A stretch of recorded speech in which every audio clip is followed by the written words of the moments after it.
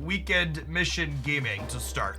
I'm not gonna try and do Devil Dino X23 and Decade all at once, but X23 and Decade can be fine together, and then we'll play a Dino deck after this. I think, in my opinion, the only good Dino deck right now is Thanos Control, so we'll play that for. We'll play that for that. Decade helps the Dino. Technically true. It's not playing Marvel Snap for like 3 months. Any tips on getting back in? So the new Spotlight Cash system is actually excellent for people like you that are coming back. My general piece of advice, the only thing to kind of min-max, is make sure you're opening Spotlight Caches during weeks where you're missing all the cards. So if you've been gone for a bit, there's going to be weeks where those spotlights come up where you don't have any of the cards that are running in it. Rip the spotlights open that week. Any week you could open spotlights and potentially get 4 new cards. That's gonna like really accelerate your collection. My thoughts on X23. I've actually been really happy with X23 as a card. These destroy decks, especially the destroy decks playing Deadpool, have always felt like they were really resource hungry. And like they wanted a little bit of extra energy, and they wanted a little bit of extra energy, and X23 like providing that little bit of extra energy in a way that synergizes with the rest of what your deck going on is super powerful. I like it a lot.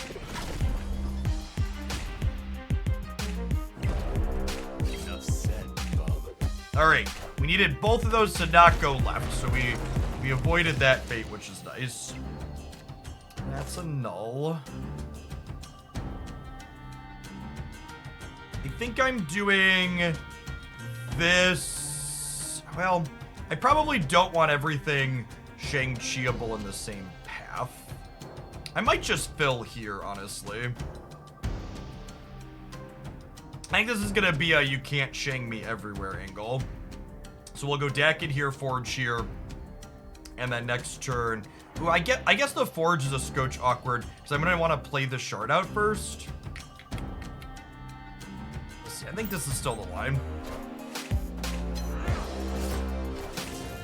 Yeah, the honest Deadpool Destroy deck feels real solid. Awkward. I think we're dead. This is the proving ground, so we'll just go next. I assume there's gonna be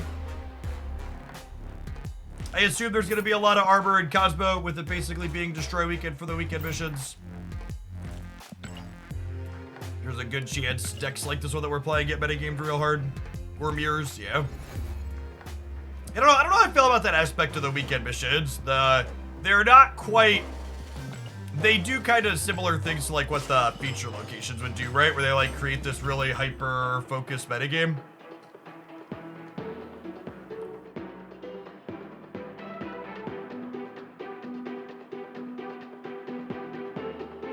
500 people already. That's awesome.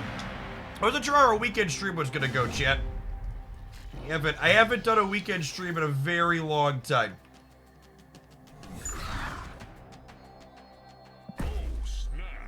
You don't play Deadpool on 1, especially when you have Forge in your hand. Some rare instances where like you look at your curve and playing Deadpool on 1 is right, but it's almost always wrong to play Deadpool on 1 in this deck, I think. Hey, the King! Thanks for upping that Prime for the 5th month. Welcome back. Lovely. Forge into Pool Wolverine into Venom. Looking good.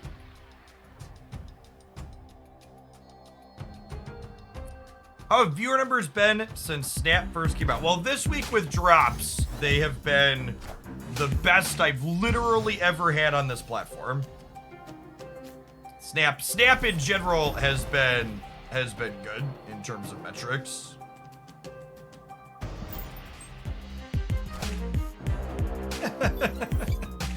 All right, gamer. Sure.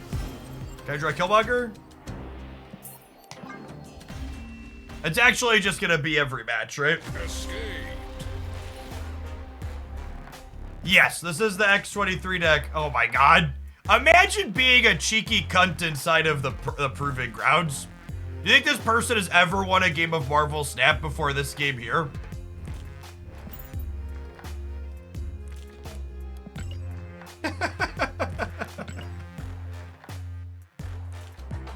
Oh, big, strong gamer. Yes, they're so confident in their ability to play and BM with emotes.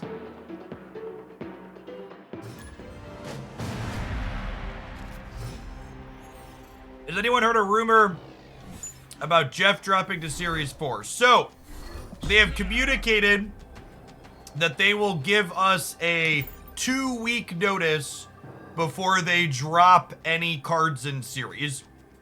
And the next patch, and they only drop card Series on patches. So we know that there is a patch coming on September 5th, and that's less than 2 weeks from now. So that means the absolute soonest Jeff could drop Series is 4 weeks after September 5th. So that's 1, 2, 3, which is October 3rd. So Jeff will be Series 5 at a minimum for another 5.5 weeks.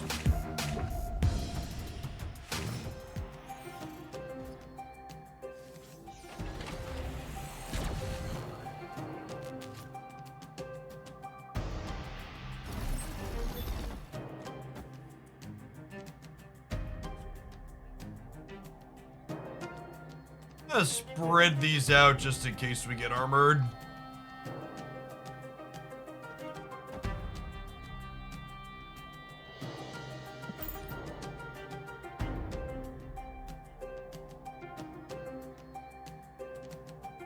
Tell us a bit about your discovery of Snap and why you migrated over to this game. Briefly, I read a bit about you as a game engineer, I think. So I didn't have a background in designing games. I have a graduate degree and undergraduate degree in mathematics. So very analytically based human being, and this is why we didn't play center when we were killmongering, because armor was likely to be there. I've been making content off and on for over a decade. My Twitch channel's over a decade old.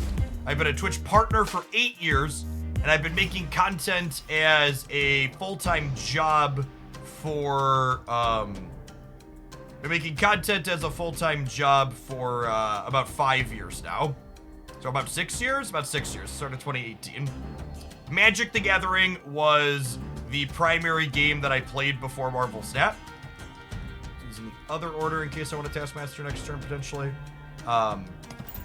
And while playing Magic the Gathering, I always made a point to, like, try out every new digital card game that released at various points.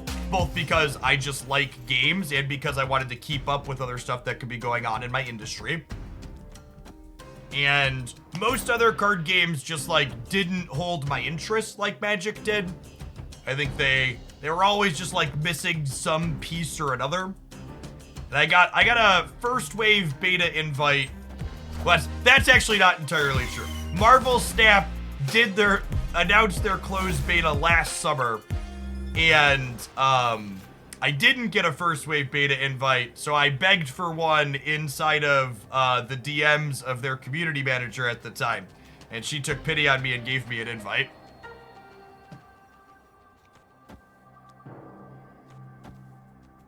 And I'll never forget. I finished my first session playing some Snap during their closed beta. And I walked upstairs to my computer and I said to my wife, I think this is it. I think this is the one that gets me out of Magic the Gathering. Lo and behold, the rest is history.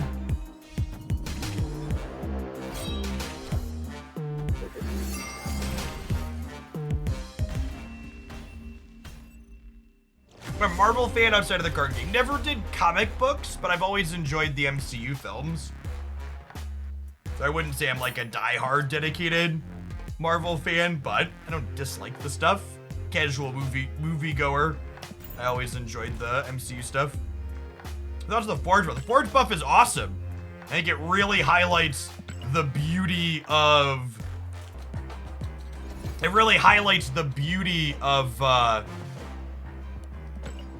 Marvel Snap's over-the-air updates. How they can take a card that's not really seeing a lot of play and give it a small change, and suddenly it's just like a reasonable card that goes in a lot of places. You know, honestly, and obviously we're going to get unlucky and it's going to change as soon as we do it. I wasn't going to play this X23 Surfer deck because I was expecting other Destroy decks, but we're just playing all Armor and Cosmo decks, and I think this deck is much better in Armor and Cosmo than the dedicated Destroy stuff. If I watch the stream on 2 different devices, the drops go twice as fast. They do not. You can't watch multiple streams or the same stream twice. Yeah, I gotta do 6 hours. Doug, bye! Thanks for the sub gift.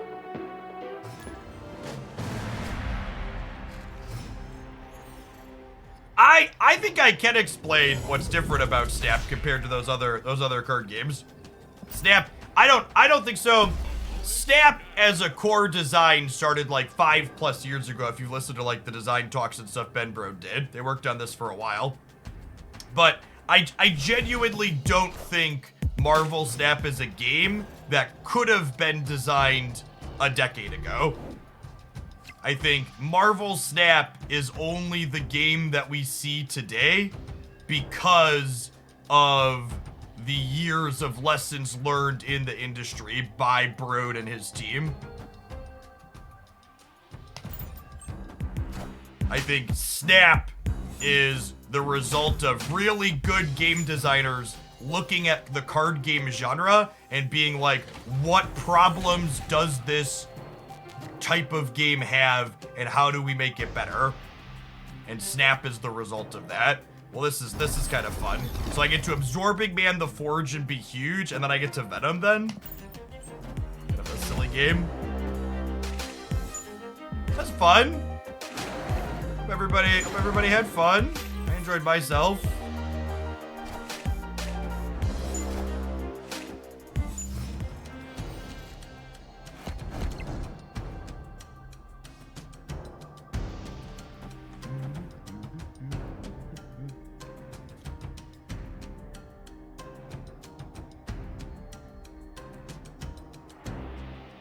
What type of new game would you? I think the singular best thing Marvel Snap could do in terms of bringing in new players is they should have multiple, like 2v2.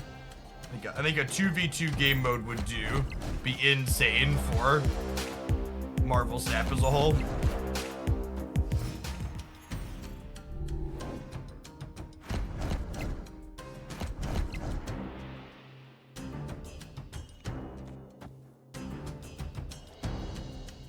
A draft mode would be good. I actually don't think draft mode would be very good. I think there's plenty of people that would enjoy draft, but I don't think draft would bring in nearly as many people as a 2v2 mode would.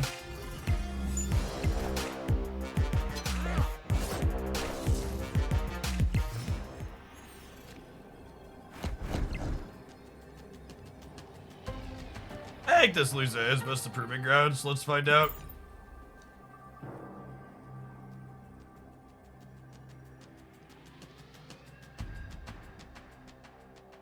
Nah, I lied. They're taking too long. Escape.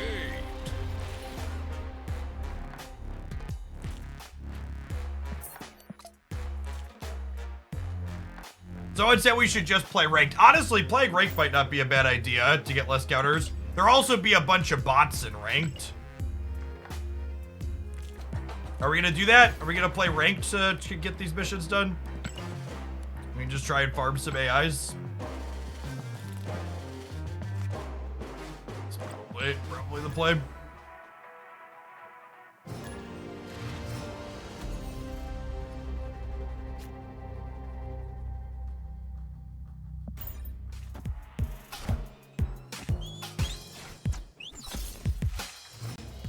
Going on, Barnacle Goose. Thanks for the third of a year. Welcome back.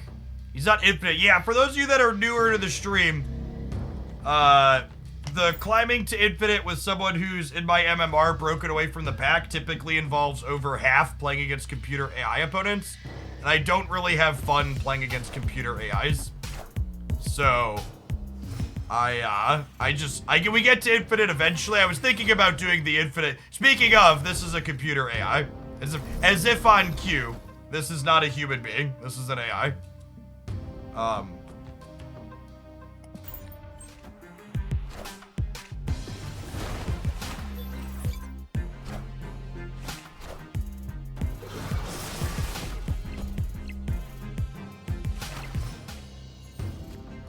So I, generally speaking, do not play ladder until like the very end of the season because I just don't really want to play into a bunch of computers. I don't think that's a gold split. I think it's a base split.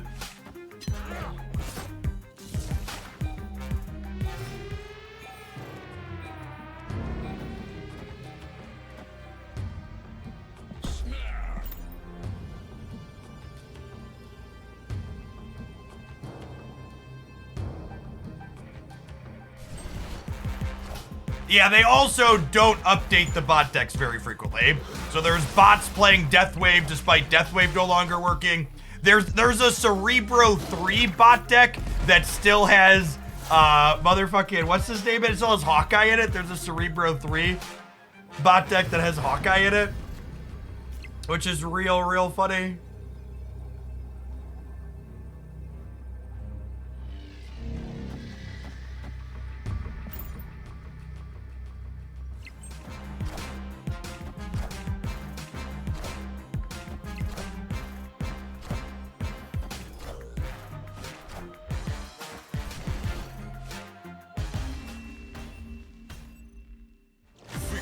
I played against that Cerebro bot today. Can you make drops go twice as fast on 2 different Twitch accounts? No, there's no way to speed it up. You gotta watch 6 hours.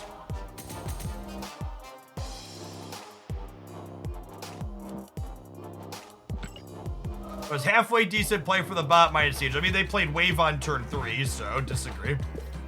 They played Wave on turn 3 so they could Moon Girl on 4.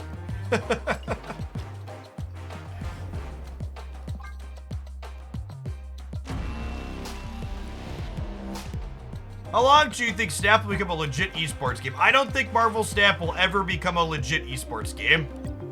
You want to know the big dirty secret about esports, chat? Esports is a loss leader that spews money for the companies that put money into them. And Marvel Snap has correctly assessed and figured out that their advertising budget is better used on things like Twitch drops and sponsoring massive streamers like Cryptarian and Northern Lion and others to just stream their game. Esports is a giant money pit.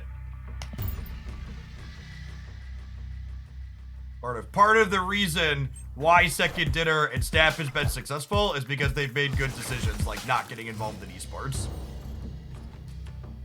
Card games also make poor esports or hard to follow. But you know, I'm gonna be honest.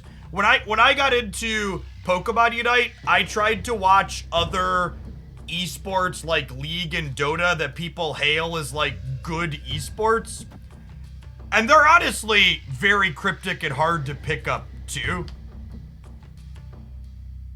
Like, the idea that there's, I think shooters like Counter-Strike and Valorant are like the closest thing to being like completely muggle friendly, where you're like the layman can understand them. But like most esports, even for games that people widely laud as being like good, like are still pretty hard to get into. Sure, fighting games might beat you. Those ones translate well. But I think even MOBA gameplay is hard to get through for the average layman.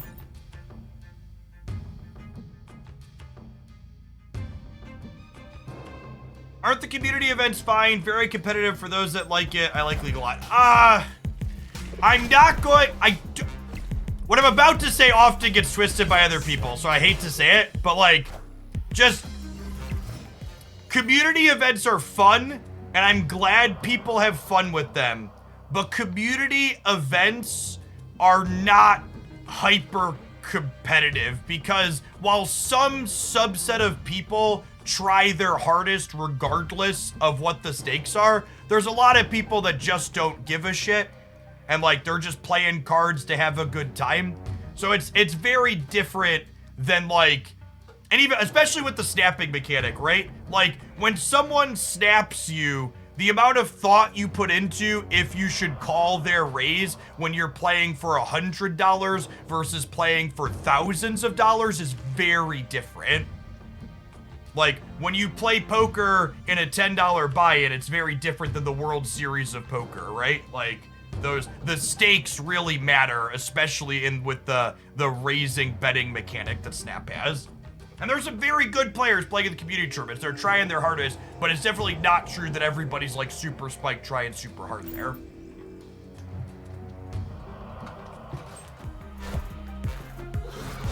I'm eating my Venom here because it gives me a big null and it makes the Wolverine. Oh my God, look at the gamer skills here. Things you love to see. It's just pure unadulterated professionalism here.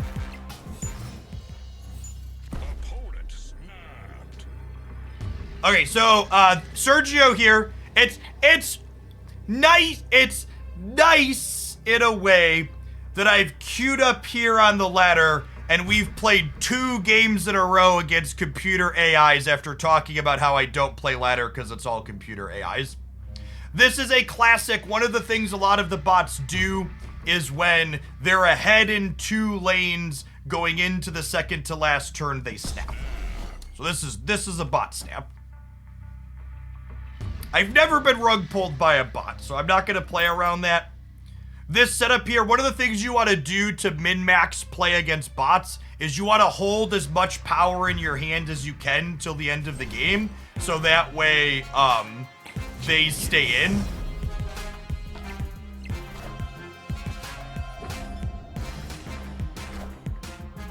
Yeah, and this is why someone's like, who commented, someone commented like, you're not infinite. I'm like, I'm just not infinite yet because like, farming AIs just like isn't super interesting for me. I'm like, eventually we'll do it and we'll farm them and get infinite. The only reason we're playing ladder right now is because I want to get these weekend missions done, and the Provings Grounds, we literally played against 4 Armor Cosmo decks in a row, so I can get my weekend missions done easier here.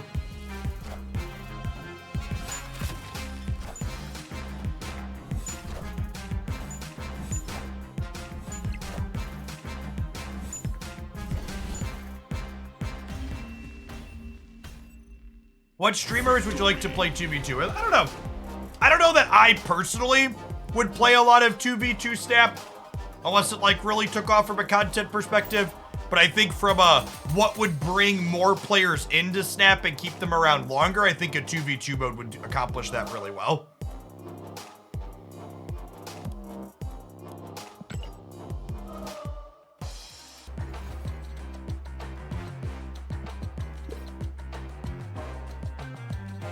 How would 2v2 work? So they showed a paper demo of a theoretical 2v2 Snap game where they were playing with paper cards in front of them in their early testing, and they had 5 locations where each side could play to 2, and then you could all play to the middle. And you gotta win 3 out of the 5. Chat! I didn't have a Forge variant! That's exciting! Out of a Season Pass box, no less?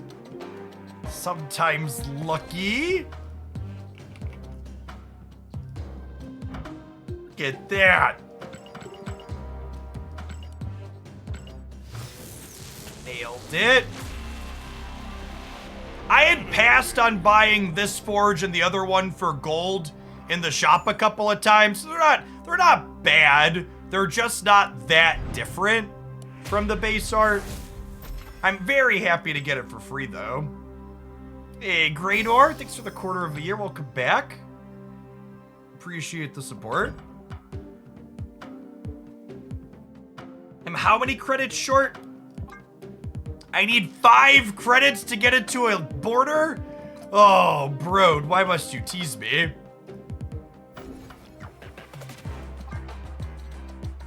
finish one of these. Win a location with 4 cards. Win a location with 4 cards. All right, I need to win locations with 4 cards, yeah. Oh, wait, did I get credits for this? Just an avatar.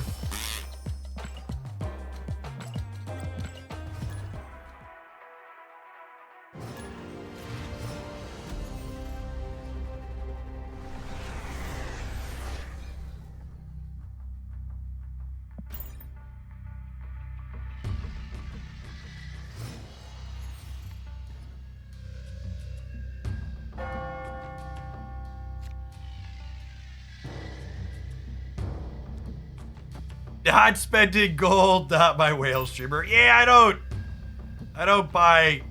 don't spend a lot anymore. I did buy a 1200 gold variant in the shop last night, though. What's his name? Agent Coulson shield thing popped up in my shop last night. I snapped that one off.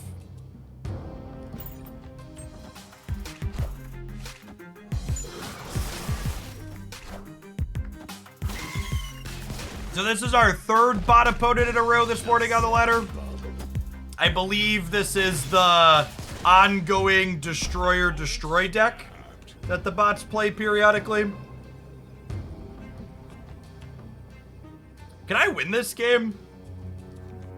Maybe. The bot's snapping me. I gotta decide if I can actually win it. My hand's awkward. Well, global matchmaking fixed the bots issue. So, the bots issue on the ladder isn't necessarily a player-based issue so much as it's a matchmaking issue where they don't want to pair high MMR players into lower MMR players. So I guess theoretically it could help a little bit, but like the amount of bots I'm playing isn't because there aren't humans playing, it's because there aren't humans they want to pair me into playing.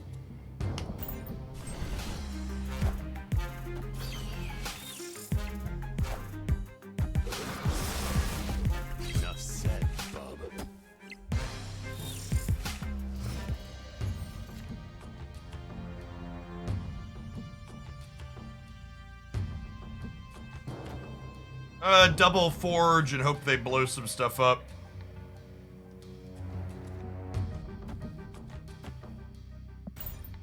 Land null.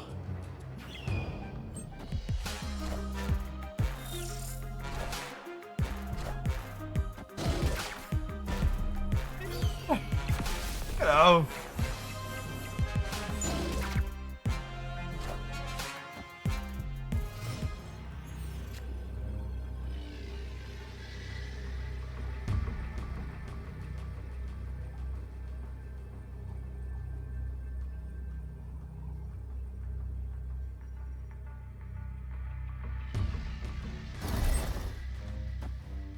I guess. Victory.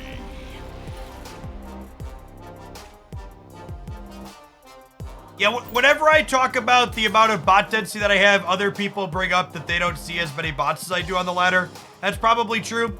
The thing to understand about Marvel Snap matchmaking that a lot of people don't get is that in addition to your collection level, a hidden MMR goes into how you pair two. So not every rank infinite is the same. Your experience between 80 and 100 is likely very different than my experience between 80 and 100, and is different from somebody else's in chat as well.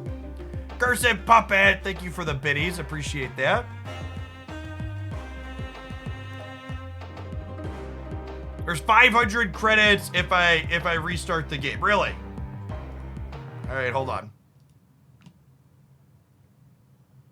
Let's do that. Let's do that real quick. See what that looks like.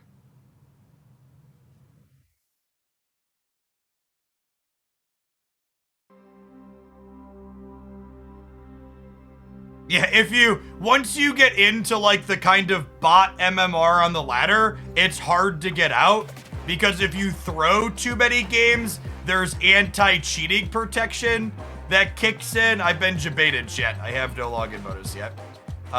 There's anti-cheating protection that kicks in, which also gives you bots if you're trying to throw.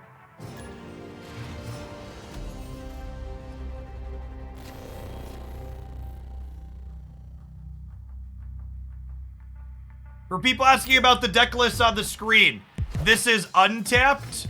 but my untapped looks the same as yours, as it goes a little crazy here as I pull it out. I am using OBS magic to make my untapped look like this on my stream overlay.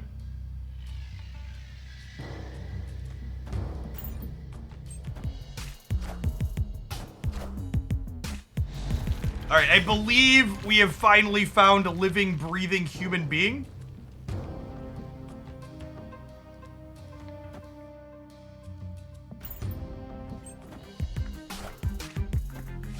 I get OBS working. So, the creator of OBS believes the lockups I was happening are related to using a window capture on the Snap application.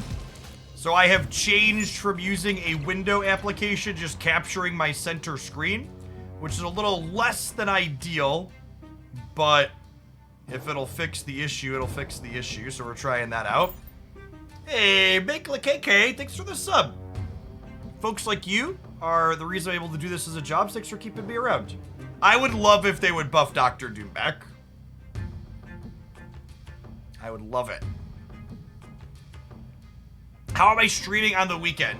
Shout out to my buddy Kipros, who is hanging out with Declan and Haley this morning. Christy and Jacob are camping, and Declan and Haley are at a friend's house. I can put in some weekend hours while drops are going on.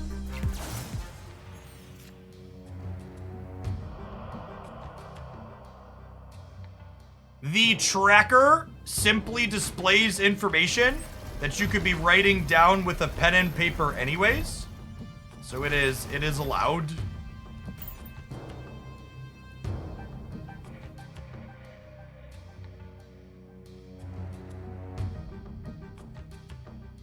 Hey, what's going on, Max? It's a fun part of popping up on the weekend. You see some names you haven't seen in a while.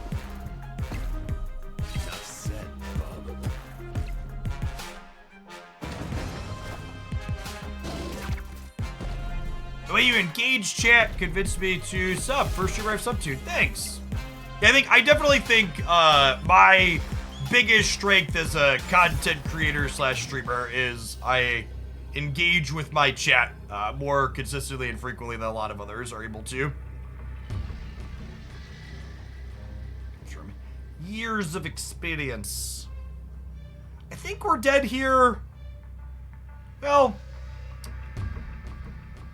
interesting thought.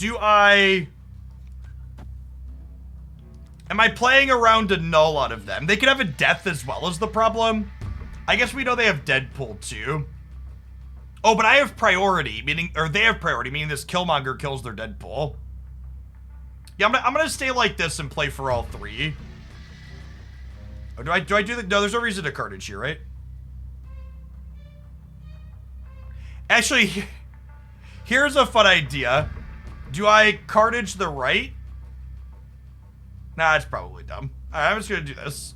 I think we stay.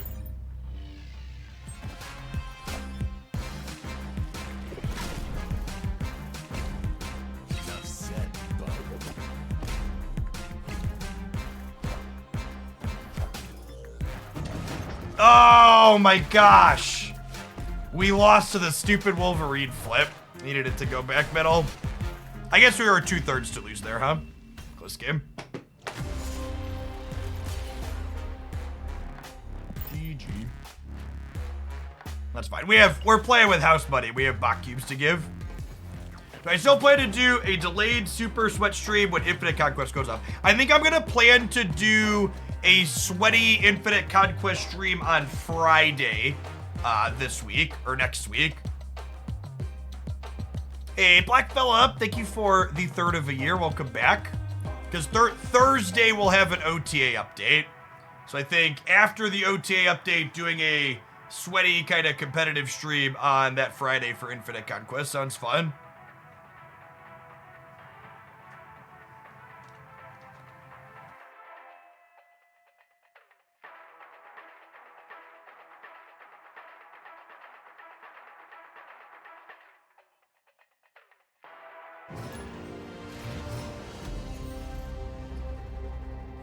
Marvel Snap now, crossover mobile to PC. So yeah, so Marvel Snap is no longer in early access on PC, but you've always been able to play your same account on PC and mobile. So I've been doing that for a long while now.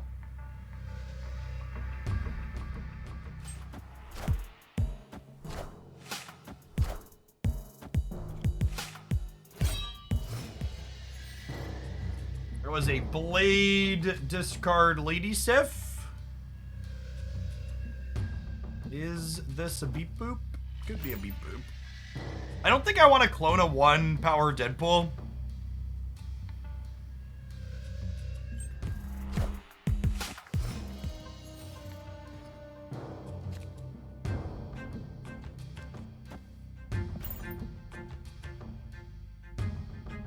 I think a lot of chat thought I was exaggerating when I said I'm not infinite yet because we'll play mostly bots. Chat, I'm not joking. Last season, I climbed from like 78 to 100 in less than 2 hours playing 90% bots. I wish that was not the case, but it's how it is, unfortunately.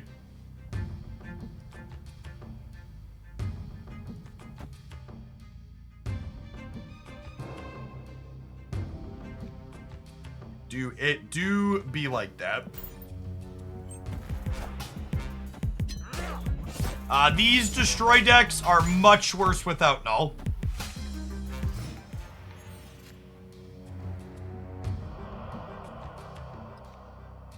Huh? I'll play the Shard here, and then we'll draw Killmonger like a professional. It'll be great, right?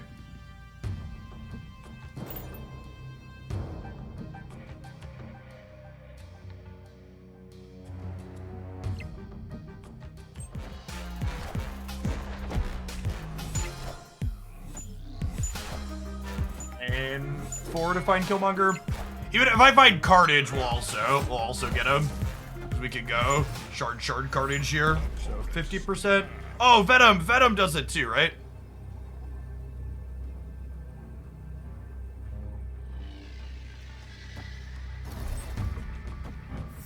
Oh, not quite enough to be able to do this with it. All right, the bot's winning in 2 out of 3 paths, so they snap me. We'll snap them back because AIs.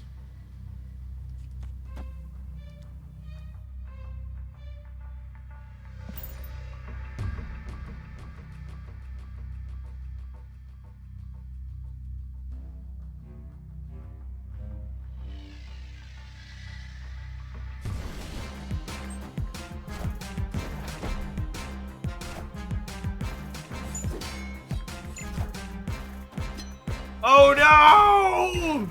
Oh no! Not by X23.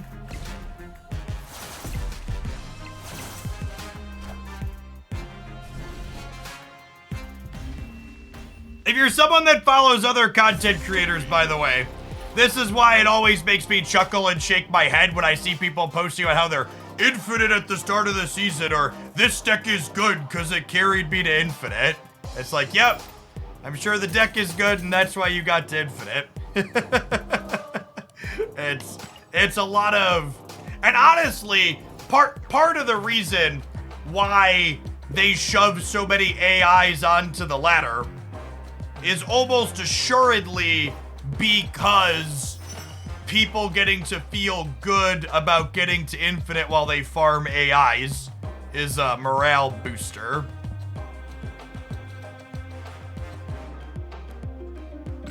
Oh, my inbox does have credits in it now, doesn't it? Look at that. Put my forge to a gold border. We finished a mission too there with that one, so 2 different ways.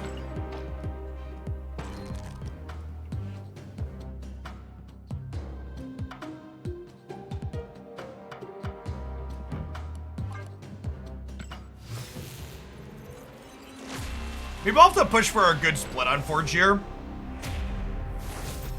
My next thing I dump credits into, he's pretty playable now.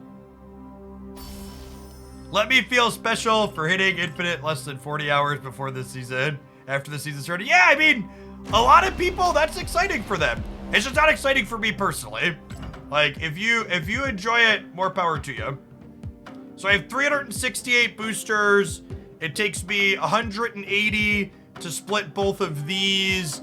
That puts me to 100 and change left. I need 4 splits to try for an ink. So I have enough boosters to try for 4 splits on this. I just need credits. So we'll need 1,800 credits. I need to save up 3,000 credits to go for an ink split on this.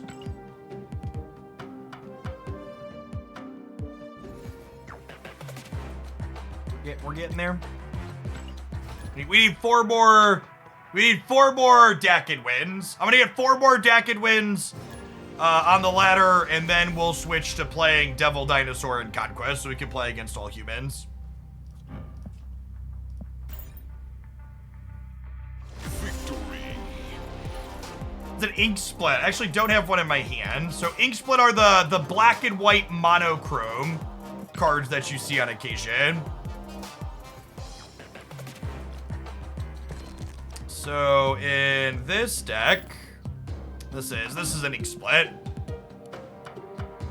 The different background and border effects you get change the number of times you split the same card. So one of Marvel Snap's kind of whale baiting mechanics is to get you to keep splitting stuff to be excited for new cosmetics. This is a gold finish here. Here it shows the finishes down the side. This one's gold. This one's inked with blue glimmer, etc., etc.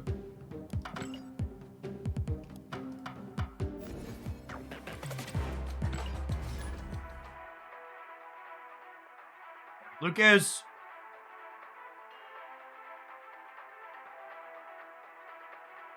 The free Spider-Man variant was incredibly limited time, and the window to get that is long closed.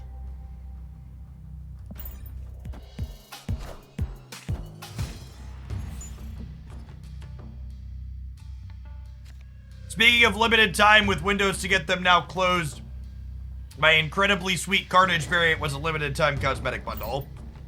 The majority of Marvel Snap's monetization is limited time cosmetic bundles.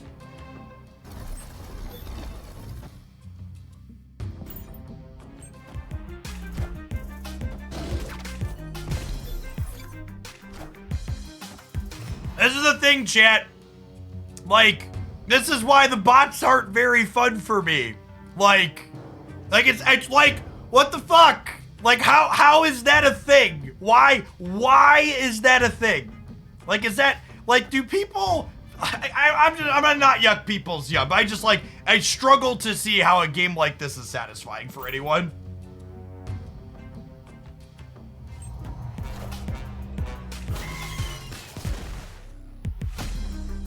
Go mid for me, Logan.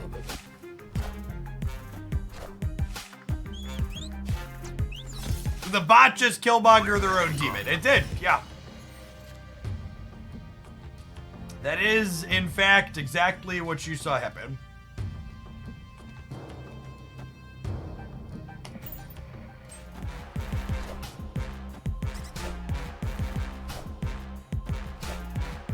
A pretty tough game here, honestly.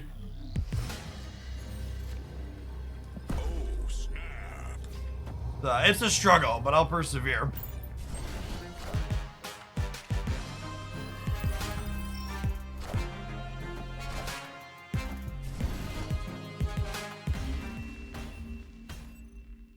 Victory.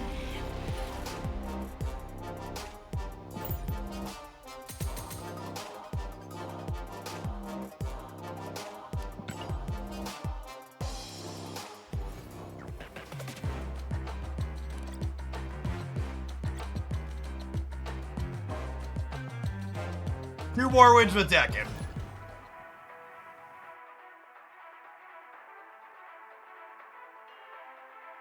My first ink split. I don't recall what my first ink split was.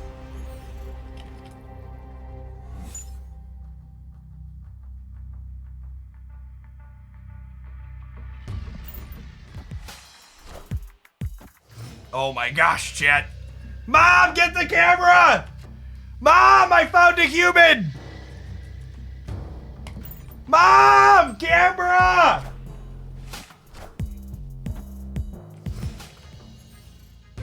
All right, one Deadpool, please. Sand's real bad, chat. Real bad.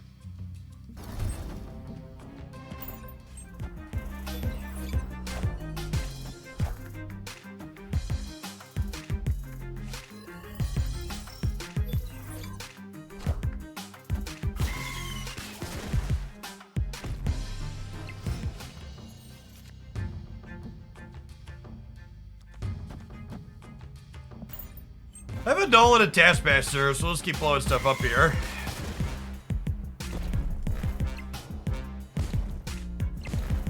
How often does your wife run down thinking there's an emergency when you yell? Chat, my wife has been dealing with what I do as a job for the better part of a decade now. She just lets me be.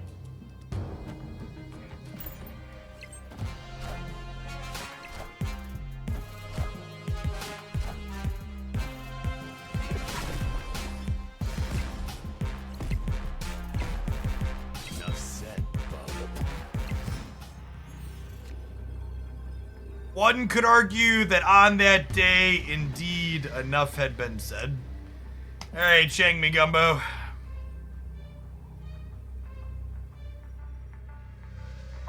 Actually, they just like play the Deadpool here, right? All right, we'll leave. Escaped. Weekend streams. Now we'll see if we hit good numbers today. I'm gonna stream tomorrow too. I don't know about consistently weekend streams, but definitely when drops are going on. We're up to 1,500 already, an hour in, which is more than I was expecting. I'm planning to do at least 3 hours or so, and if we break 2,000 to 3,000 viewers, we'll probably go all day. So if you wanna keep me here longer, hang out.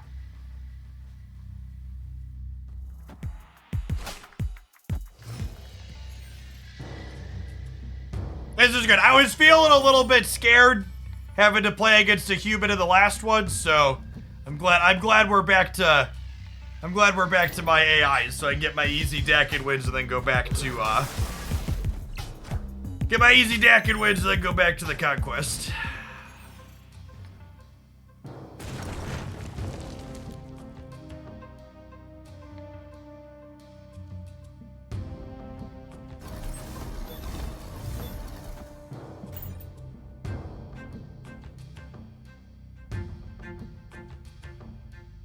We're gonna play Thanos Control with Devil Dinosaur for the Devil Dino missions. That's the best what's it called? I actually really like a number of DAC and decks. It's just, with everybody being encouraged to play DAC and decks, we tried to do these missions inside of Conquest.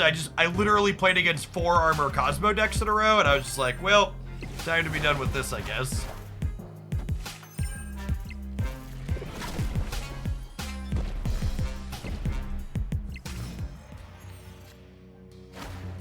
Opponent snap. It's turn 5, and the opponent is currently winning the game, so they snapped. Because they're an AI. What's going on, Boston? Thank you for the 50 months and the absurd tier 3. Welcome back.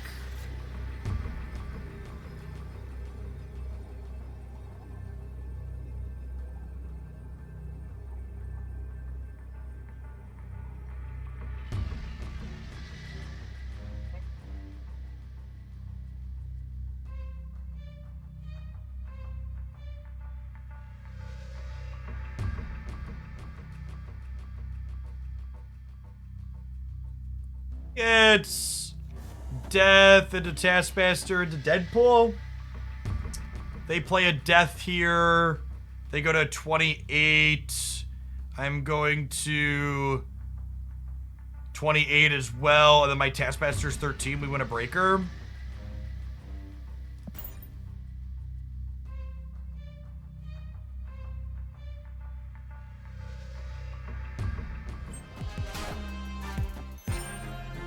Oh, good, it's a throwing bot. So there's a couple of different classifications of bots. Some of them are cheater bots, and if they can win, they always win, and they know your plays and RNG outcomes. Some bots are just like, they don't have anything super special about them, and other ones like these always throw on the last turn to feed you cubes. Victory. They'll even go so far as to play actual nothing to make sure they lose the game and give you cubes.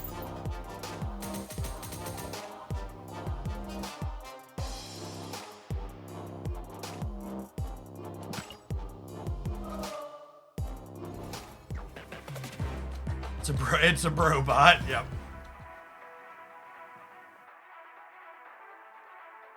They try to throw games to me, but sometimes I outwit them and lose anyways.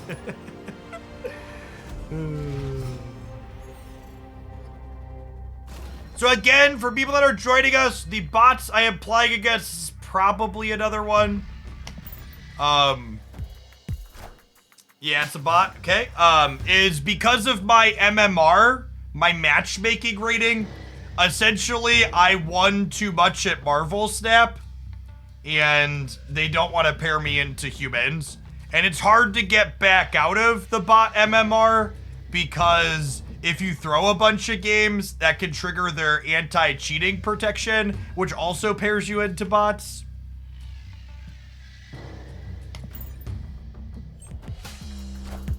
So unironically, if your ladder experience is different than mine and you don't really play against bots, it's because you're not good enough. Which is messed up. It's weird that they give the people that were more successful more bots, but it's the truth. That's how the system works.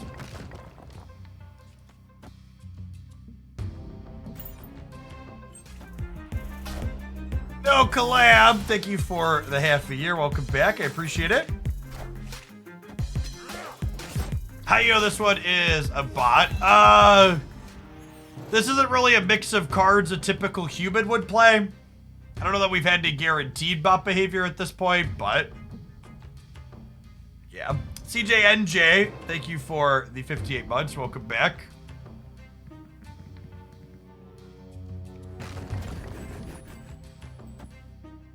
That there for now. They could be a human playing a deck for the Dino mission. Maybe. Maybe. Ooh, I should have saved the rogue, chat. Should have saved the rogue.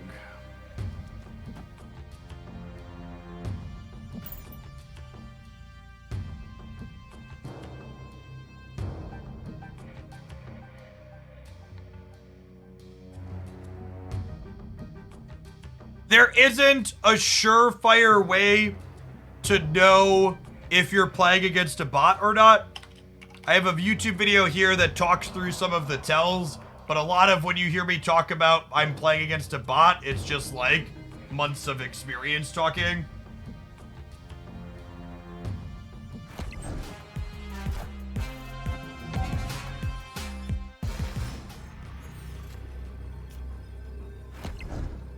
I think we actually have to go because we just like don't have a functional draw because of District X. I should have saved my rogue to steal their Dino, and then we could have won.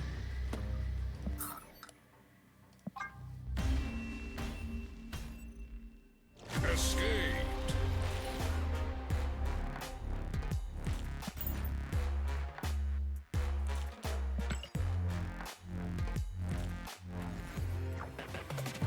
That's true. The only current surefire way to know you're playing against a bot is if you snap them and end the turn immediately after you snap, and then the turn starts playing out.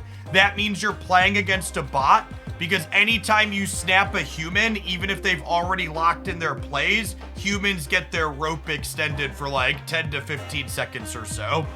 So if you ever snap, end turn, and the turn immediately goes, that means you're definitely playing against an AI. I believe that's the only current guaranteed tell for, yes, this is an AI opponent.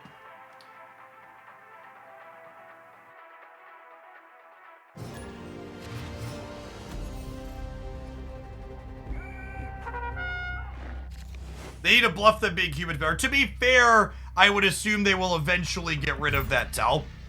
There have been other tells in the past where you got to you could tell, and then they slowly edged those out. Is Wolverine better than Bucky? So, in a world where I'm not playing weekend missions, this deck has Hulkbuster over Dakin, and Hulkbuster is much better than Wolverine than it is on Bucky.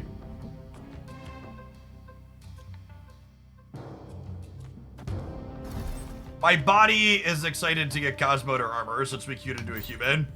Thanos is guaranteed to be a human, by the way.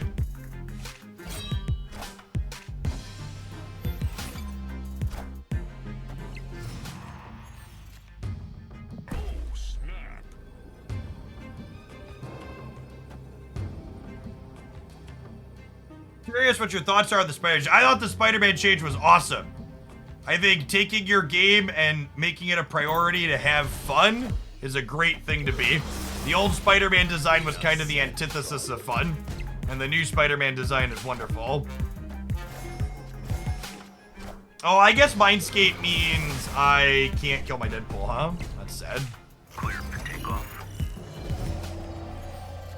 Bots only play a very specific subsegment of decks. Yeah, I actually gotta go here because of Mindscape. Bots only play a very specific subsegment of decks, and Thanos is not in that subsegment of decks.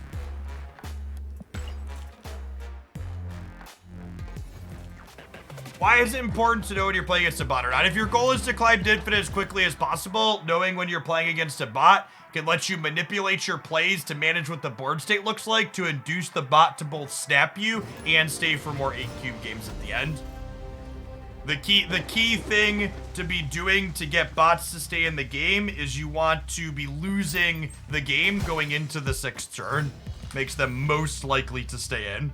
Not all of the bot types will stay in if you're losing in that spot, but most of them will.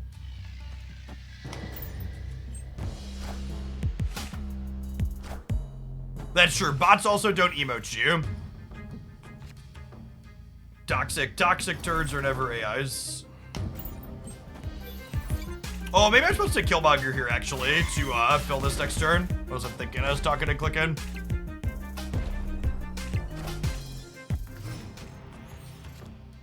If bots still have impossible splits, no, they got rid of that feature.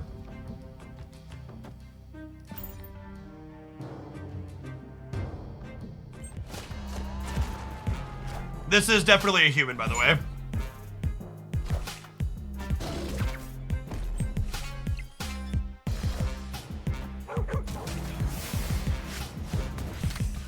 Playing something a little strange, but definitely a human.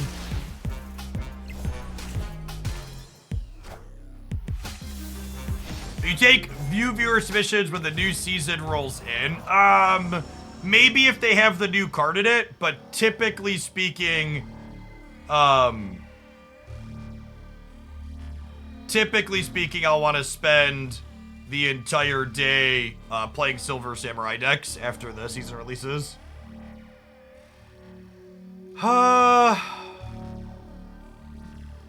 Kind of sucks that we're gonna we risk getting Professor X, but I want to blow up X-23 so I can null and Deadpool next turn, and I can't do that here.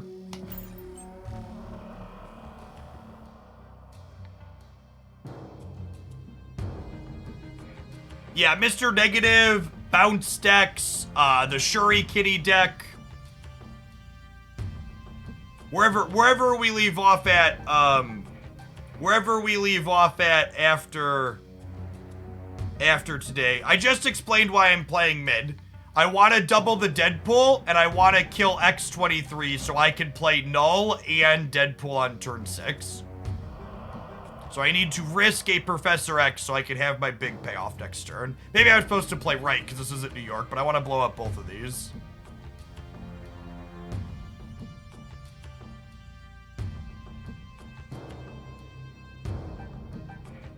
Oh, that's true. Playing New York is good because this way, if they want to scam me with X, they can't move out of Stark Tower. It's a good take.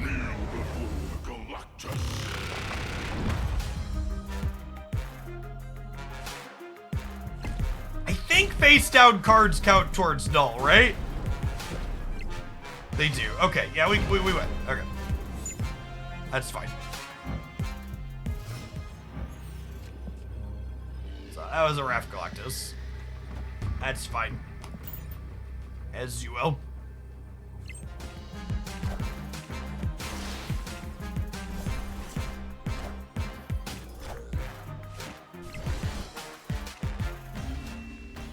Victory. Victory.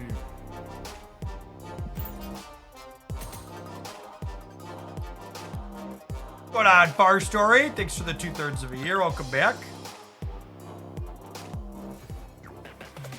All right, I have one with Dakin in my deck.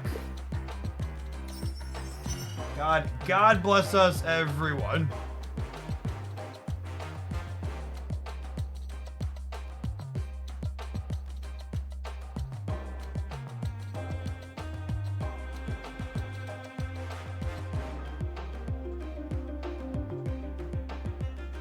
Saw a...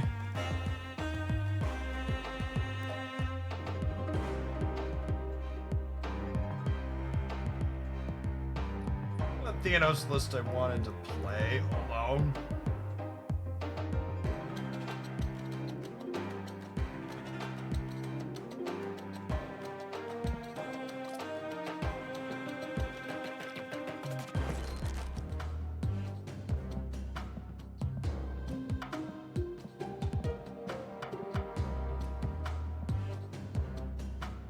So I think Thanos is the best Dino deck by a solid margin. Like the look of this build I saw.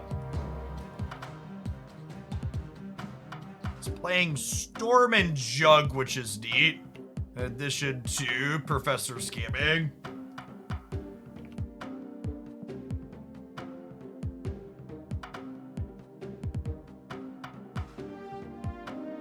Savior that I missed. I played Blue Marble.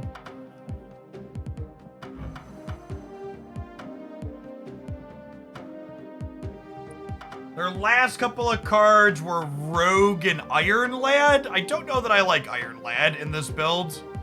Guess we have some okay hits. I actually think, what do I think of Shadow King as a tech card right now? Rogue could be okay if I'm not playing Iron Lad. I kind of like Shadow King. It's good into the Forge deck, and it's good into the Little Movers deck. I do still have a HelloFresh promo. Yeah, it's running for a couple more weeks. Go check them out. You like Shuri in this list. That... Oh, you like Skrull. Skrull. So Shuri doesn't make sense. Skrull could be okay. Good, right. You think Shuri's better than Rogue? Or Skrull's better than Rogue? I guess Skrull lets you play it out proactively, which is kind of nice. I think Shadow King's a very good tech card into the current metagame. Far Story, thanks for the 2/3 of a year. Welcome back, appreciate it. Good morning. I'll play Rogue. Here's a fine tech card. I could see Super Skrull being good too. I'll play Rogue though.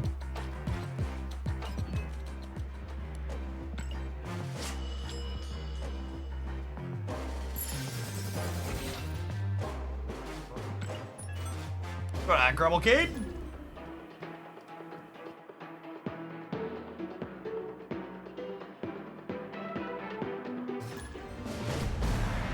The universe shall be set right.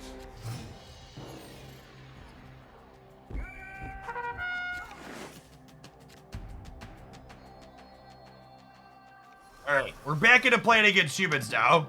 This is the real upside to Conquest.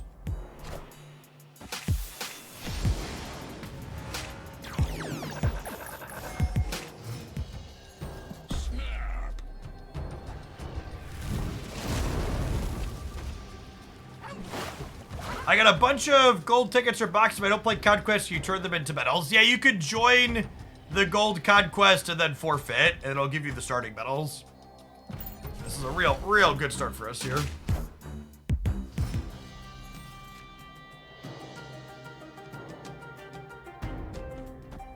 There's So no way they play into the Craven path here, right?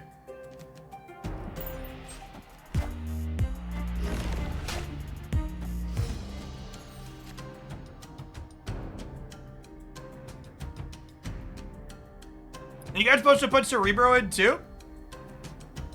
They could move Jeff into there. I don't know. I'm gonna have Blue Marvel, and I got other stuff going on too. I think we're fine. You should put Cerebro in there for flavor purposes. Fair.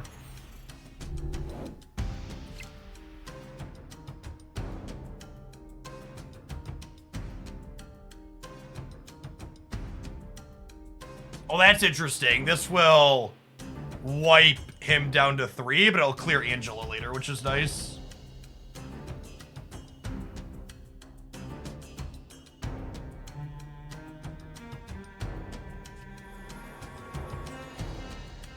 I don't have anything to do. I don't really want to play a stone out. I think I'm just vibing. Whoa, Ricky and Bobby.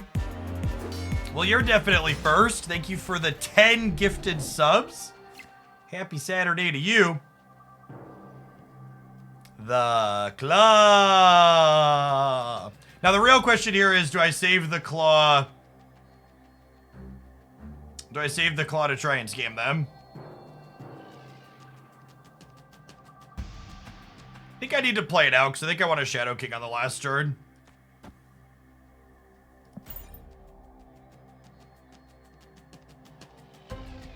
Oh, they could Legion us. Yeah, that's true, actually.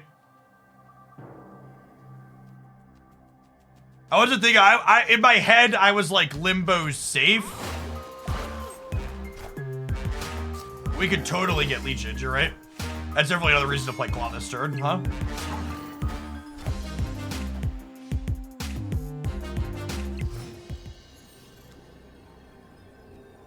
Well, alright. Well, now I just do this, right? Out.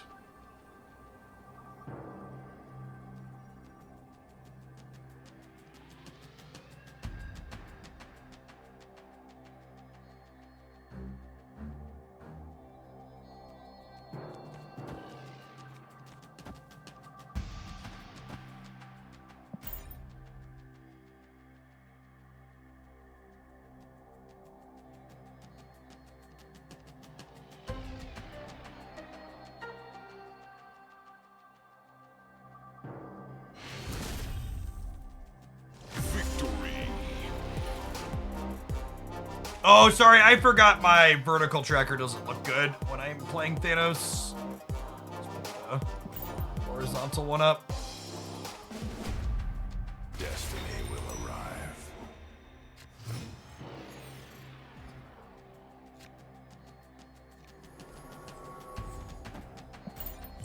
You got wrecked by this list. I don't know how. I don't know if you're talking about my deck or my opponent's deck, but both of these decks are like top tier format staples for what it is worth.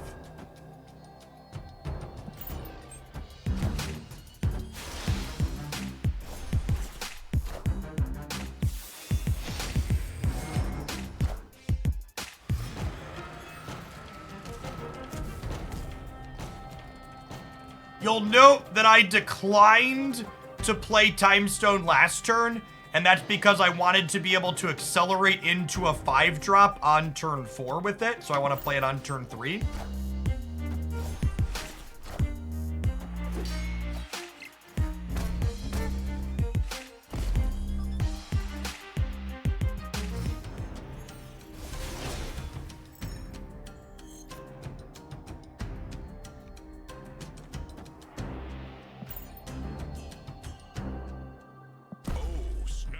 I think we're ahead at this point. I'm gonna stamp them. It's a blue Marvel this turn, which throws priority, and then next turn I can Shadow King their Angela.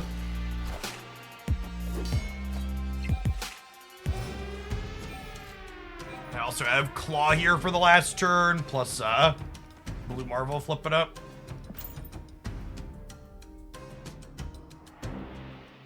So you need to get Twitch drops for Marvel Snap. You just gotta link your accounts up at the drops link.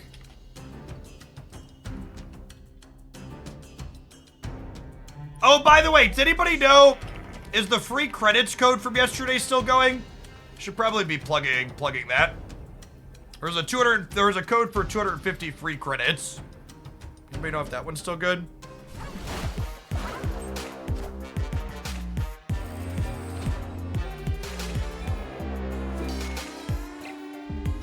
Okay, who just got scammed? I think they did, right?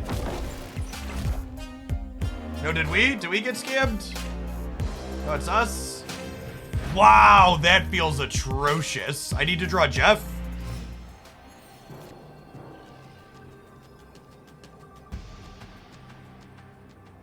Man, imagine if I drew Jeff here. They were just dead. No, they were fine. No, yeah, they were just dead if I drew Jeff, right? There's no way they're retreating, despite knowing that I play Jeff, because they wouldn't have snapped here if they were going to respect it.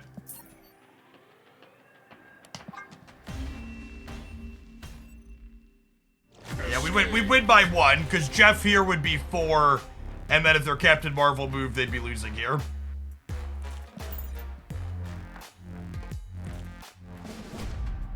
Destiny will arrive.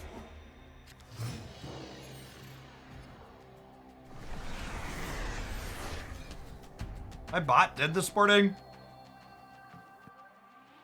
Just be lagging a little bit. Yeah, people trying to scam with Legion are never retreating. They'll lose other games because of it, but... if they were into retreating, they wouldn't be doing it. Maybe the bot should set those you're not supposed to work on the weekends. LOL.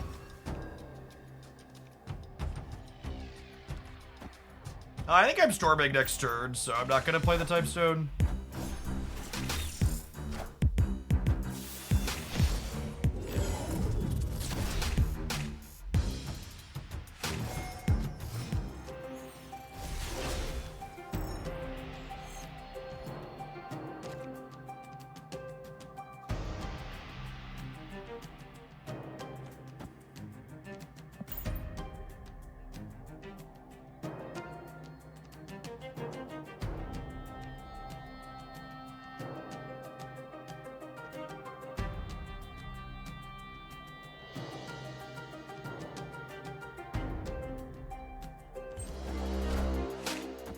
Wind aid my hand.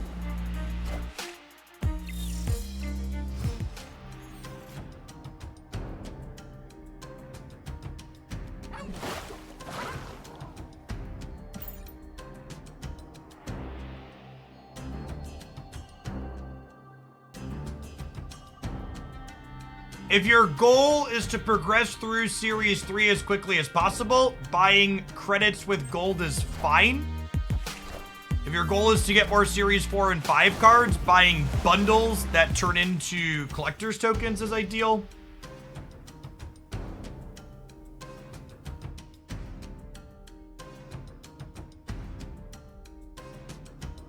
What if we go Blue Marvel into Juggernaut? Kind of like it.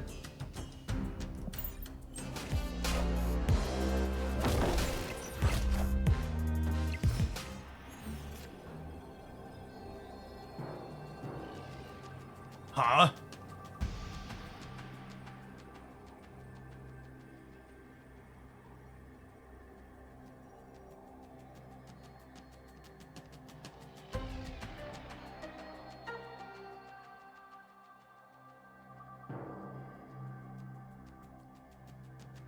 This is 7, 13 middle. I can move Jeff here. I tie these. We could win otherwise.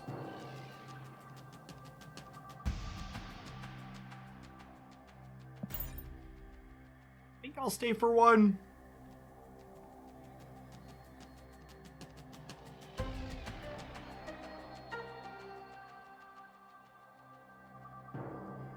I guess I could lose left and right this way.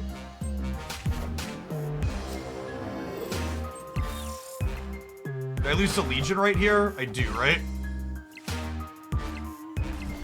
Yeah.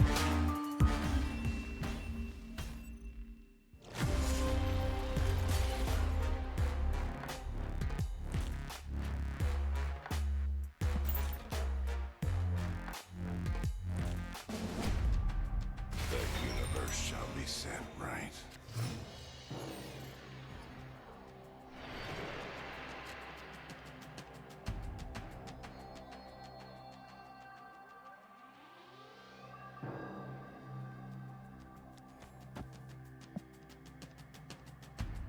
This Thanos deck definitely doesn't seem like it's, it ain't what she used to be, champ.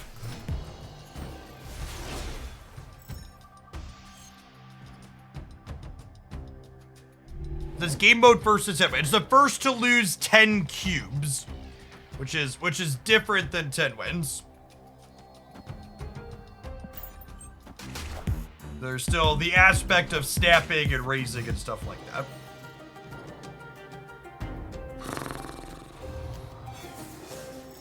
Yikes.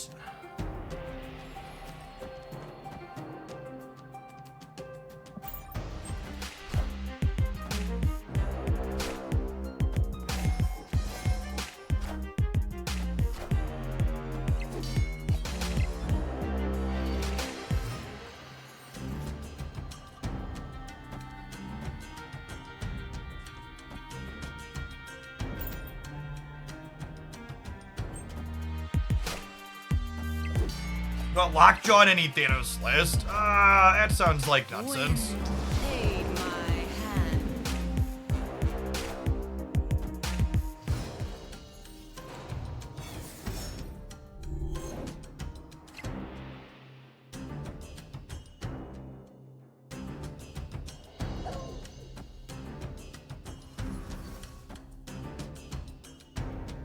We do this, and then we count on Blue Marvel winning here.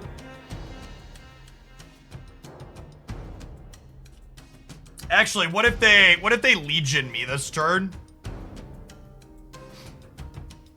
I need to be winning 2 of them this turn in case they Legion me.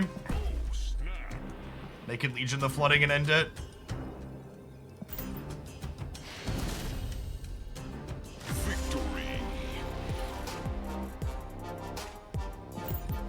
I think the big thing Silver Samurai is going to do is remind people that the Stature Zabu deck is really good. The Stature Zabu deck is just like quietly always put up a bunch of really good stats / metrics, and it just like doesn't see a ton of play because it's just like not flashy or fancy. It's not like cheesing people with Legion, so people just don't care.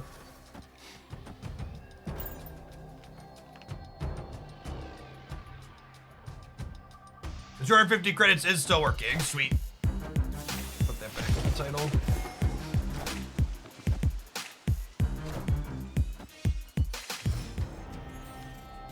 And bot still dead. There we go. The bot's alive again. It's alive!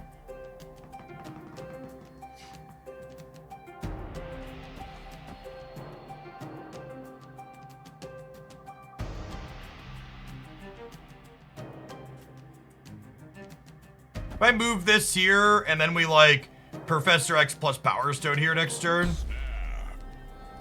I'll snap him.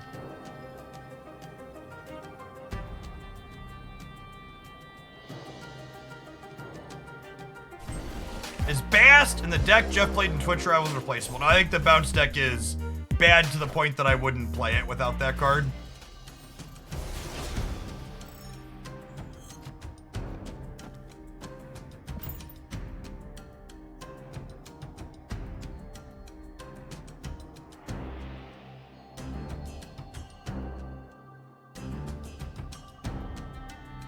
Interesting call from them here with the raft up.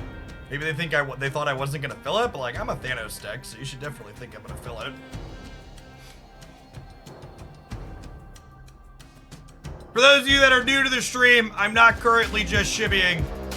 I have an exercise bike that I sit on some amount of the time when we're streaming.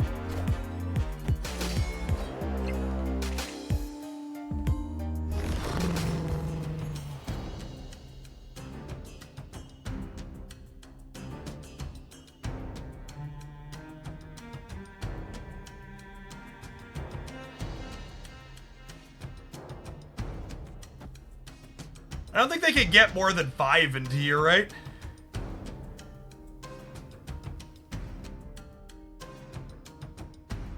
How do they get more than 5 into here? They can't, right?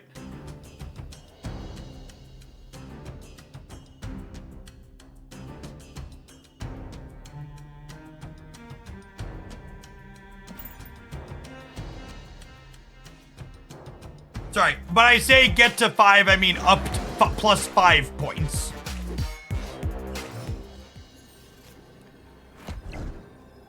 Is what I am articulating.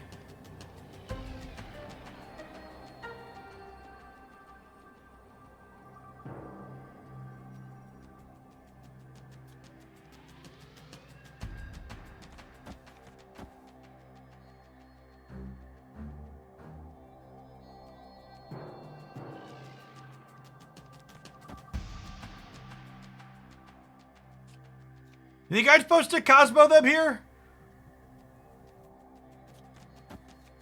I might just be Jug Cosmo, call it a day. Says 1, 2, 3, 4, 11, 12, 18.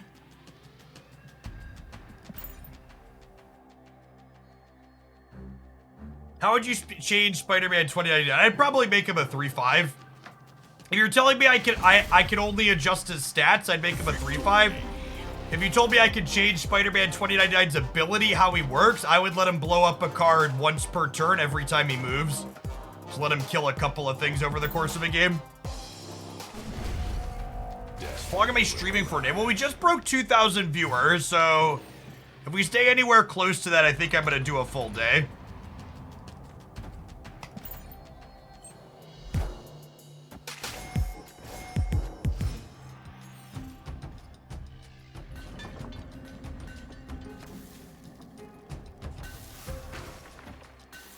When I dropped the kids off at their friend's house this morning, I told my buddy I might be live for like 8 or 9 hours. He was like, yeah, whatever. So they're usually pretty good over there. So unless there's a problem, I envision being here most of the day.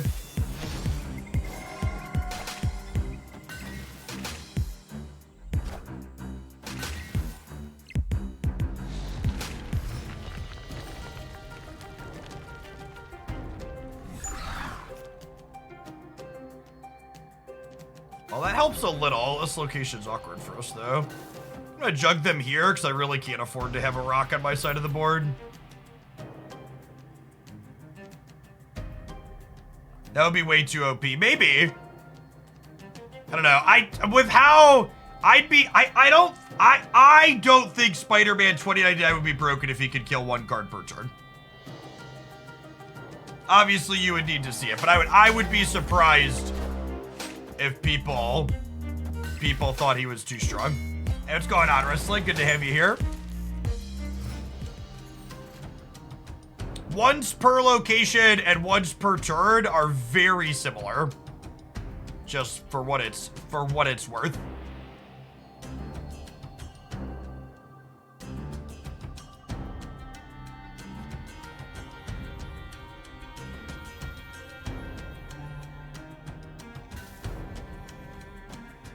What if I set up a scam?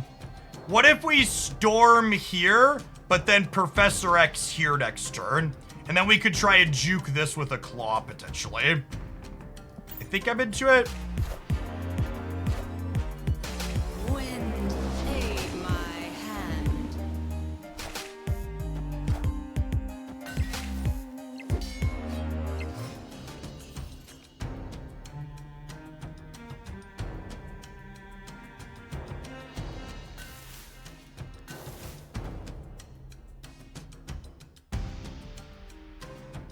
They could leech in, maybe.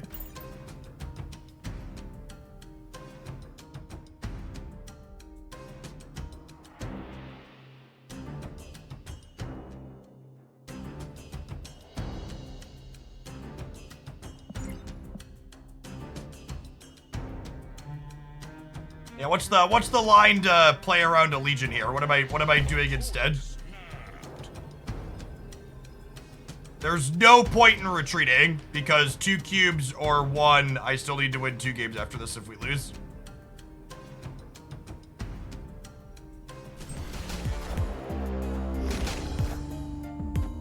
last game. I don't think we had a line to really play around this. I guess I could have just like gambled with the Legion and just played a Time Stone last turn, but that's what it is. Do you ever acknowledge if you were wrong about a card? I mean, if you look at my card reviews on things, you'll note that I really don't give super strong takes on things. It has to be a card like Jeff the Land Shark, or an upcoming card like Mobius, for you to be like, yeah, this card's gonna be everywhere. You don't go to my YouTube channel and see this card is broken, buy it now for every single video like a number of channels do.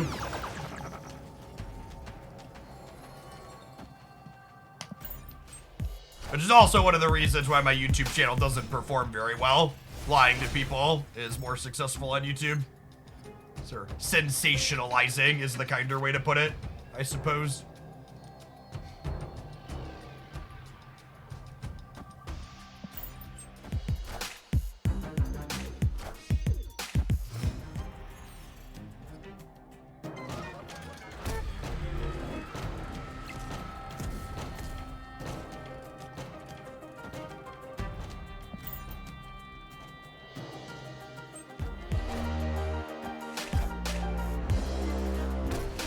Remember you being high on 2099, that's why. So if you go back and look at my initial review of 2099, you'll see that I described it as likely being able to blow up a card once per location.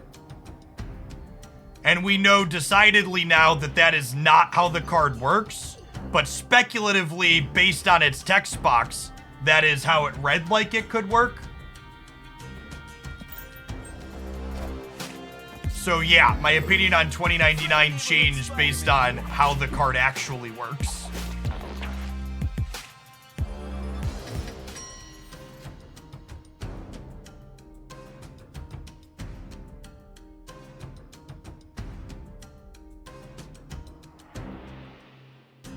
The word broken is overused. Yeah, it is.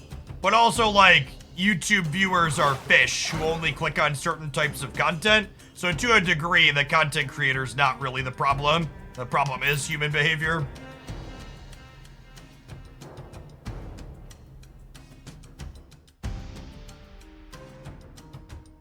I always tell people, if your YouTube home screen is full of clickbait, you really only have yourself to blame. Because YouTube just puts content on your home screen that it knows you click into. So if you want YouTube to stop showing you clickbait, stop fucking clicking into it.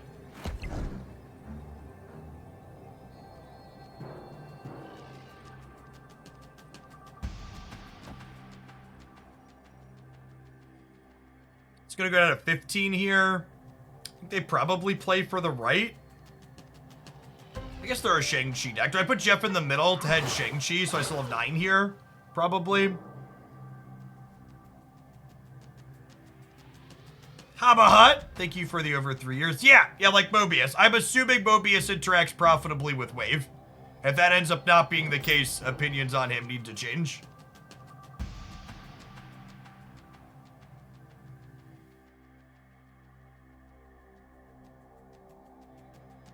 Any chance you do a best deck for weekend's mission video? I experimented with doing those when weekend missions first start, and they don't perform well, so no, I won't be doing that type of content anymore.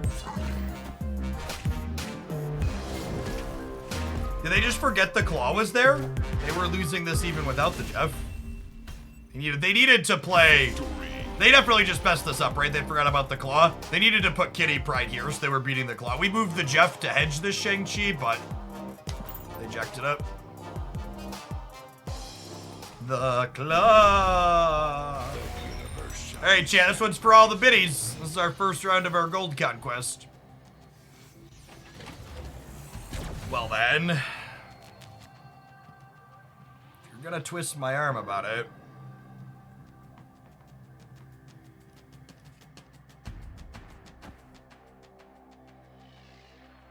What type of YouTube content do you enjoy creating the most? Process research. I really like making content that performs poorly. I think my favorite type of content that I ultimately ended up sunsetting because it just like didn't perform well was the what was it called? The deck, the like super deck overviews basically, where I would like take one card and do a deep dive on a bunch of different decks that it could go in. I thought those were really neat and fun type of content that just like metrics were crap for.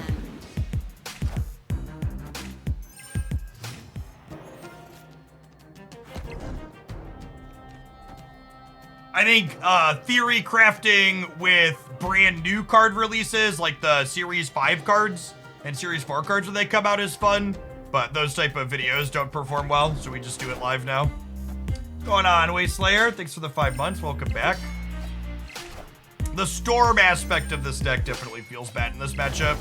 Just like haven't had anything, other things to do on the turns I've been playing her.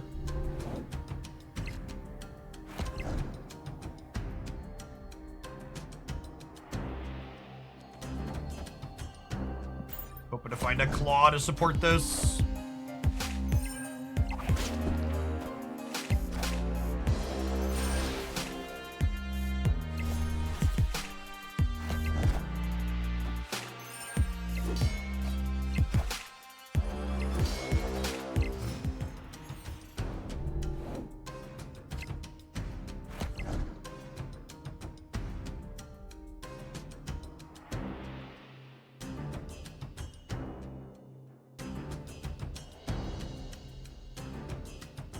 So I think the hope here is I do this. They have to move Vision to support the right. They can't win the left, and then Shadow King wins the center.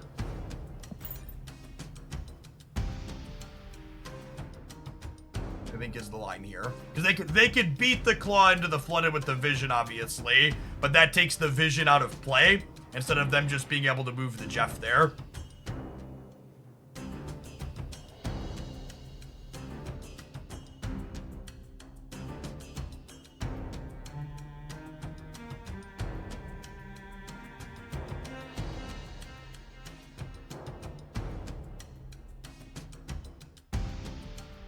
Need to lose priority. Yeah, losing priority would be ideal. I don't think that's gonna happen here, unfortunately. Friendly neighborhood Spider-Man here. Don't pull my claw. Thank you.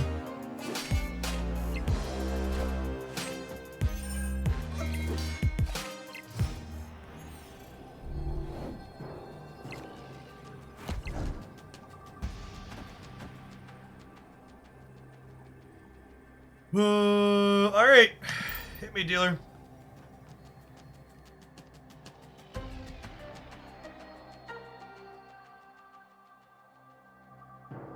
Maybe I'm supposed to play Cosmo mid because Devil Dino is gonna duck Shang-Chi just by going to 7, huh? We'll see if that costs me. I'm probably supposed to play Cosmo mid here. I guess Cosmo left means we beat Legion there if they move the Vision off, is the upside. It's worse if they stack middle, though. Yeah, I should have played left. We were dead anyways, right? No, we would have gotten him? No, we were dead anyways. Oh, what a slog.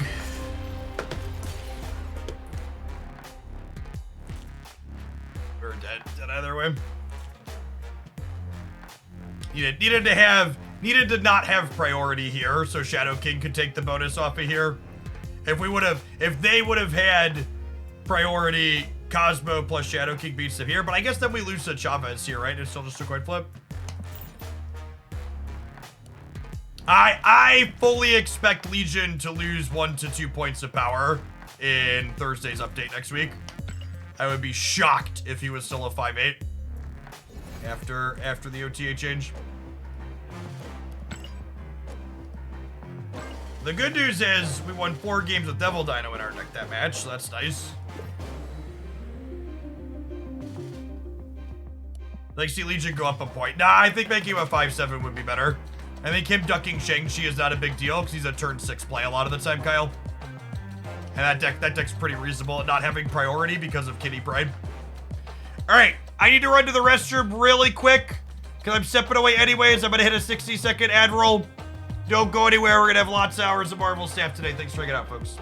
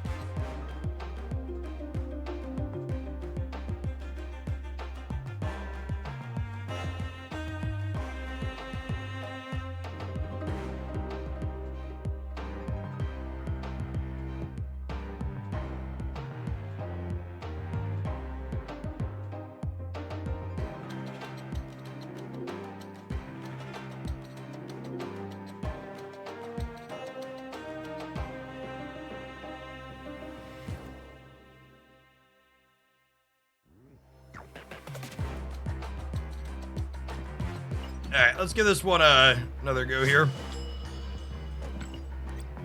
Storm really felt like crap in that matchup, though. It might honestly be enough reason not to play her. Juggernaut felt okay.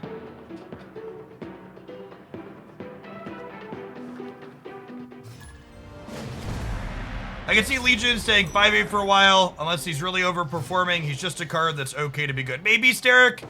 He's seeing play in a lot of the top decks. Like, a lot.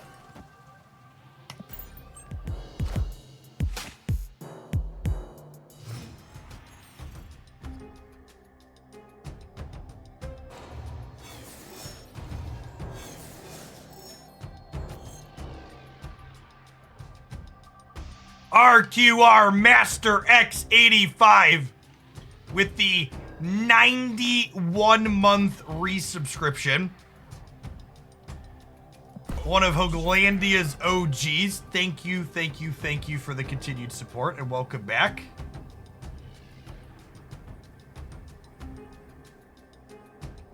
It is an absurd duration. Happy Saturday. For those of you that are new to the channel, I'm something of a relic here on the Twitch platform. I'm partnered for 96 months as of this month. Working our way up towards the triple digits. We have an OTA update on Thursday next week, and then we have a patch on Tuesday the following week.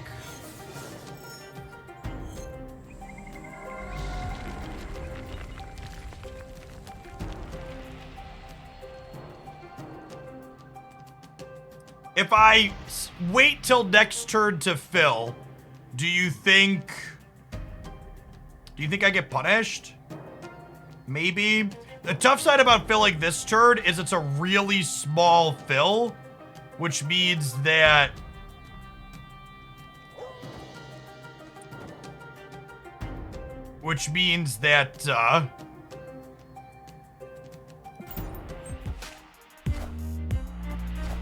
Lady Sif, Miles Morales, interesting. Hoping to draw like Devil Dino here.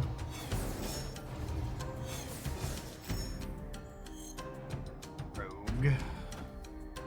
Guess we'll fill Claw. Punish for waiting. We'll see what they get. Oh, Magneto's a good one. It lets me pull stats out of there.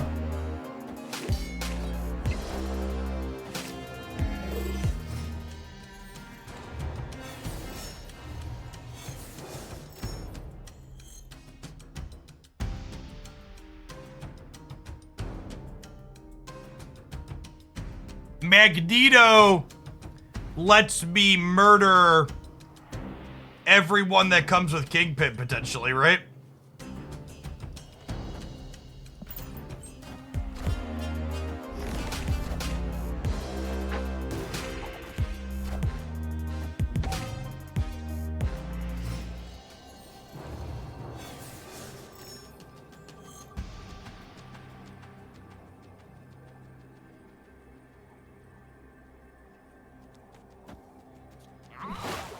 Do I give up 1 point of stats to rogue them? They don't look like a deck with ongoings, right? I think I'd rather just have one more number.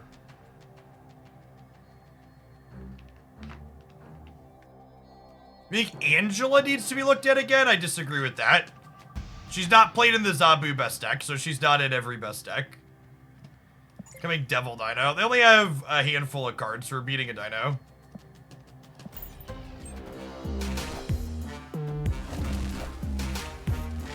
That's a Magneto in their actual deck, right?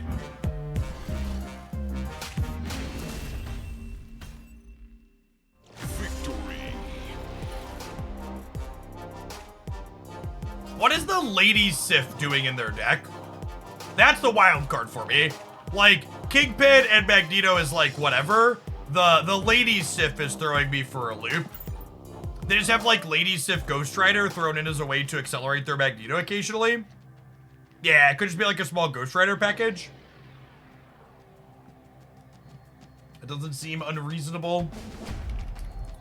Try and derive what their extra cards are based on what they've done so far.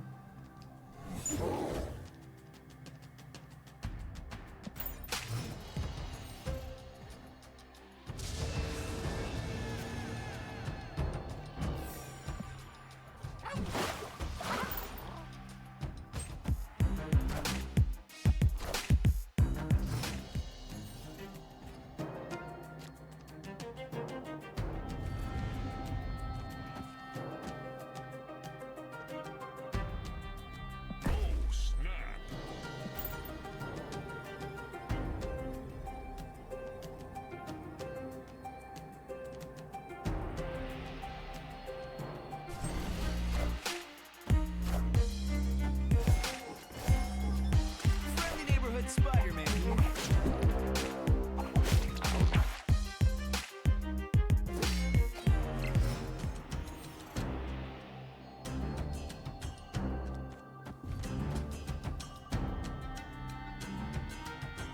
Yeah? Yeah? Yeah. They even have priority here, so I get to Shadow King this Angela after these triggers happen.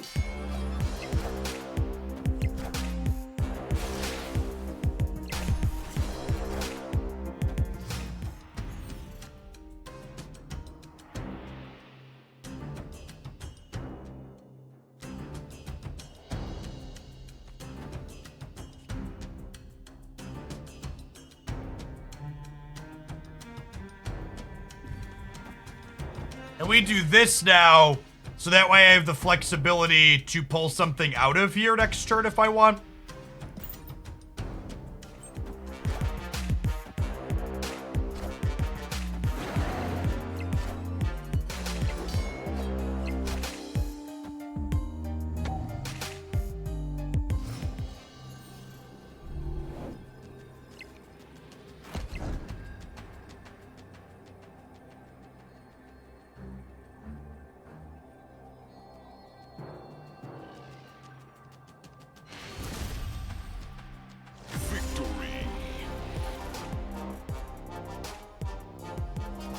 Hunger drops run until Tuesday night, like Wednesday midnight PT. You got a while to get your 6 hours. You don't gotta do them all in one sitting. Speaking of drops, I've been live for just about 2 hours now. So this is your periodic reminder that you need to claim your drops from your inventory. So if you were starting on a drop when my stream went up this morning, you should be close.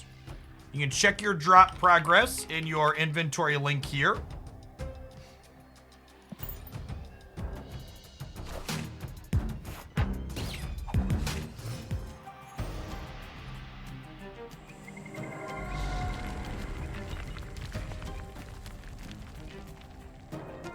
Snap. 10-4, my hand's pretty solid. I'm gonna push the button. The Lady Sif must be a Ghost Rider. Is like the only explanation. My hand.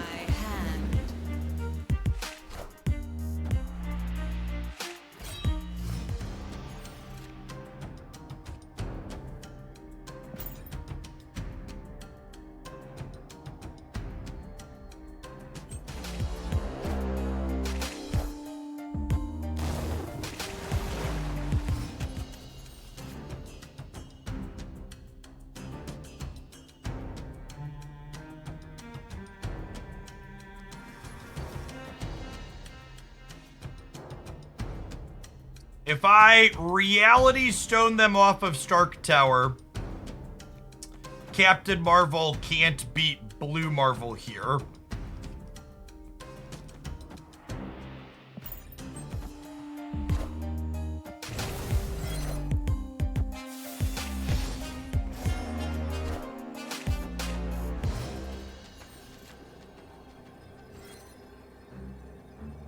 Opponent snapped. Bud, you were already going all in.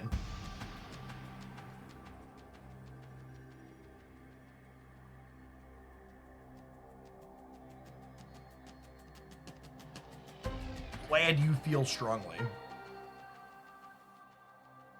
Very cringe step. This would put me to 3, 4, 5, 6, 7, only 11 here in the middle.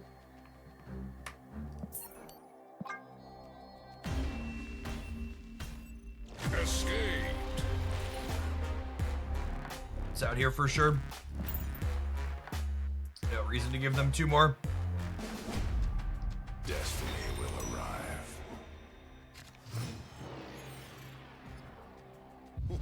This land is always changing. We're gonna get a little weird.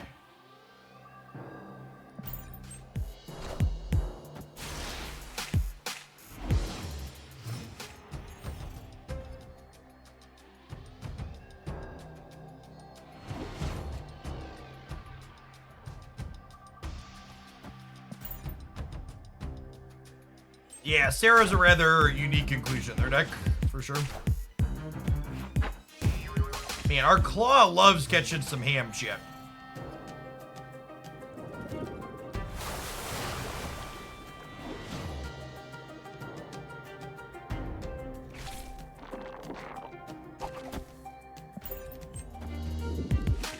Light some friends around here.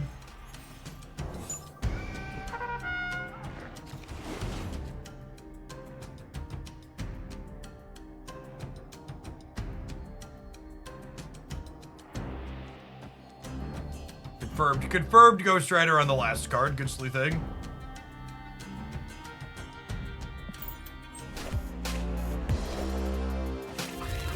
Friendly neighborhood Spider-Man here.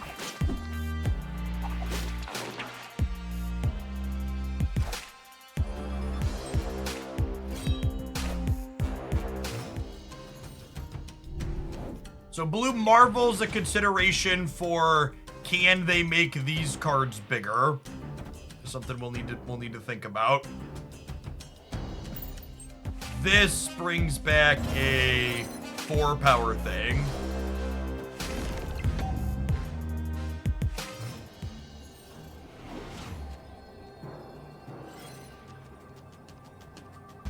Scammed on the right. Opponent snapped. They could Thanos us middle. What's going on, Fragmented? Thanks for the 2/3 of a year. You could Thanos or Dino us middle. Hand out 5 cards in it for Dinos would be 13.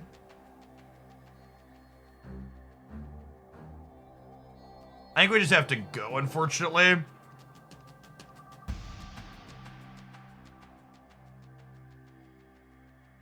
Like another Magneto, man. Yeah, I just like, never mind the movement aspect. I just can't make big enough numbers to beat any of these things, right? Yeah, their snaps have been atrocious during this set. Escape. I suppose they didn't want to snap here until they knew that the scam was gonna work, but they should definitely just let me like limp in for one more if they have the thing. The universe shall be set right.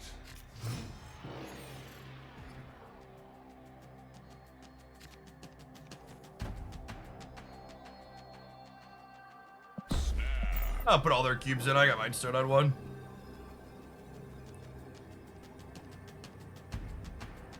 Opponent snapped. As you will, bud. Let's do it. This is the game, gamers.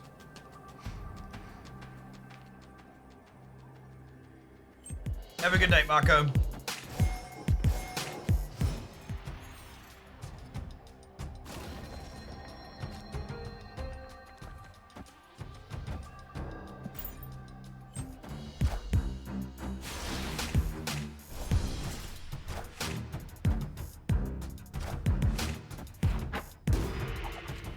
Thanos catching pork is like not a big deal.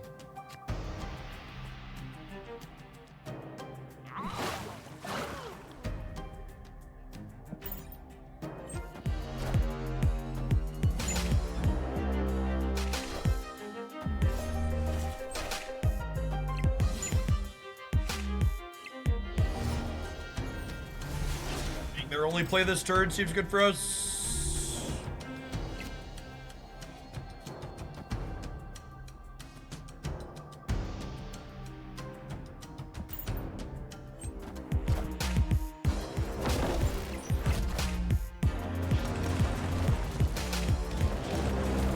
I'm very confused.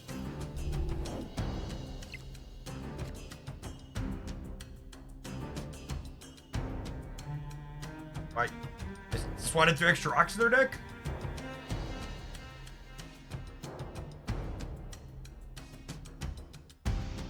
This is just like Cosmo left.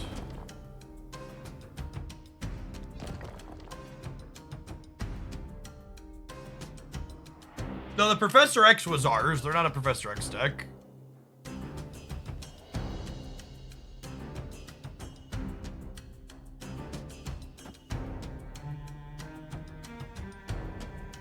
What do we think of moving Jeff proactively in case they kingpin the center here?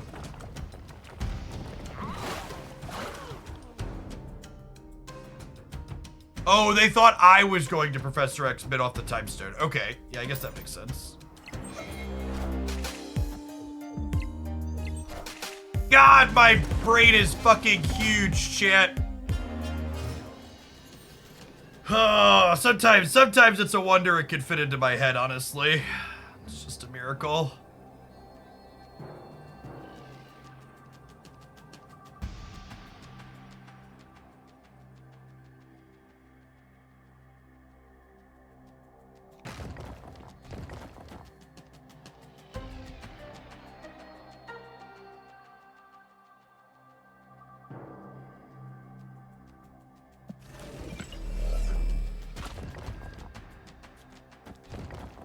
Let's do this, right? My 10 beats the middle. Their Magneto goes left or right. We're good to go. Sets us up to win all 3.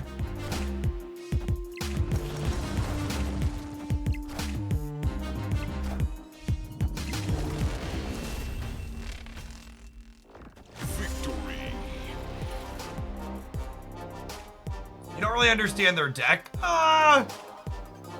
The Kraven's a little out of place, maybe. I guess the Kraven's go with the Spider-Man. They just, like, took the Little Movers package and, like, added Ghost Rider Lady Sif. Like, somewhat reasonable. Hey, what's going on, Chef Seth?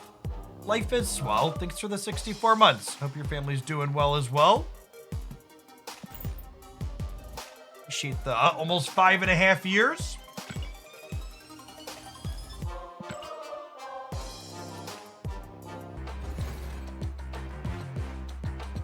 We really only win 3 games in that set. Rip.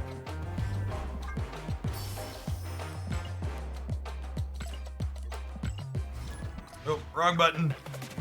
Wrong button.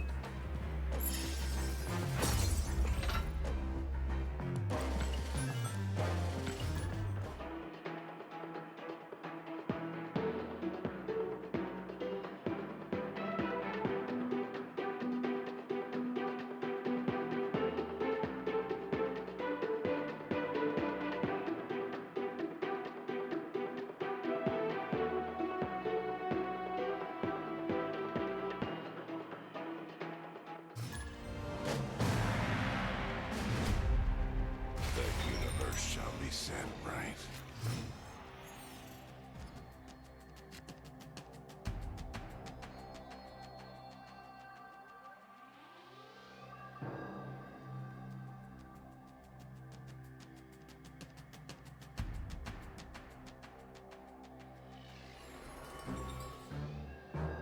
Making soup with us. Thank you for the 3rd of a year.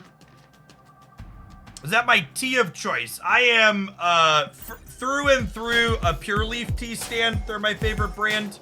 But I went to Chat, okay, I shared this story on the Twitters, so we'll share it on the stream today. I was the victim of predatory sales tactics this morning when I left my house. I stopped at the gas station after dropping the kids off at their friend's house, and the iced teas were $2.50 for one, $4.50 for two, or $3 for six. So needless to say, I came home with 3 bottles of tea. And I was looking at my options after I realized my only choice was to buy 3 of them. And I quickly concluded that I wanted a variety of different choices. So I came up with a raspberry tea, a subtly sweet, low sugar regular tea, and a unsweetened lemon tea.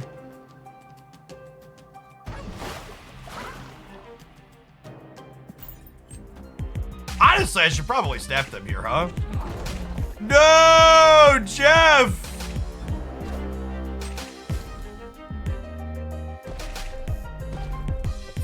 That's fine.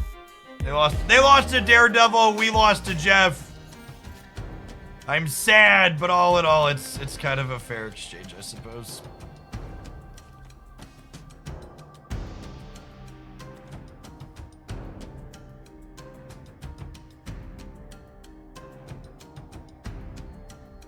Your only choice for numbers of tea was 3 or 6. Exactly, you understand. Wind aid my hand.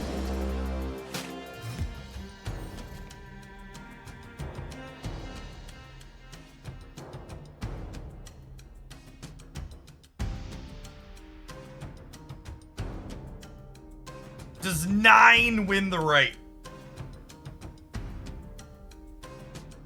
The most common Juggernaut decks are Surfer decks, but they're also playing Daredevil, which makes Surfer less likely. Playing around a Legion scam is a good idea.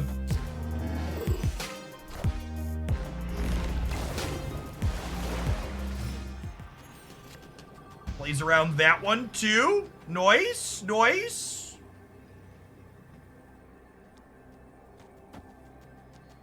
I don't think I can snap them because they might be leaving anyways, but I think there's a chance they stay if this gets them.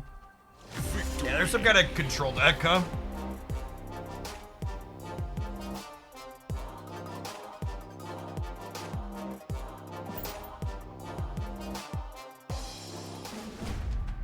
Destiny will arrive.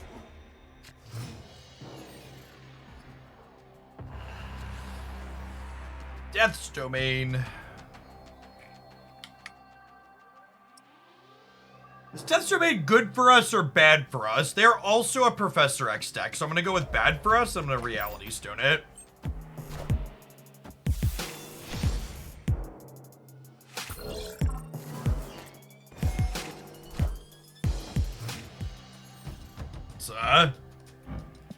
It's a Rocket Raccoon.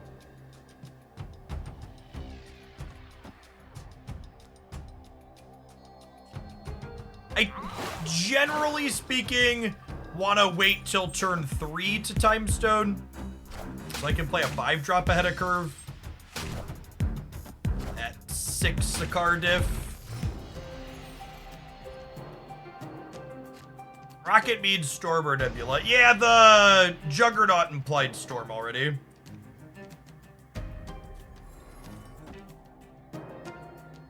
Considering...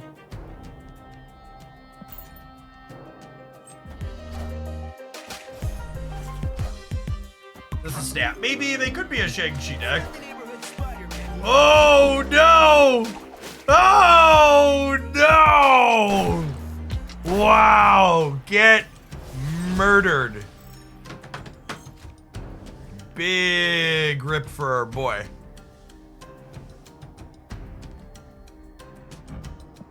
Flaws on top of my deck.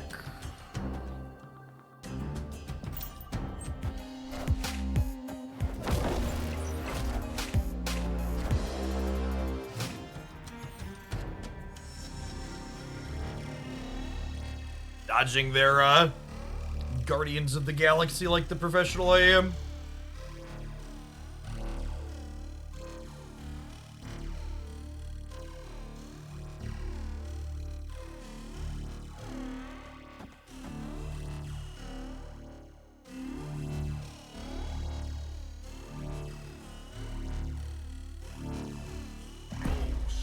I'm gonna Chad snap into their Daredevil chat.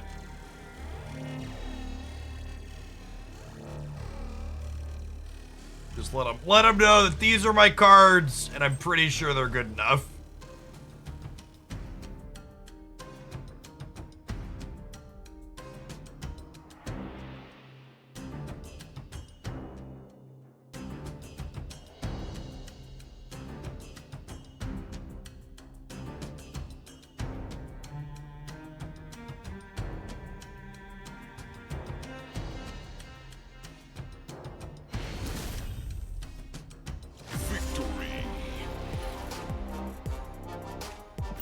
We were correct, chat.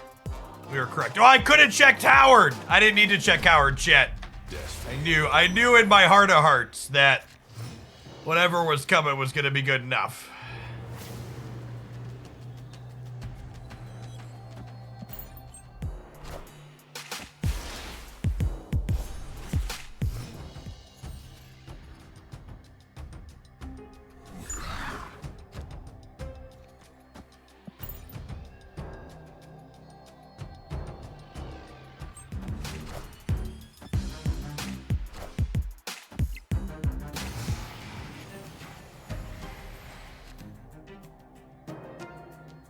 These locations are kind of shit, huh?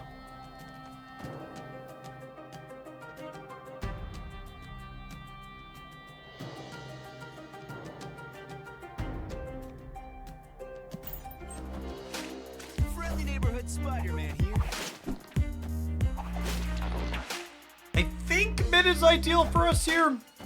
Wind, aid my hand. We lose priority though, meaning they could jug us out of the flooding.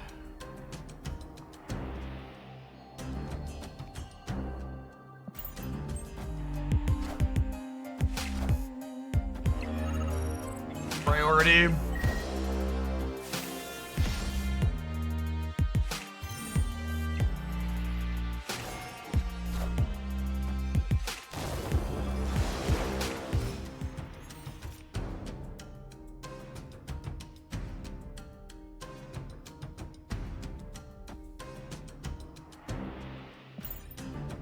Put our scam pants on. Probably dead here. If they snap, I'm leaving.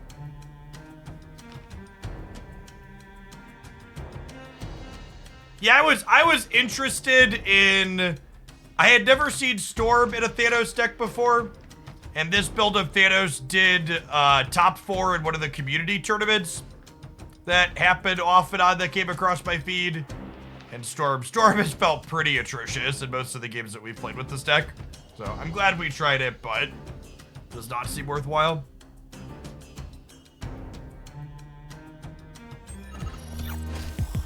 Hey, thanks for dropping by, system. Good to have you here.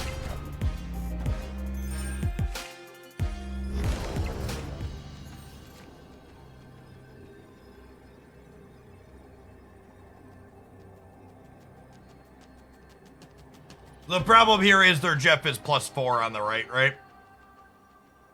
And they get +2 from the Nebula on the left.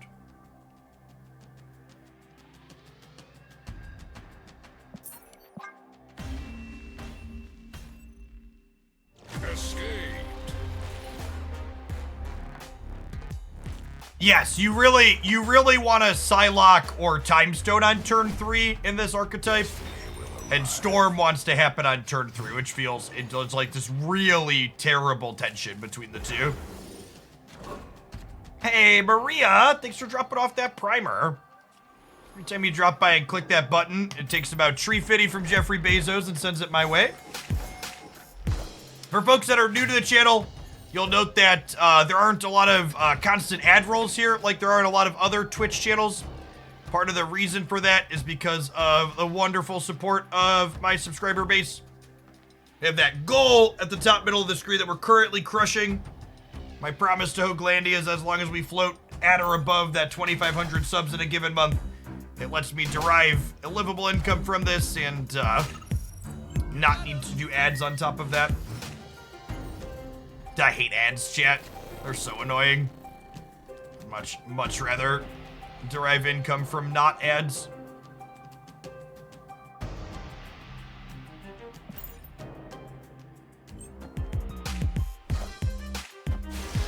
Why?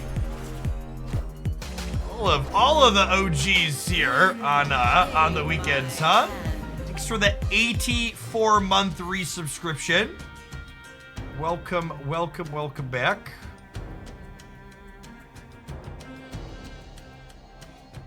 We get jugged on the right. Good clean 7 years there on the 84 months. Not bad. .jpg. What if I Professor X to the flooding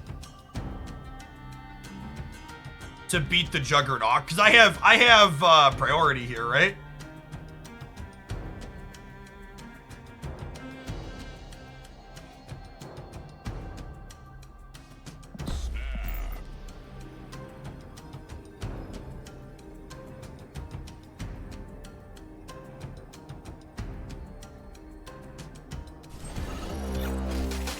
You can Professor left and then try and win the right with Claw, Blue Marvel, and Jeff. Yeah, I can see that.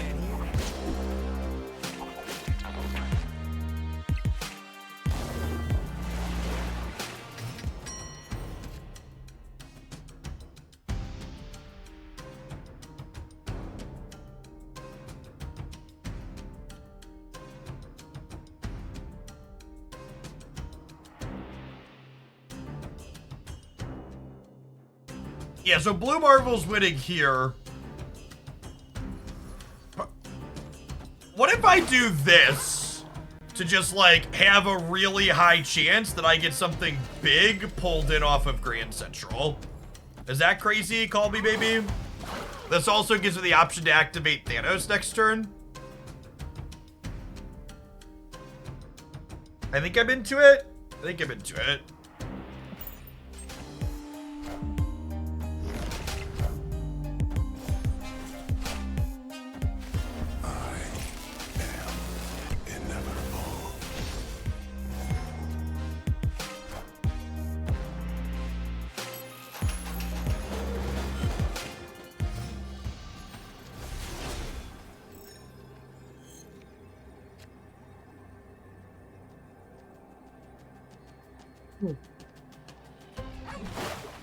So I haven't seen any individually large cards out of them yet.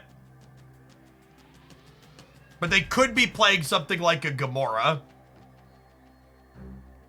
I need to Blue Marvel to beat their Jeff Wright, but then I could lose to a big thing left.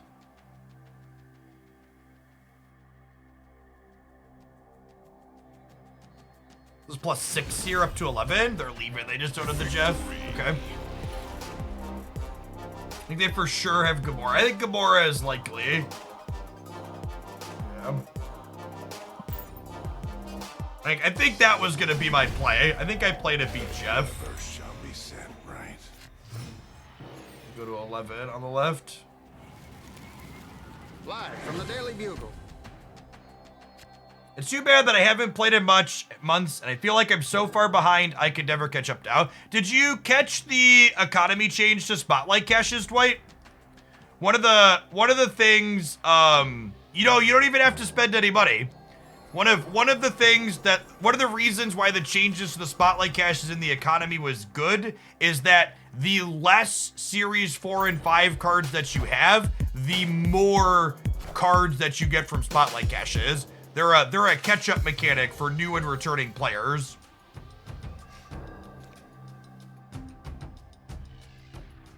Anathrax, thanks for the brand new primer. Appreciate you hooking that up. Actually, I'm gonna play here, so that way it's easier for us to not have priority, I think.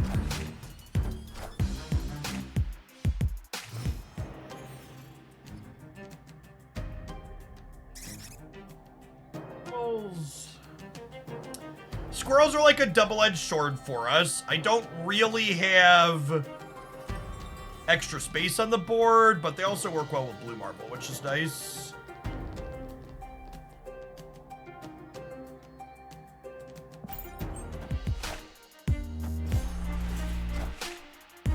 Wind aid my hand.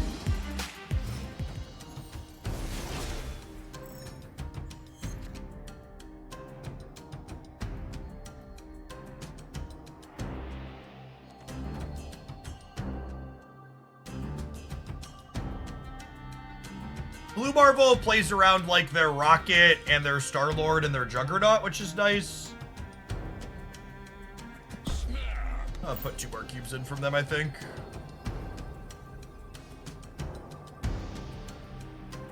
You get Series 4 and 5 from Collector's Reserves and Caches. No. Only Series 3 cards from non-Spotlights. Spotlights are Series 4 and 5 stuff.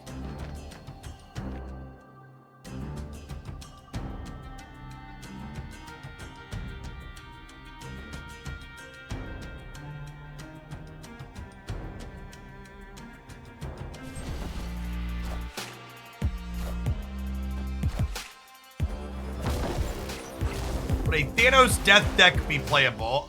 There are some people who play Thanos Destroy. I personally am not a huge fan of that archetype, but it's fine. But if I YOLO the Professor X Center,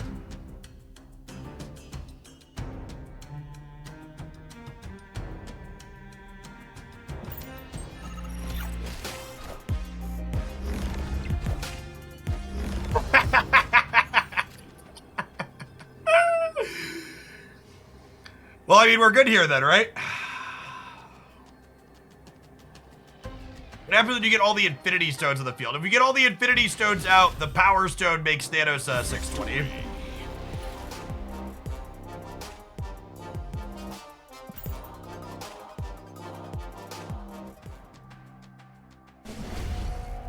The universe shall be set right.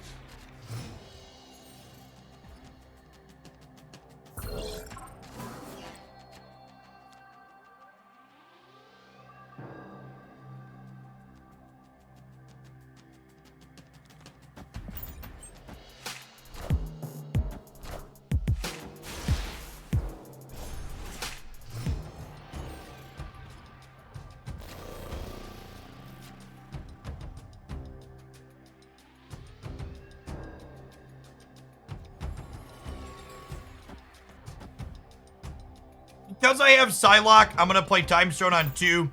Generally speaking, you want to save your acceleration in this deck for turn 3, because you want to play a 5 energy card ahead of curve. Because all of our heavy hitters are 5s.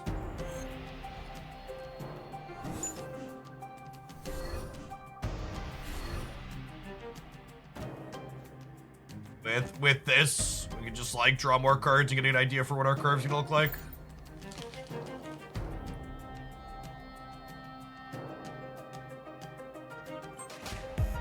Friendly neighborhood Spider-Man here. How useful is Claw in this deck? So, the thing Claw does for this deck is when you have Professor X, you kind of aggressively want to try and scam lanes with it. And Claw is kind of the, oh, oops, I messed up button and I scammed something I shouldn't have scammed, but here's 6 extra points to let me win it anyways.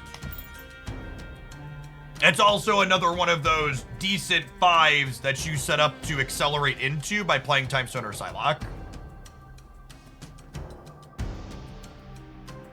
Yeah, I think Claw is must-have in this archetype. I agree with that. Anybody joining us, by the way, if you haven't already done so, make sure you claim your free 250 credits at the link that's pinned above the chat.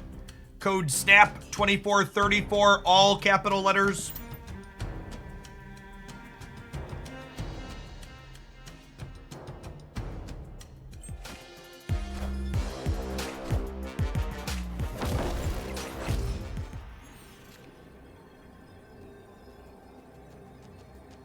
So I have priority here. They are a Gamora deck. Good to know.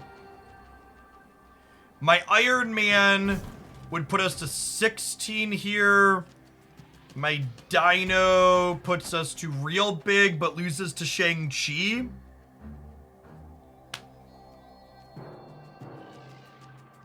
They're probably a Shang-Chi deck, right?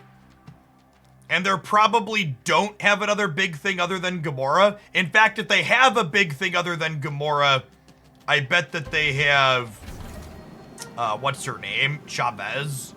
We could get Juggernauted. That's a good thought.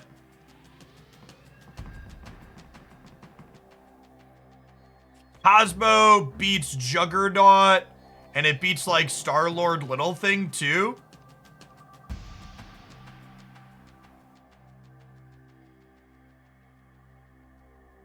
Magneto's not super common in their deck, and they're all in, so like we're definitely staying. Does Cosmo beat Shang plus Jeff right? It does because of Soulstone, right? Because I'm going to 11. Yeah, I think this is the play. Play to beat Juggernaut. This is also good against like their Rockets and their Star-Lords and stuff. Oh, man. It's worth noting, because they have Enchantress, all of our plays lost there, right? We didn't have a single line that one. Yeah, I bet their last card Shang. Usually Enchantress is played in addition to Shang. So I'll bet that one face down card that we don't know yet is Shang. That's fine. We're 7-2, so we gotta win one of the next 4 in a good spot.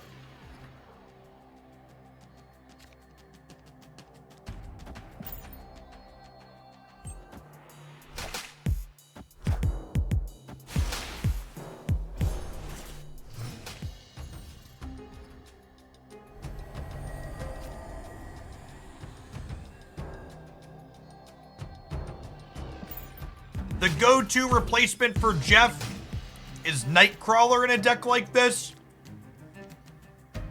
But if I'm being completely honest, that's significantly worse, and you should prioritize making a 6K token purchase of Jeff.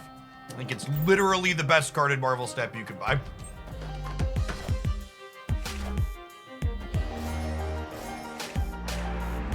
If you're waiting until he shows back up in a spotlight here in a week and a half, I don't blame you though, I suppose. Yeah, he'll be in a spotlight the first week of September.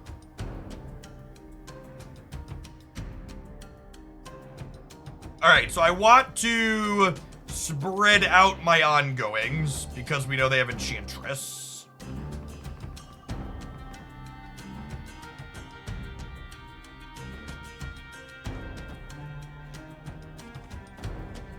Might want to claw here. I'm a blue marble left. Discord server for just subs or followers, or can anybody join? My Discord server is pseudo-private. It's only for people that monetarily support my content. I apologize, I just don't have it in me to moderate a fully public Discord server. That sounds like a truly monumentally atrocious task. Aid my hand.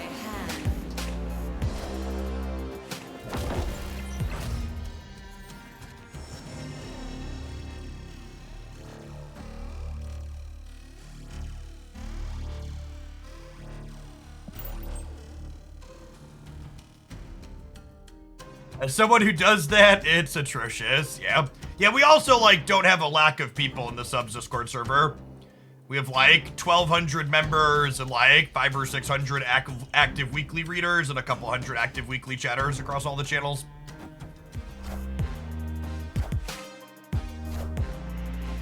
What is priority? Baby, don't hurt me. Don't hurt me no more. Whoa, whoa, whoa. Based on the thumbs up, I think I'd wager they probably just didn't have a better play. What was the name of the video where you talk about changing your decks as you get into Series 3? If you check out my Marvel Snap Minutes playlist, there's a best Series 2 decks, as well as things to think about as you head into the higher series with it.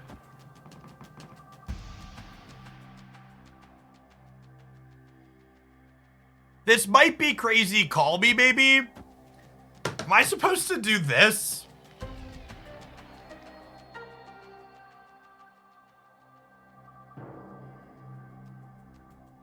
I think this is the line, right?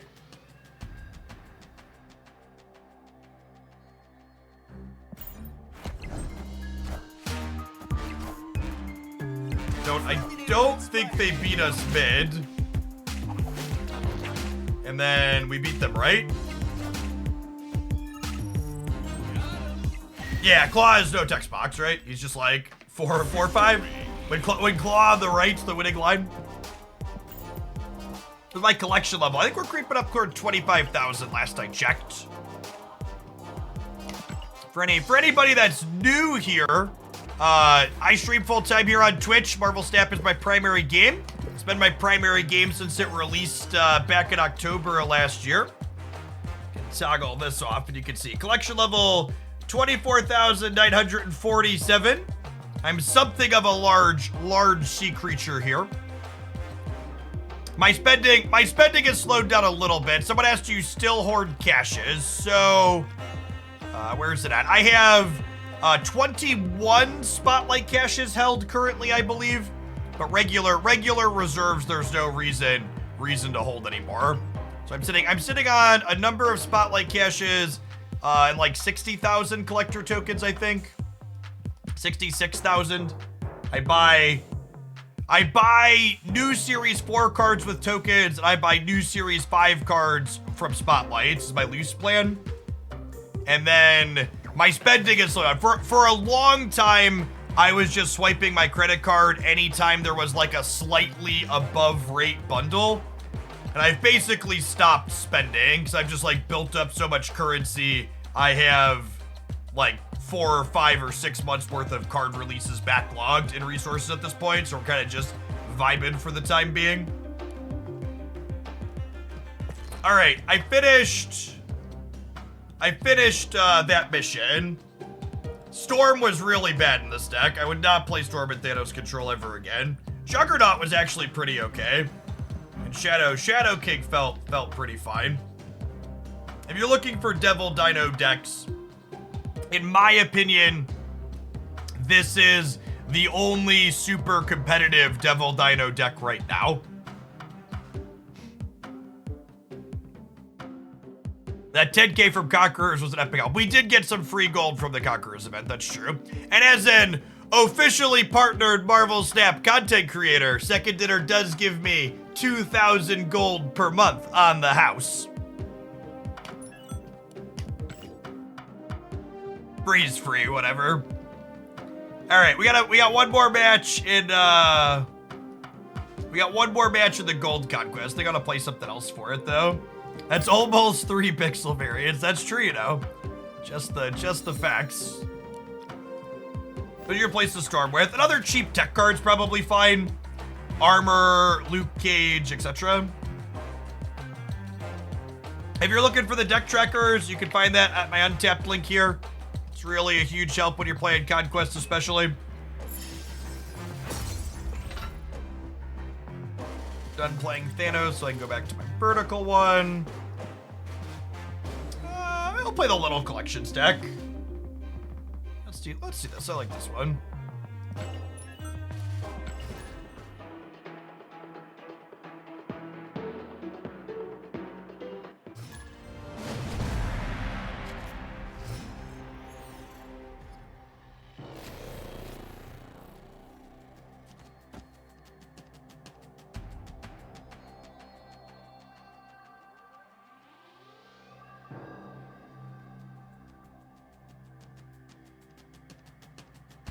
Quick thing to note, if you're a fellow Kitty Pride enjoyer, when you don't want to play Kitty to the first location, you always want to play her to the third location, because if the center location is deep space, she could get stranded. It's one of those like really little things that could end up mattering. So you want to make sure and give yourself that edge. Angela, lovely. I wonder if this is snappable. It starts pretty strong. Angela into Kitty Barrage next turn.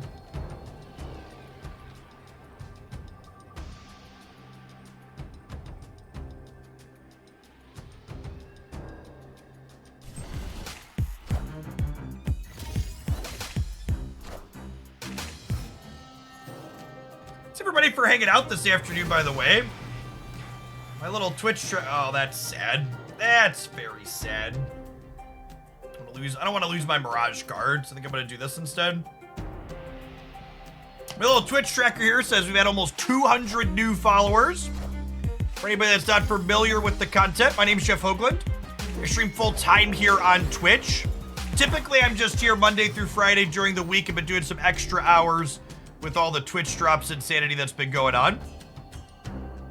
So I'm here on the weekend this weekend. If you enjoy a lot of off-meta decks and a wide range of things, this is a great place for you to be. Typically, I try and change decks every 90 minutes to 2 hours at most. So we play a big range every single day. Also play viewer decks here a few days a week. I think this is just Kitty in the middle, and then next turn we go Zabu Mirage Kitty. This means Kitty gets tagged by Cyclops, which is a little sad, but it gets the Angela cranked up, so I think that's kind of a wash.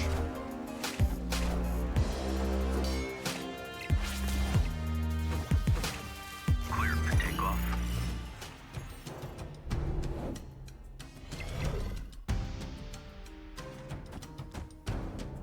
It's not terrible into Limbo because we generate so many extra cards at the top end. Ooh, chat, I bought a Coulson variant, by the way, for the regulars. Finally don't have awkward post Coulson.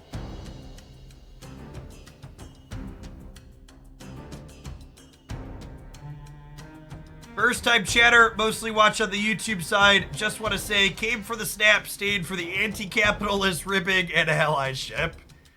I always appreciate someone who appreciates our anti-capitalist ribbing.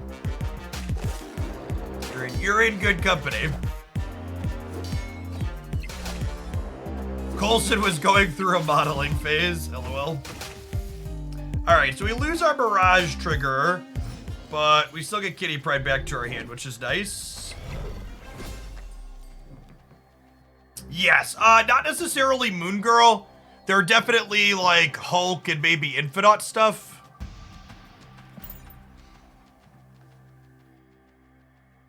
So, next turn, in theory, we'll be able to play Agent Coulson's 4-drop Shang-Chi and Kitty, but we might have priority going into that turn as well.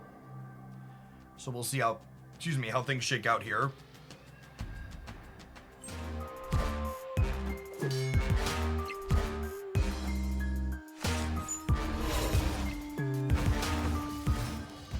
A 4-drop that incidentally makes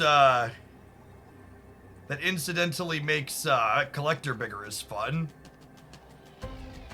Oh gosh. So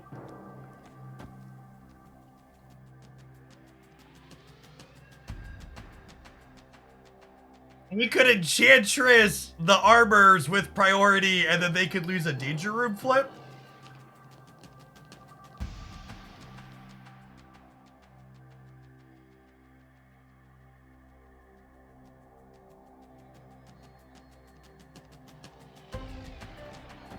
Is that enough? It is 4 cubes. It's a lot of cubes.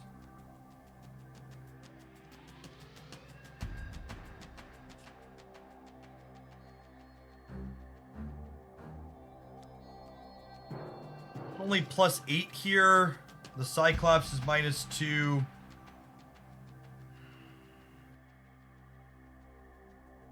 I'm supposed to play Kitty mid, maybe? I don't know. Oh, they just didn't play for the left at all? Okay. I think we lose to She-Hulk mid because of the Cyclops, right? They get Infinite or Hulk or whatever, right? Wow, they played the big one mid. I'd like to dedicate this fat fucking L to Twitch chat. I appreciate you.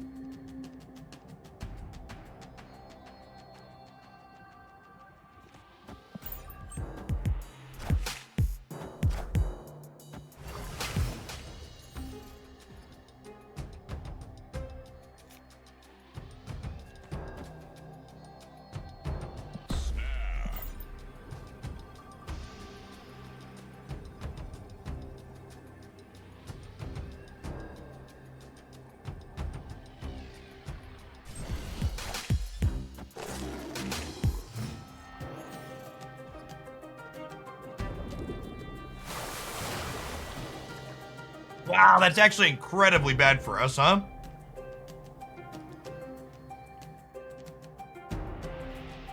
Like the biggest rip.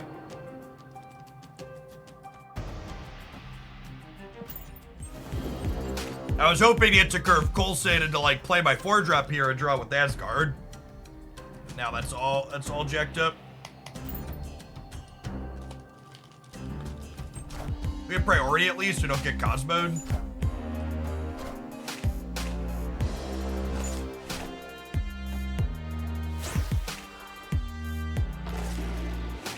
It's clobbering time.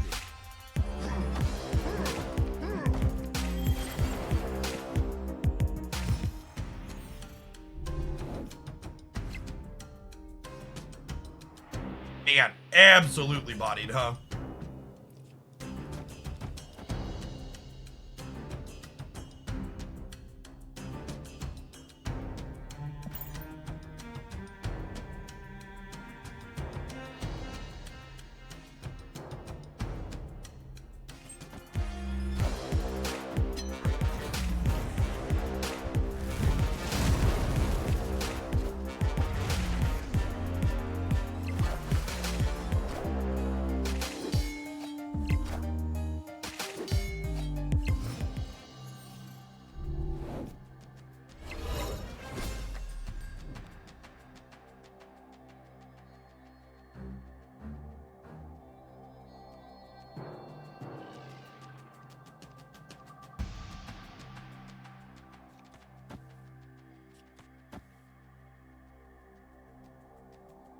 I think it's this.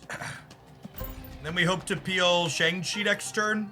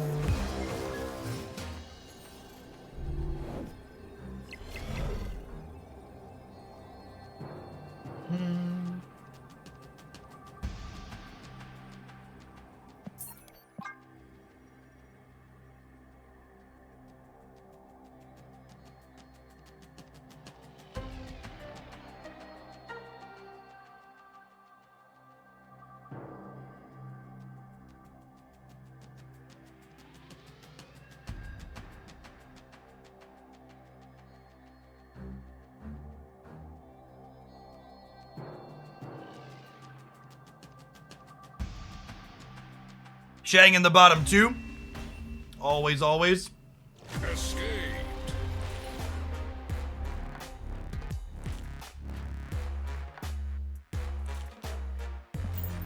So we probably assume Sunspot is one of their missing cards.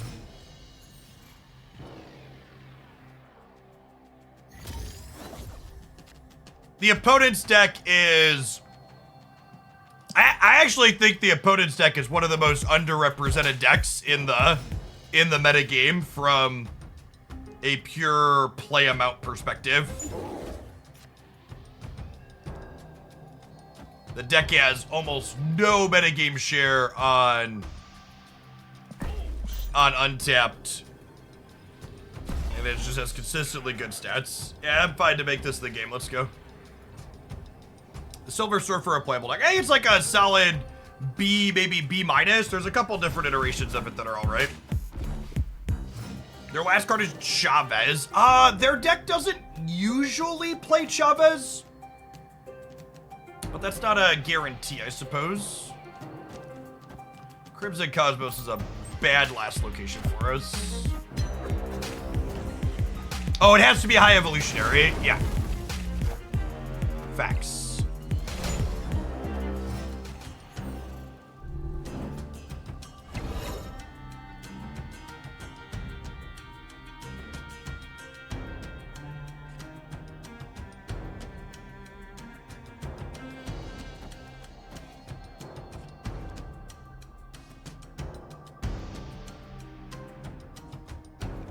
think it's this. If I do this, it means I can't Nick Fury right away, but I think that's fine.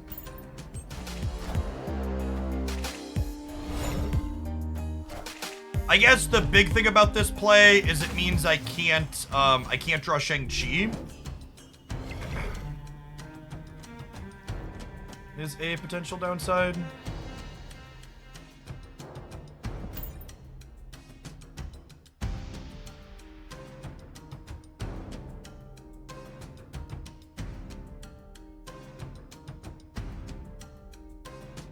Yeah, the opponent's deck is a really good example of a deck that does not want to play Chavez.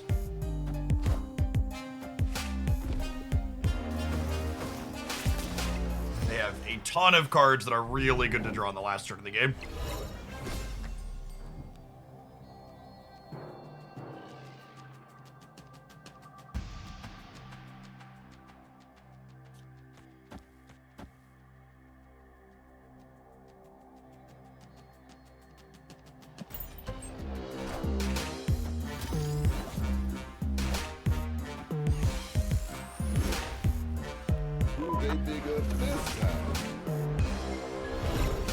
I think either of those are gonna do it, chat. We're dead.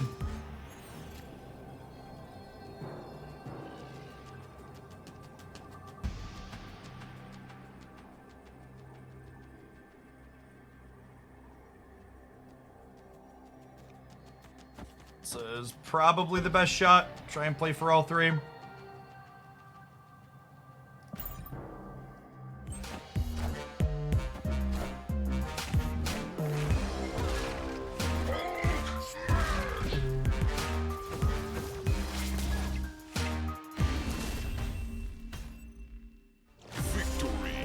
Chip in a chair, hope in a prayer. Slow, slow, and steady. Don't call it a comeback.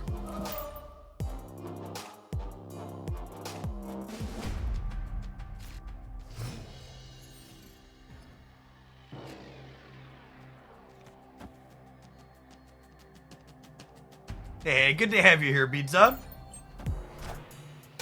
If you're someone that's dropping by and you're not typically able to watch during the week when I stream live, I do also have a couple of YouTube channels.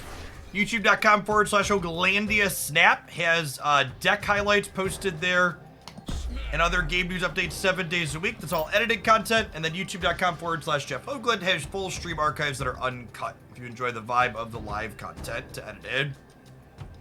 Test Tube Noob! Thanks for dropping your primer off this way. Appreciate it. Yeah, kitty, kitty, kitty, kitty, kitty. Hey, kitty, kitty, kitty, kitty, kitty.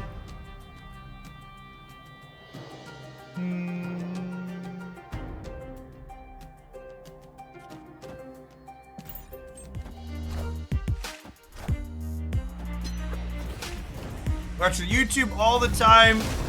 Time to pay the piper. Thank you for that. I always tell people that if you donate even $1 to your favorite content creator, that is more money than they would get if you watched every ad on every piece of content they put out in a given month. One singular USD. And when you click that Prime button, I get more than that. I get Tree Fitty.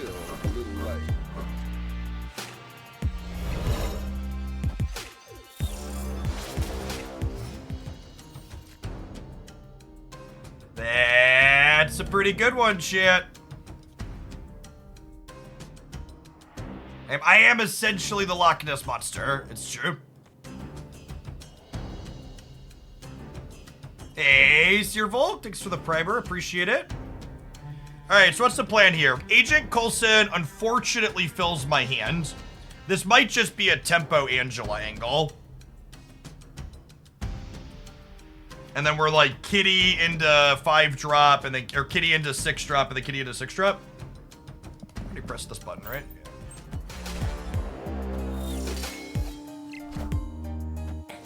It's clobbering time.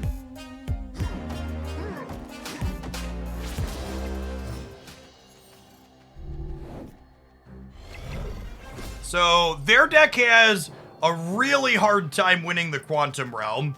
So I just need to set up big points for Morag here, basically. Isn't there someone who's bought every variant of the game at one point? Yeah, there's a couple of people. And my Marvel Snap spending is minuscule in comparison to theirs.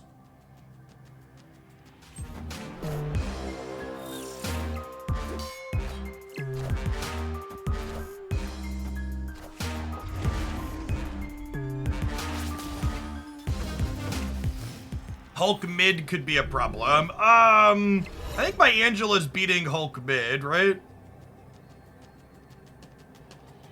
They could have Sunspot into Hulk right is perhaps scary.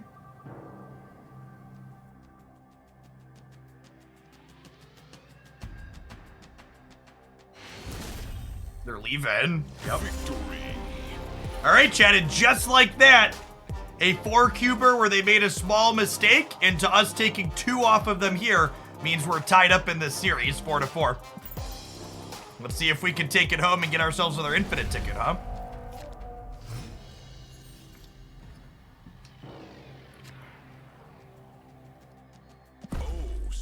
I think I am a significantly better TVA deck than them. I'm gonna snap.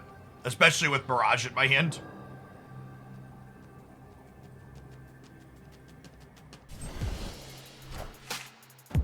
Opponents thinks this is a game. They could, if they have Misty into Sunspot, that's very good for them.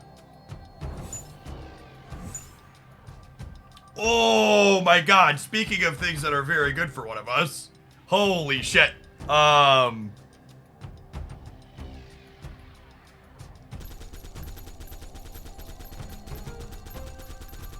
I Punishing or am I Barraging? Do I need to draw a card out of my own deck? I don't think I do, right? They could have Magic, that's true. If they have Magic for TVA, I want to draw a card out of my own deck. I'm gonna Punisher.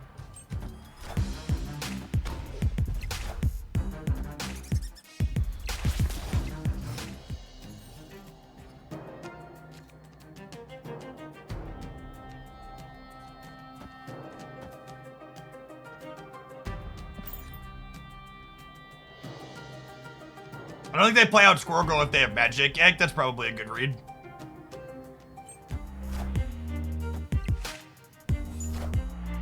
Ooh, okay.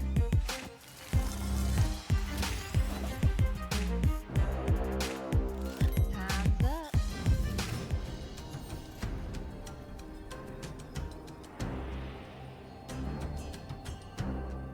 What a prisoner's dilemma.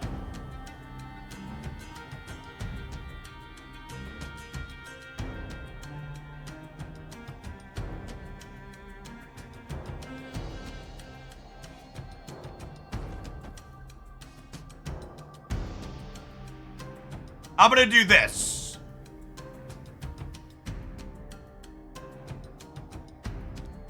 Or do I do this? I'm gonna do this. I think they're gonna Magic the TVA. Just in case, we'll position ourselves for a win.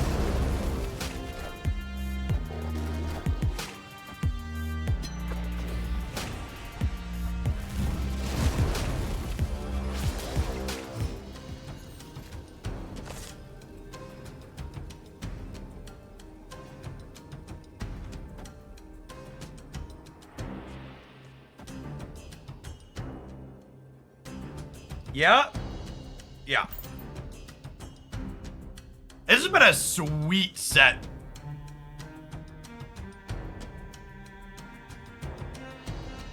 I think Dino is pretty mediocre in this archetype. I think there's too much Shang-Chi in the format for Dino to be a worthwhile turn 5 play, and you usually don't want to play Dino on 6 in this deck. Oh, Nick. Come on, man. Fuck.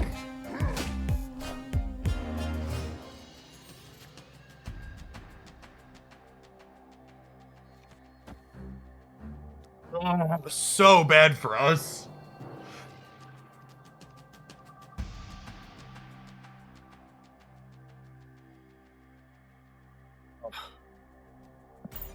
Rip. The team's still looking a little light. We'll be able to play whatever 4-drop Agent Coulson gives us plus a 6-drop next turn. So, cross our fingers, clench our butt cheeks, and hope for the best.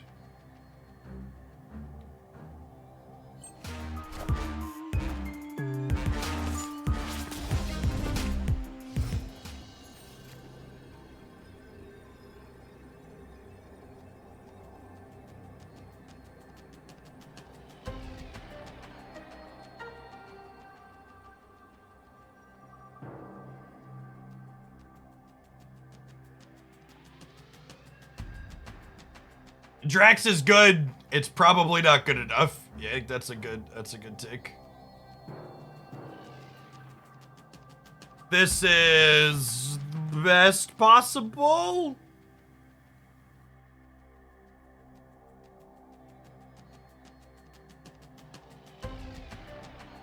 GG's opponent. That was a good set.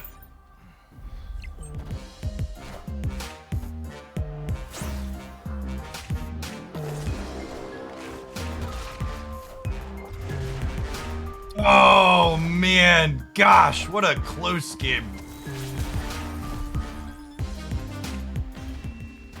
GG.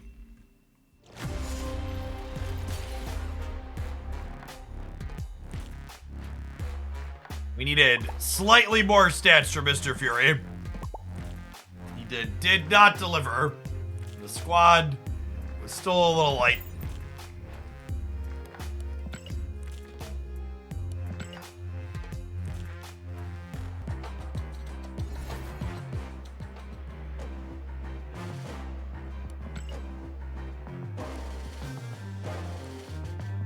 Alright, we're free from weekend missions. We finished that conquest.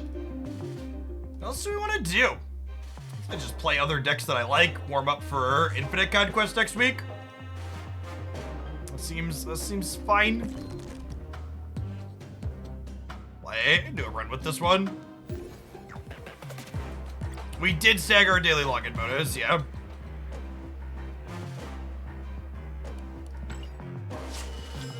Does anybody see Collector's Reserves changing soon? I can't open it knowing I will get 50 to 100 tokens. So you don't get 50 tokens anymore. They removed the 50 tokens opened 2 or 3 weeks ago at this point. But no, I don't envision them giving you more tokens out of there anytime soon. As is, completely free-to-play players get about 60% of cards right on release under the new system, and I really would be surprised if they gave you more than that. Season pass players get like 85% of new cards on release for $10 a month. I doubt they give you absolutely everything 100% for free ever.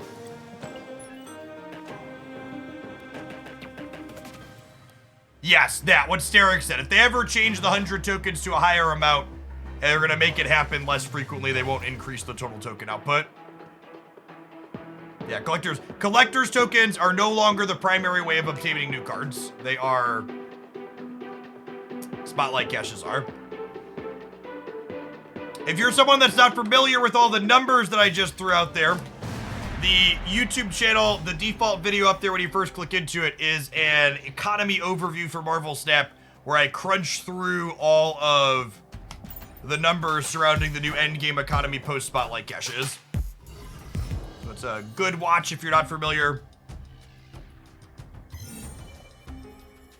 Honestly, my experiences of free-to-play has been wonderful since Spotlight caches came out. I can get all the new cards that I actually want. I'm still at 8 caches saved up even with that. Yes. Yeah. The TLDR is that even if you haven't seen the numbers, the Spotlight cache system was a very positive change for essentially everyone, regardless of where they're at in their collection progress. I think we still get an okay amount of tokens. Completely free-to-play players that are Series 3 complete get around 2,000 collector's tokens a month. Season Pass players get enough gold to get an extra 1,000 for about 3K per month. Victory. I'm snapping here to start because I have Quinjet Sunspot into my Moon Girl, which is pretty solid. If you're looking for a tracker or some questions to chat about that, you can check out untap.gg for a completely free tracker. That's what I'm using to display the cards on my screen. Stands waiting for a sunspot. Pretty solid otherwise. Korg ain't bad. I'm gonna armor, actually, so that way if I draw another 1 or another 2, I can go 1+2 next turn. We draw like Zabu. I want to like Zabu plus Korg next turn.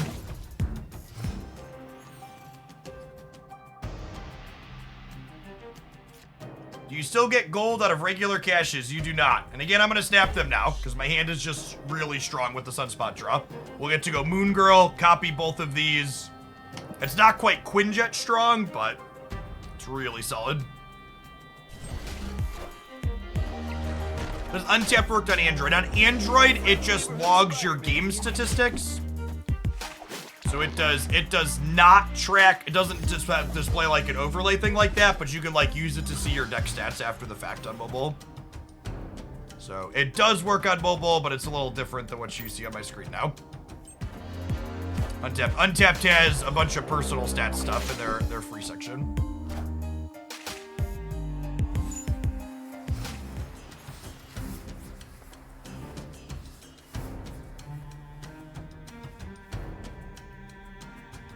So we soak 5 this turn, and then next turn we go She-Hulk, She-Hulk, Darkhawk.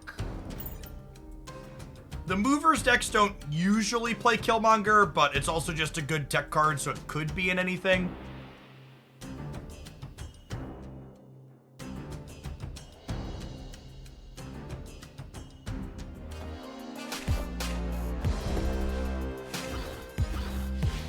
My Hawk is going to be 8, so we have 26 points of power to put into play here.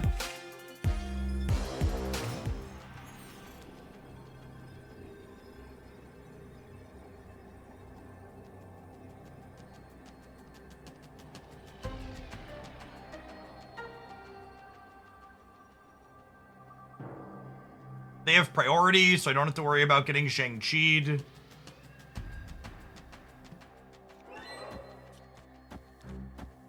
I want to play my last She-Hulk here, because playing my last card in the middle means that Silk can't end here. It's kind of hard to contest the Kraven path with the Vision in play. Actually, I guess if I'm guaranteeing Silk doesn't end here, I probably put the Hawk here and put 1 more point on the left.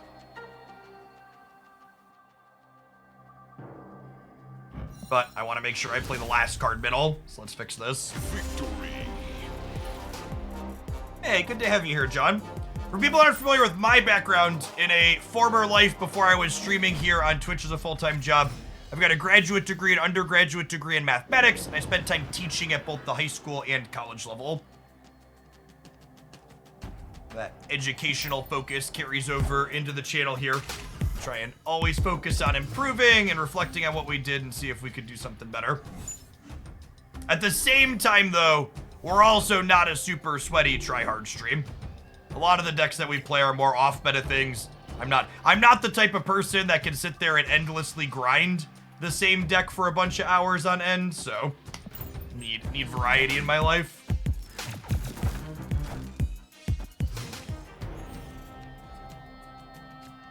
Looking for, okay, Mystique's not bad. I would say we're looking for a Darkhawk or a She-Hulk to copy with this Moon Girl, but this is tentatively a Darkhawk if we can.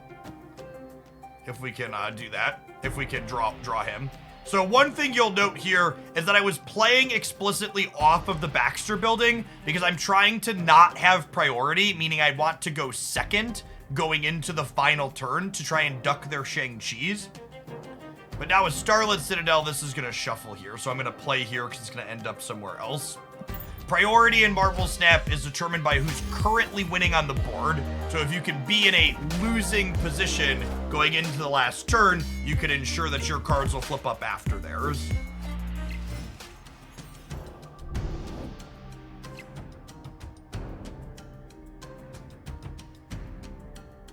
I'm gonna have 2 draws at Darkhawk here still. I think we do this.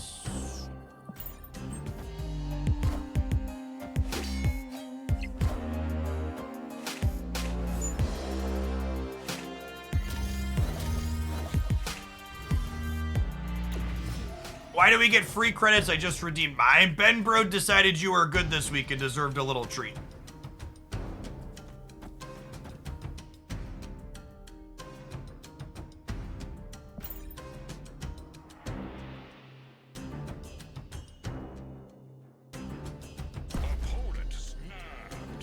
I think I leave here.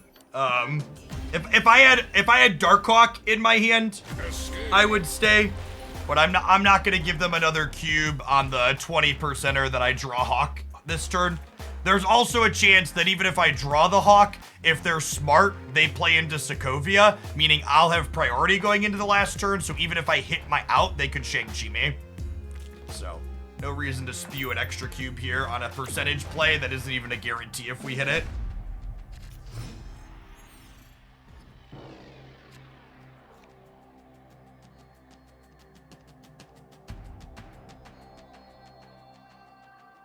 Well, this hand's kind of silly. Oh, snap.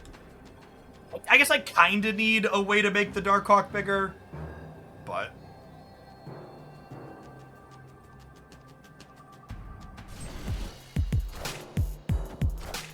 Season Pass or Untapped Premium, what's the best to spend your money on? I mean, as much as I like Untapped, I think you definitely want the Season Pass cards. Okay, so this technically makes my Hawk bigger. So they're gonna draw 4 more cards, so my Hawks are 10s.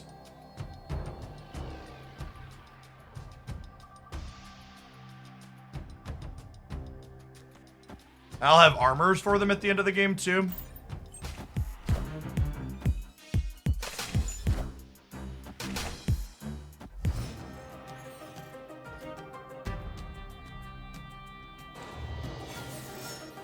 That's nice. Can be like Elsa and let it flow. The cold never bothered me anyways, chat. Mirage is Series 4. I think she's a really reasonable pickup. Super fun card that's very playable.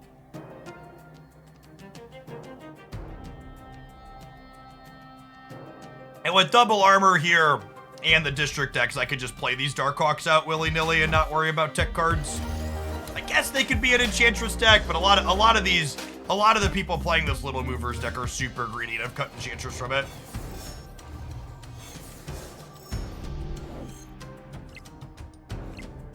Oh my god, that's so good for us.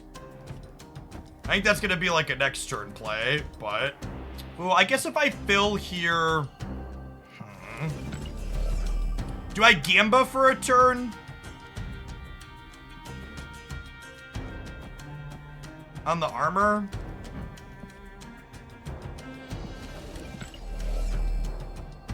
The problem is if I don't play Black Widow this turn, I don't have room to play her to cut them off of a draw. And making both my Hawks bigger sounds really appealing. I could just assume I'm only gonna need to play 1 card from Fury, and I could do this, and then next turn. I guess I could also just Hawk next turn, right? Then we can make that decision later. Yeah, let's do those.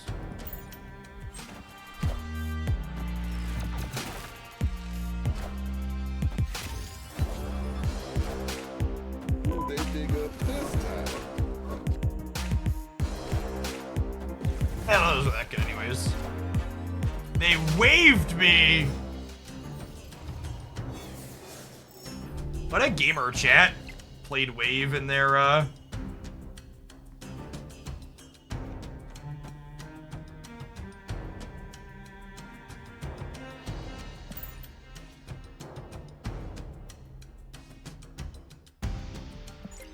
It could also be right to save Legion for district decks to fill their deck.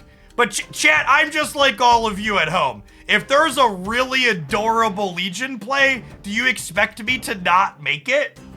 Like, for the record, Legion on district decks with Darkhawk is the better play this turn. But making, yes, gaming! See, chat, no Legion gamer can resist making the sweet play. Never once for a minute did our opponent consider not making the absolute sweetest play possible. Hats off to them. They knew what was up.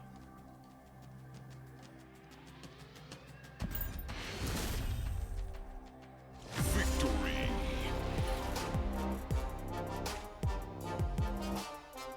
PG Smooth, thank you for the quarter of a year. Welcome back.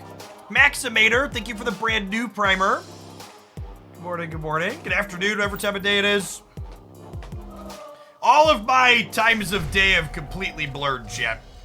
I've streamed like 50 hours this week already, and we're not done yet, so it's all kind of blurring together.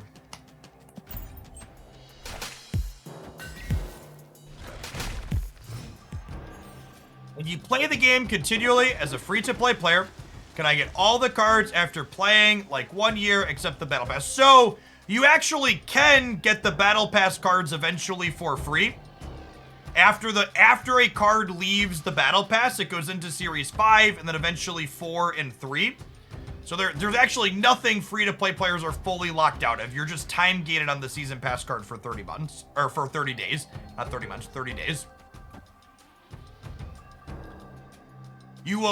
There's the rarer, more expensive cards in Series 4 and 5 are technically, you can't have all of them simultaneously without spending money, but you'll get to pick and choose which ones you spend your resources on to get, is the thing that's noteworthy. Friendly neighborhood Spider-Man here.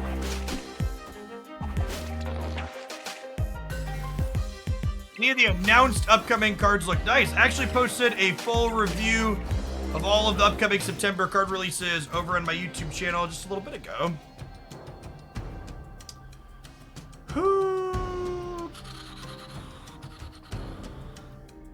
Oh, Dwight, they redesigned Spider-Man. You've been out for a second. He's a 3/5 that moves himself and another card to another location.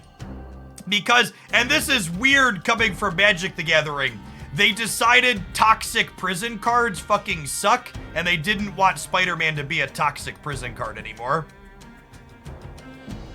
Actually, just makes me so happy.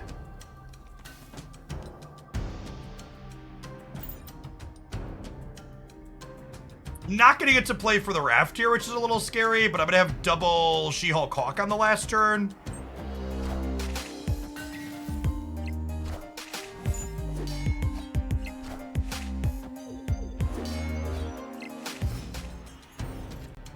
I think I'm probably leaving when they snap me. I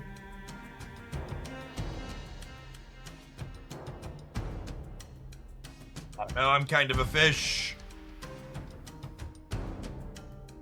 It's kind of cool. It's great. Laughs in Teferi. Yeah, exactly, Mr. Missouri. Opponent snapped. Yeah. Anyway, just pay the 2. Escaped. Dwight actually shared their 7-year sub anniversary today, Oski. We had another first badge earlier too. RQR Master X at 91 today.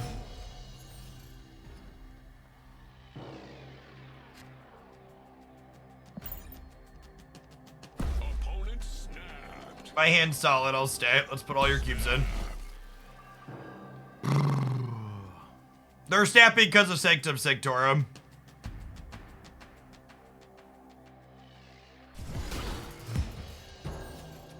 Definitely better for their deck than ours. You know what's really good for our deck, chat? Glitcha Kaguya. Don't be Crimson Cosmos. Don't be Crimson Cosmos. In fact, maybe I'm supposed to armor here in case this is Crimson Cosmos. Could be a good take. That one's great for me.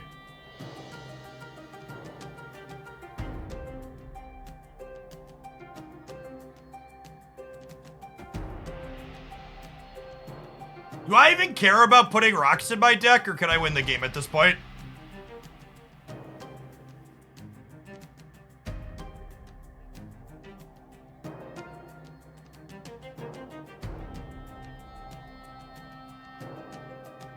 I just need to not have priority going into the last turn, right? On a Korg for now? On a Korg for now.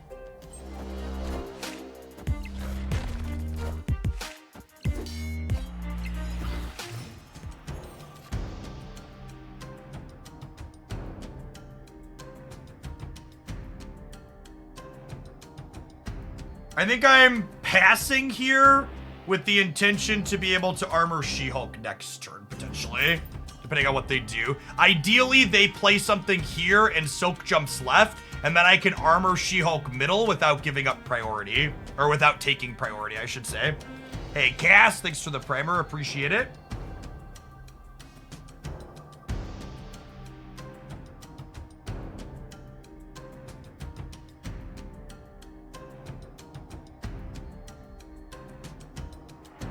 And again, I'm just trying to manage that priority mechanic, so when I'm playing my big cards on the final turn of the game, we get to duck a Shang-Chi.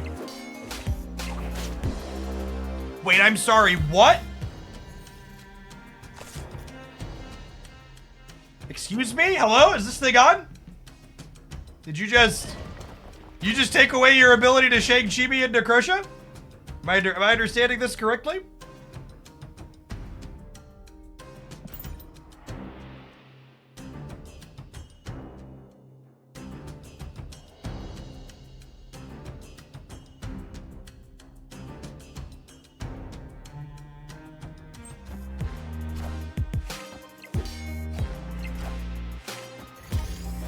What do you think about Jeff instead of Sunspot this? I think cutting Sunspot from this deck is some hot nonsense. You're a She-Hulk deck, don't cut Sunspot. I guess my Hawk is only 8. If they don't play middle, they might just only play right and then we die. But they're all in, so I have to win 3 in a row here, back to back to back. Black Widow last turn would have been ideal. Your turn 5 is often a best. I mean, your best draws in this deck involve the card Sunspot.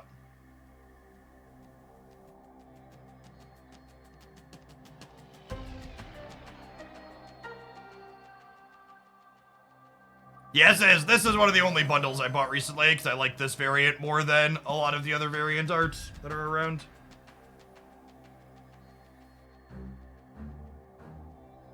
Legion, Chavez, Vision, right, all beat us. Yeah.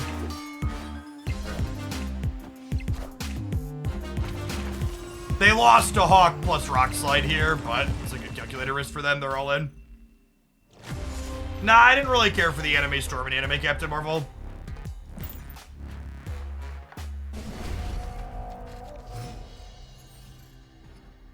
In my opinion, the only playable Dino deck is Thanos Control.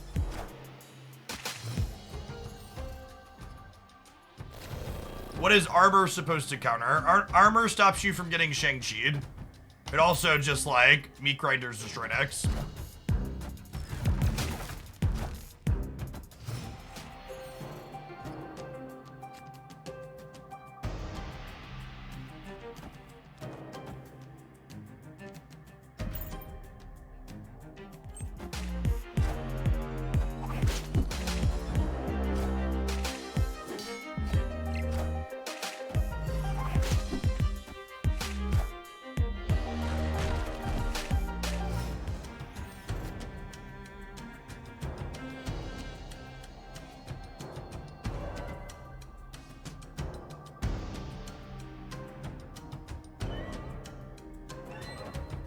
Zaboom!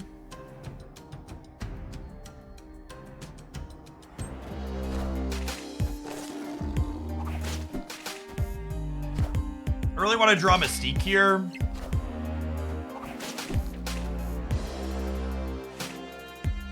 We can go Rock Slide into Hawk Mystique. Shang's not terrible.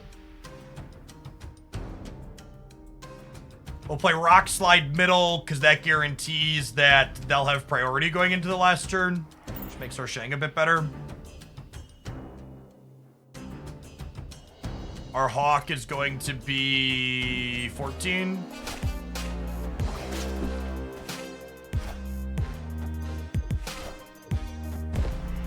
It's unlucky.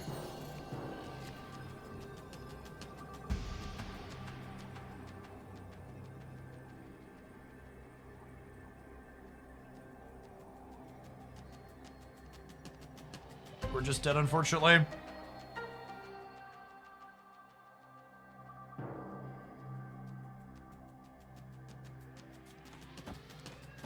Yeah, I expect some amount of the cards in this deck we're currently playing against to have smaller numbers when the OTA happens on Thursday.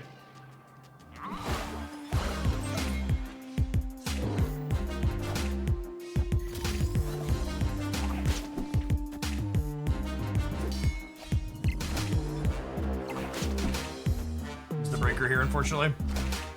We'd have won if we'd drawn Mystique. Played that really well. This is at least a top deck that has a lot of thought that goes into it. And you know what's gonna change? I'll just take some of the cards and like shave a number off of them. Maybe Craven goes to like a 2-3 with +1. Silk could go to a 2-4. Legion could go to a 5-7. There's a bunch of cards in there they could just subtract 1 from.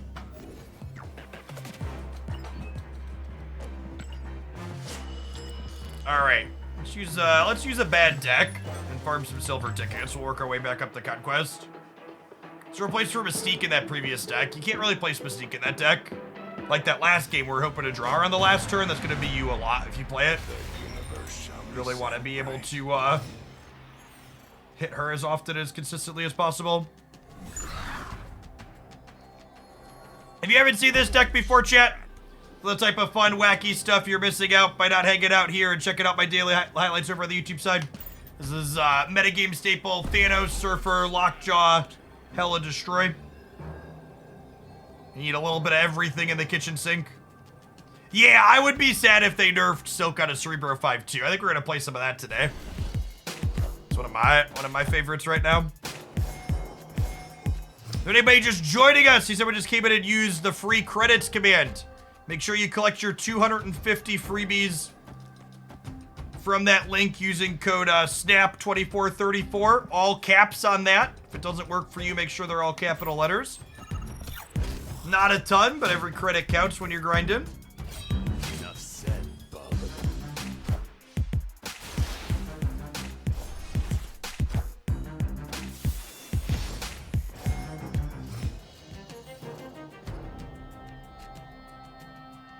Silk -1 the week after she's in Spotlights would be brutal.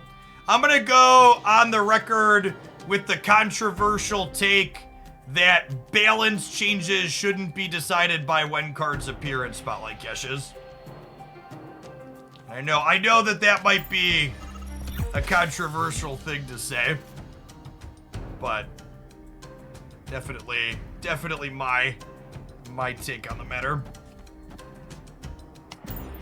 Card balance should be decided by what's best to make the game have a variety of strategies be competitive.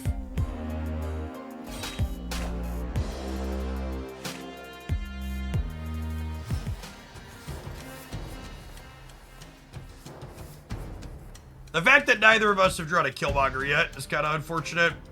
We'll Gambit here, and we'll Power Stone face up in the hopes. Oh, I guess these are gonna fill here, huh? As awkward. Hopefully they just Killmonger us this turn. Please Killmonger me, daddy. Rip. Oh, they're a discard deck.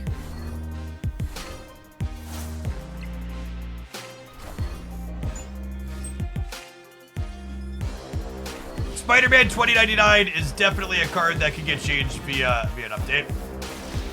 He's definitely on the long candidates list that could stand above.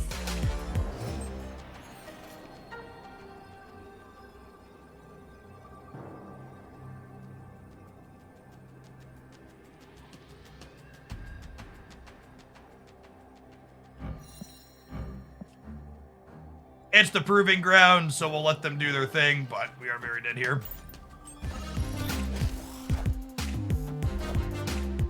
Yeah, I honestly, I hope they don't just change 2099 numbers. I hope they change it mechanically to let him blow up more than one card a turn. I think would be my preferred change.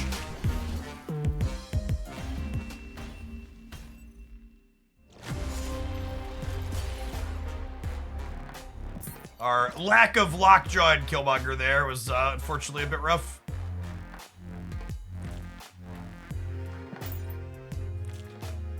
Angela to +1. I really hope they don't touch Angela. I think they're smarter than that.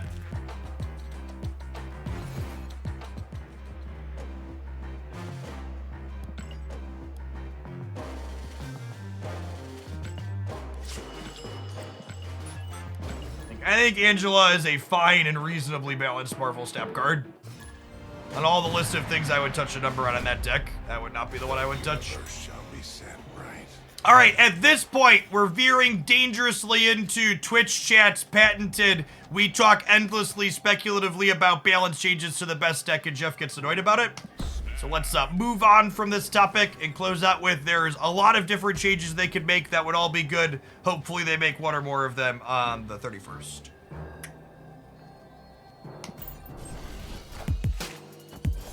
Almost there for the first drop. Awesome, Handler. Make sure once you have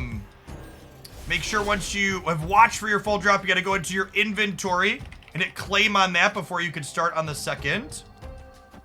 Find that link there. The next set of over-the-air card updates, meaning they will do +1s or -1s typically to costs and or power, will be on August 31st. And then we'll have a full formal patch on September 5th.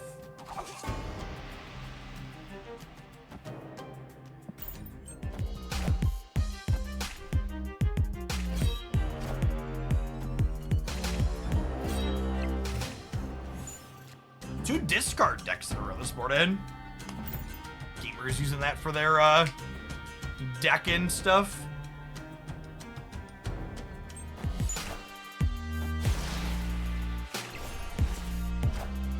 Did Count Dumpula get enough content for a highlight? It did, yes.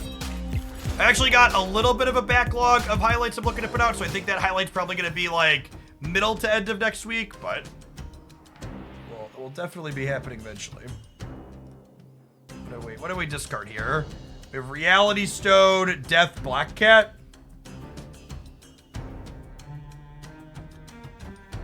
Sure.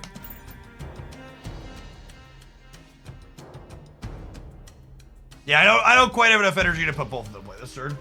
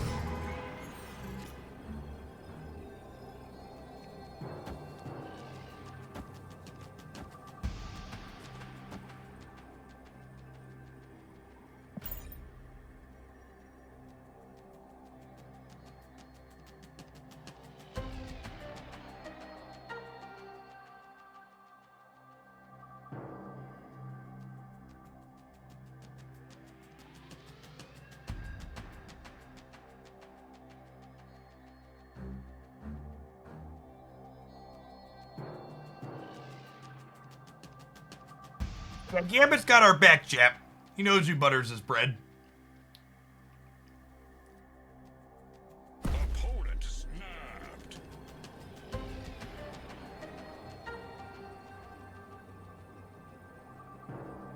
All right, proving grounds, gamer. Prove to me how good you are. Very serious Marvel snapping.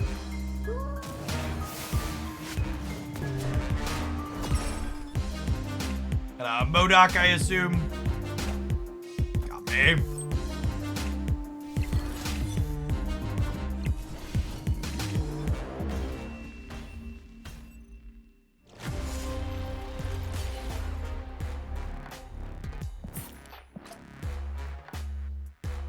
Yes, I am planning to stream for a while tomorrow as well. And yes, because of the drops.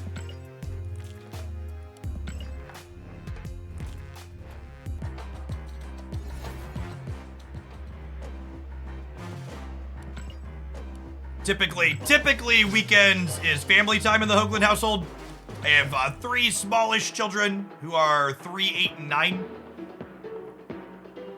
But when I got caught when the drops were coming to snap finally, my wife and I talked about it, and she's essentially been a single parent this week. God bless her. She's camping with our 9-year-old, and the 8 and 3-year-old are playing at a friend's house this afternoon.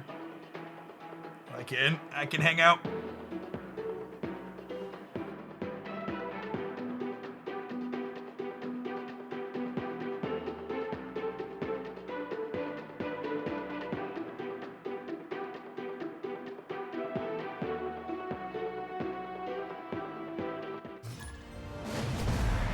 Destiny will arrive.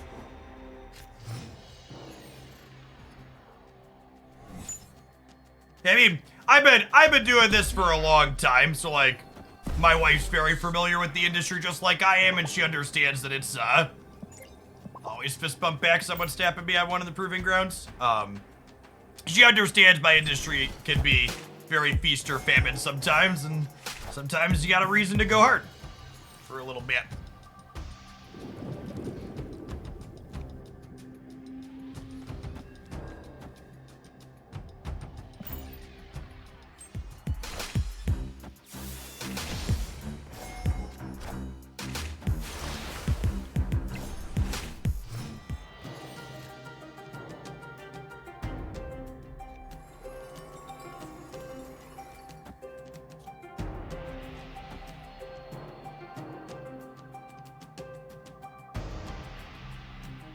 When I say single parent, chat, I don't mean she was basically a single parent to just our 3 kids. She also would typically bring me food during my longer streams. But don't worry, because I'm home alone today, I've assembled snacks at my desk. I have bottles of iced tea, chocolate chip cookies, and Chex Mix. Really just the meal of a champion here and ready to go.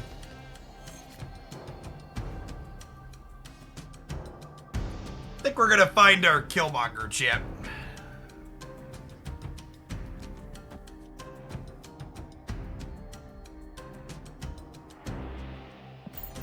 They're gonna kill their Deadpool this turn, so my Gambit will kill whatever Carnage or Venom is left over.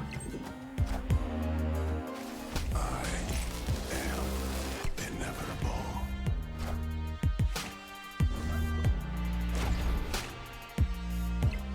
Oh, we have priority. Whatever. This was gonna happen anyways, and now their Carnage is too smaller. It's fine.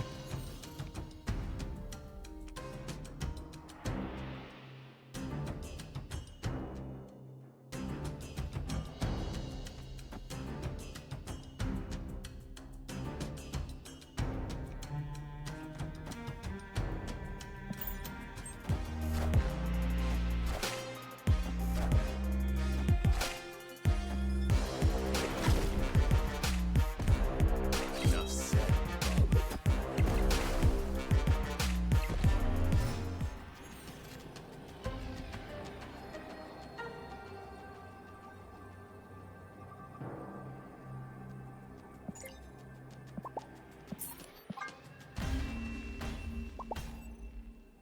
Escaped.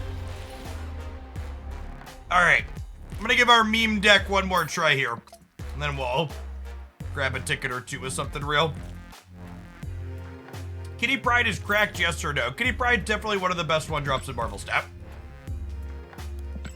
Very, very good Marvel Snap card.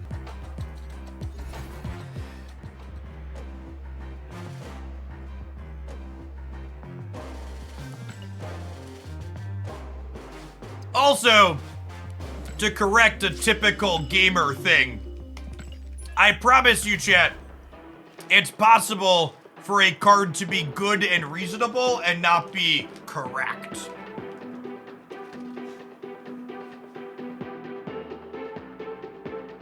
Gamers have never implied something was simply playable in their lives.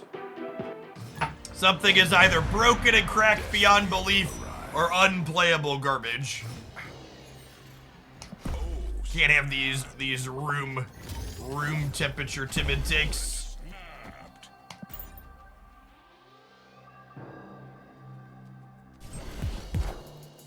Kitty Pryde used to be cracked. She was definitely better before. Agreed. They like pulled her closer to average, right? Like new Kitty Pryde has a lower ceiling but a higher floor, which is nice.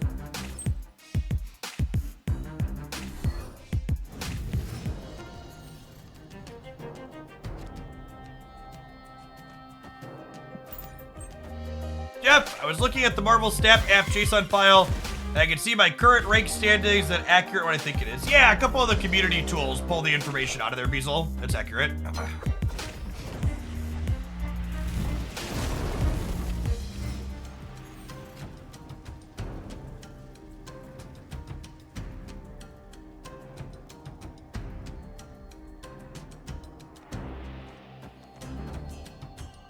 Oh, Gambit and then Time Stone. We don't risk discarding a Hela.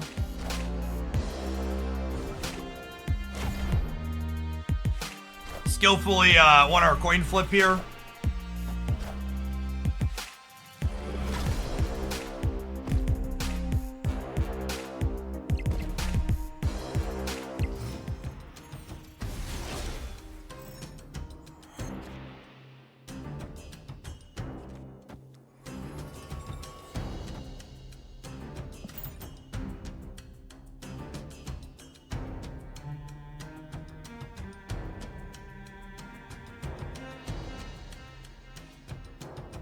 Kitty's still so good, I forgot she used to get +2. Yeah.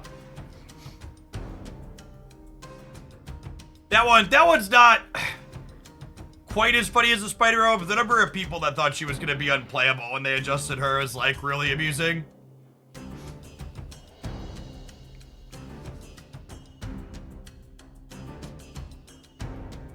Kitty's another card you could have tried in that Cerebro 4 deck. Listen, chat, I'm trying to forget about the Cerebro 4 deck.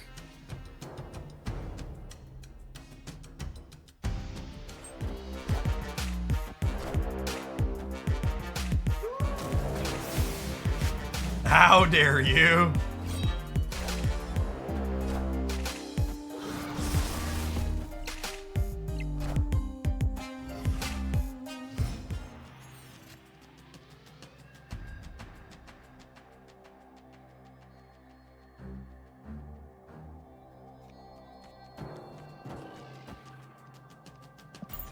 Our turn here, but I want to be able to play a 6-drop if we peel it off the top.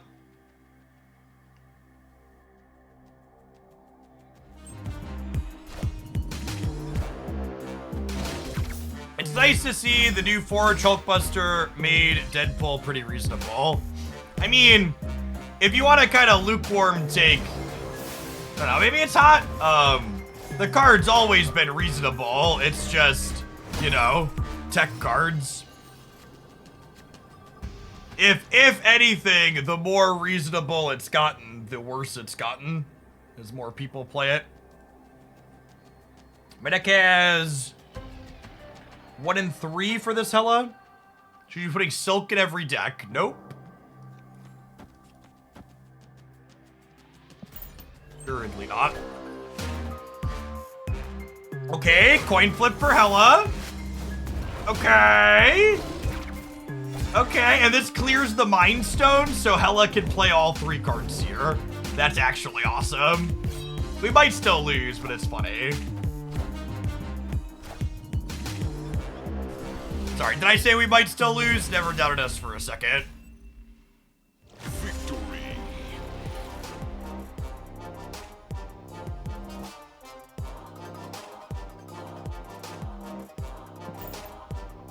You ever feel like you need some time off from, like, your mental while you're playing Marvel Snap? You just want to let, like, RNGesus take the wheel and drive the bus? This is definitely the deck to allow you to do that.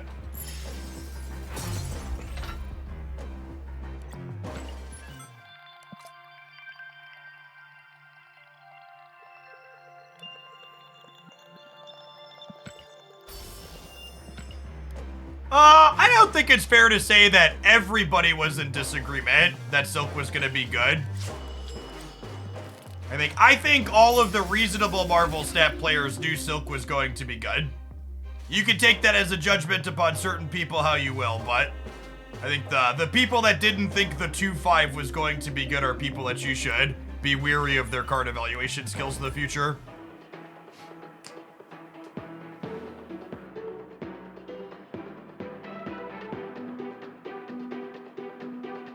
All right, Chad, this is very important. A lot of people ask me about, like, weight loss updates and stuff since I started using the exercise chair while I stream. It's very important that you understand. I didn't get the exercise chair to lose weight. I got the exercise chair because I just finished eating 3 chocolate chip cookies, and I would like to continue to be able to do that whilst maintaining my current figure. Alright, what turn do I have to play the 2 power things on the island in order for them to get the bonus? We need 3 buffs, so it would be turn 4. I also suppose, though, with Silk Bouncer on, I probably can't maintain that. Yeah, okay. I think I'm gonna go, like, Lizard into, like, Zabu Maw here.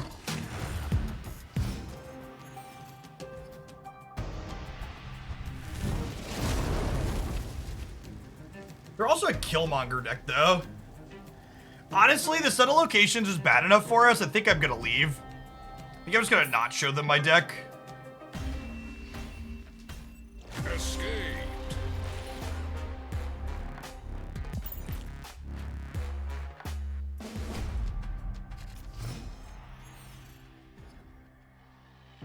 Because the Ebony Maw plan does not work out there. Ever, because they have a Killmonger deck.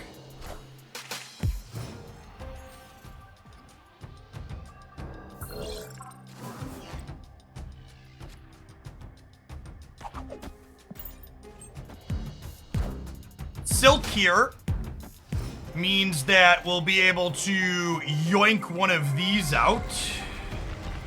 I probably don't want to yoink them into here, though. Snap before we screw with them here. This is probably fine.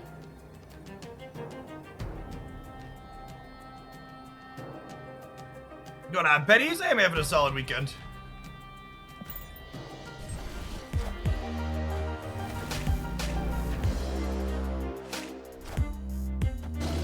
Ah, rip. Well played, gamer. And Silk gave him a rock. Brutal.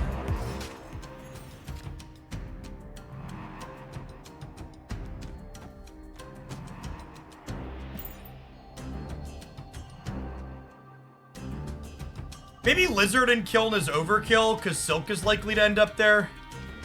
Yeah, I'm probably supposed to Lizard somewhere else. Mistake here.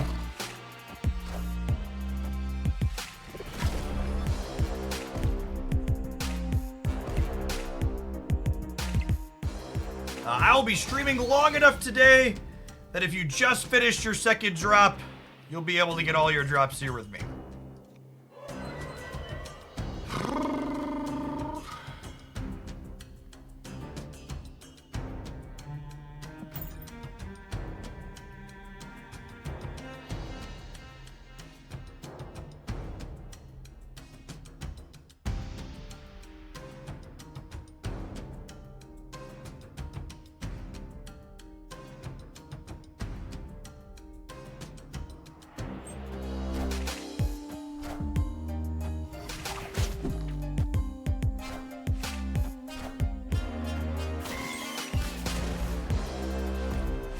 Any sources for deck lists in the meta? Yeah, you could always come into my chat and type !best and get a overview on my opinion of the best decks in Marvel Snap currently.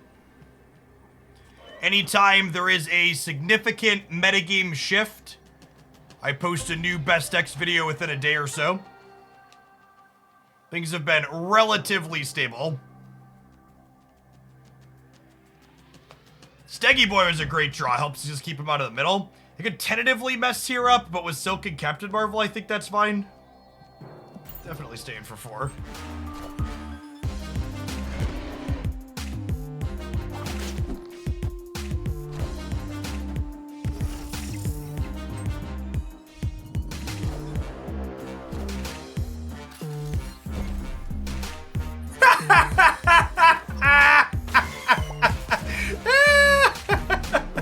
Oh, Steggy Boy, oh, Steggy Boy, the cards, they are a-moving. He's so much fun, chat. He's so much fun. Look at him. Look at him.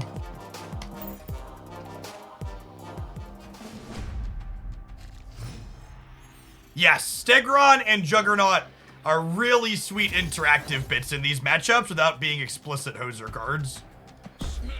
I'm gonna snap Wakanda on one. Obviously not a guarantee, but this puts it in our favor, and I want to get them committed for another cube here. Victory. If you want to hear 2 complimentary pieces of advice, chat, that new players need to work on to get better at Marvel Snap, most people don't snap on one often enough. And then as a corollary, there are a lot of people who don't retreat when snapped on one often enough.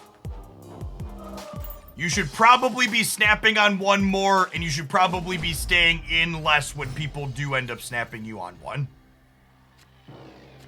One of the big things that you need to do to get better at climbing up or winning conquest or whatever your goals are in Marvel Snap when it comes to winning more is you need to understand that using the snap function isn't a I'm about to win the game button. The snap button in Marvel Snap is a I think I have pot odds here.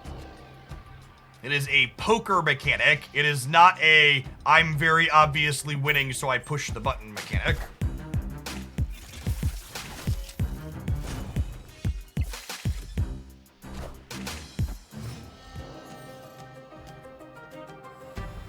You're saying if they snap you on one, it's very likely right to snap back. No, usually not. Like here, we're probably dead here. Elysium is much better for their deck than it is for ours. Especially in a game where we have Zabu.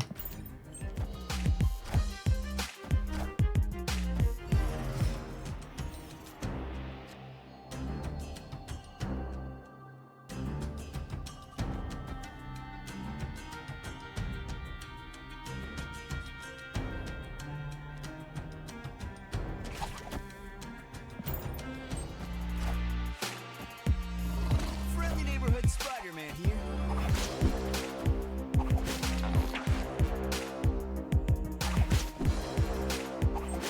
Uh-oh. I forgot that was gonna happen. Show your math. Show your math on what? What do you want to see math for?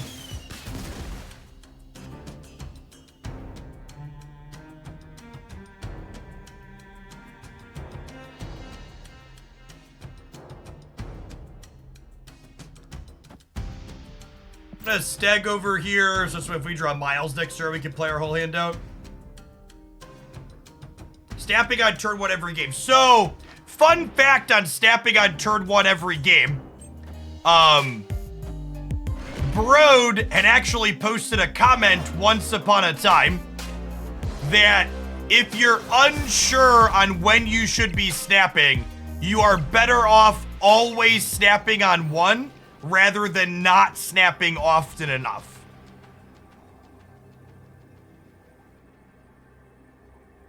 We did help them. Yeah, I was expecting them to play here, not play out into here again.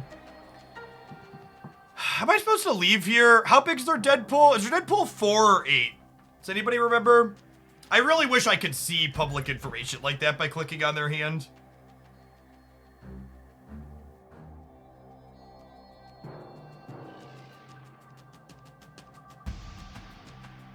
And been on YouTube for a while, finally re-downloaded Twitch to watch live. Hope your day's going good. Fan since the Magic Arena Historic Tournament. What's going on, Large Midget? Good to have you back.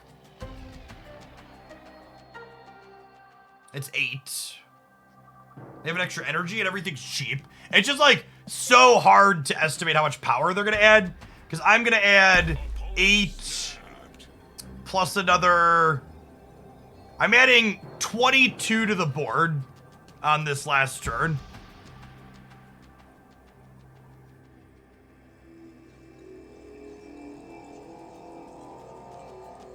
I have Captain Marvel too. That's a silver conquest, who cares?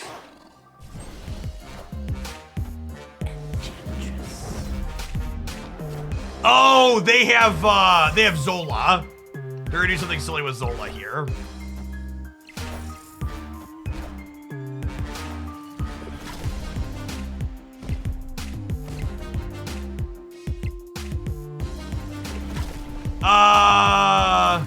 We have that covered, question mark? Yeah, Captain Marvel jumps right, we go to 16. Okay. We could have lost if the X-23 jumped. We're good. If the X-23 was 33% to win the game. Victory. I love this deck, but I ended up taking out Lizard for Shang-Chi for higher level conquest runs because of a touch matchup into She-Dot and Red Skull. One, Red Skull is not very popular.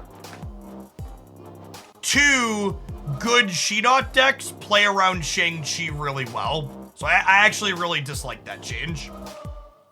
You'll probably beat bad players with it, but like as someone who's played against that She-Dot deck a lot recently, Shang-Chi is exceptionally mediocre into even average She-Dot players.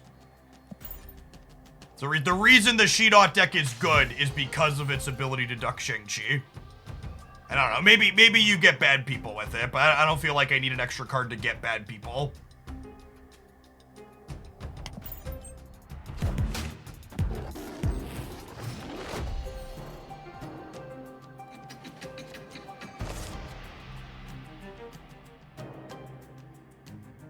Is it often at your MMR? Well, per the stats on Untapped, for every filter, the Red Skull deck is not popular.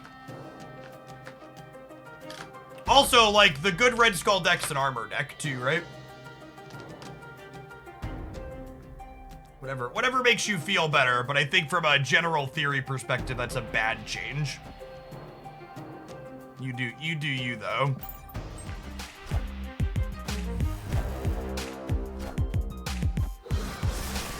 You know what? Maybe I should have... This is a small mistake on my part because I'm talking and clicking, but I should have played Tempo Enchantress instead of Tempo Polaris there, because Polaris has a meaningful disruptive effect in this matchup, and Enchantress does not.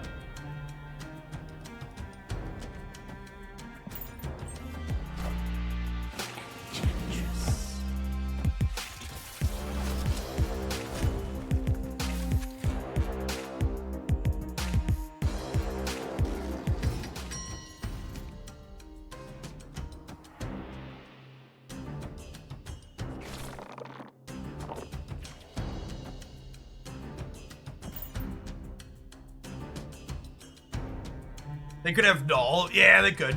You're correct. Artem Zola makes Null more likely. I almost Spider-Man's here to move their Carnage. Might have been right. Matter.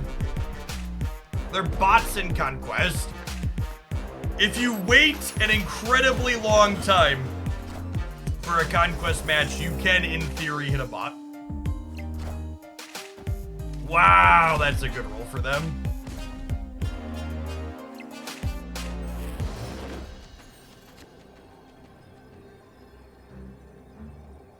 I'm unsure how matchmaking works in Conquest. I assumed it was similar to rank and you are matching to people of similar skill to you. That is not true. Having skill-based matchmaking in a tournament format would be very bad, in my opinion, and they don't do that. So there is a small amount of collection level based matchmaking in, sorry. What I'm about to say has come directly from Second Dinner, and it is all first-hand information from them that you're getting second-hand from me now. Proving Grounds has collection level based matchmaking similar to the latter. Silver has less. Gold has very little, and Infinite has none. There's no MMR based matchmaking inside of these things. Was the last update we had from Second Dinner is that was how it worked.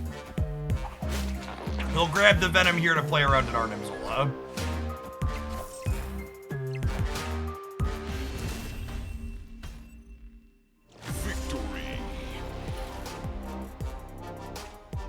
Push it untapped, allowed a layout like this. It looks really cool. The untapped people are aware that their current overlay does not work with the PC client. Making software changes is not instantaneous. They need to take the time to update their stuff. It's coming, chat. In the meantime, I would recommend popping your untapped windows out in the settings. You can make it so they float instead of... So like my untapped looks the same as yours. only it floats like this, and then I window capture it, and I shove that window capture into this cut up in the way that I want it to be cut up.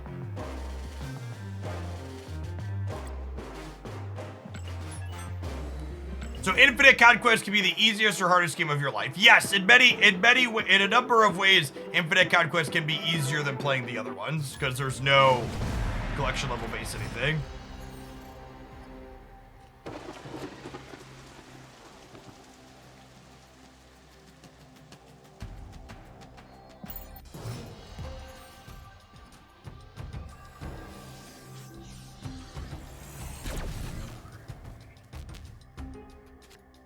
Our deck's not amazing at filling the raft, but it's not terrible either. They're snapping. I assume the snap means they're good at filling the raft, which maybe means I'm supposed to leave. I could, like, Spooderman here and hope it flips into here. And then we, like, have 2 things next turn into 1 the next turn. Yeah, Thanos deck. They're not a Thanos deck. They could be, like, the Brood deck, though.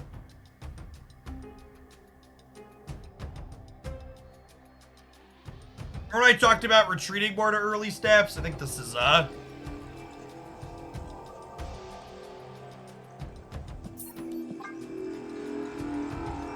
is, bounce.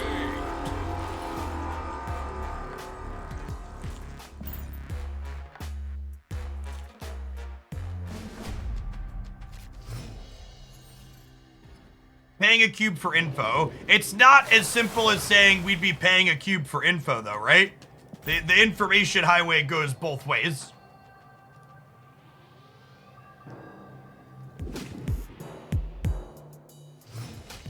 Hey, Fooey Cooey, thanks for the brand new tier 1.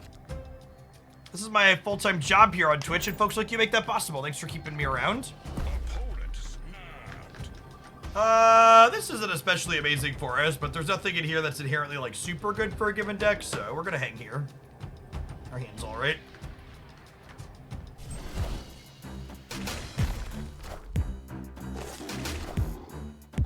Punish for Zabuing the left.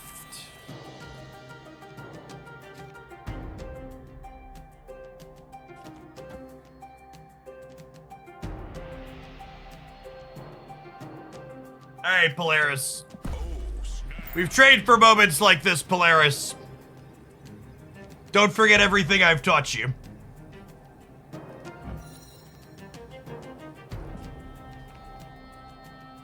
"50% of the time it works every time." For your Polaris, this is a 50%er. For my Polaris, she's a trained professional, chat. She hits these all day, every day.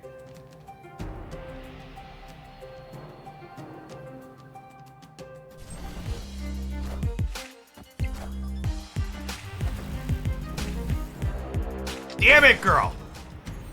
We've talked about this.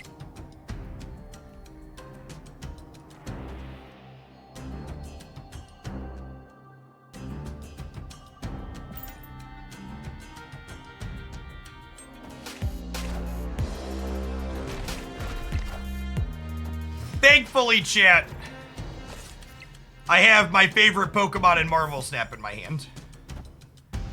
So we're doing okay. I don't think I want to trade Spider-Man for their Zabu. So I think it's just Spider-Man here and then Cerebro Enchantress on the final turn, right?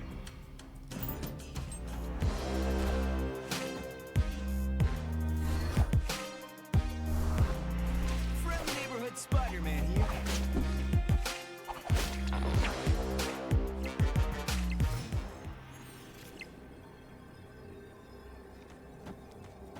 Speaking of Brood, the deck that won Twitch Rivals, how do you feel about it?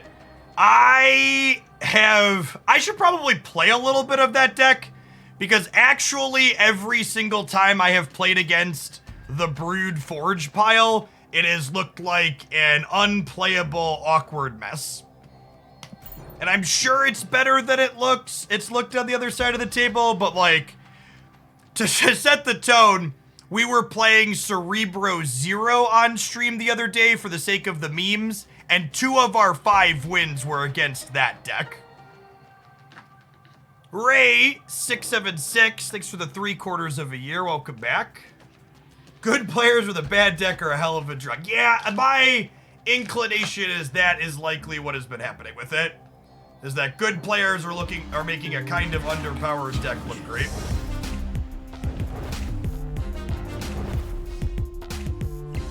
All right, so we win the left, and then we're hoping that Captain Marvel covers us either center or right here. Higher, further, faster, baby. Almost a casserole if it wasn't for their captain. Solid 8-cuber. Victory.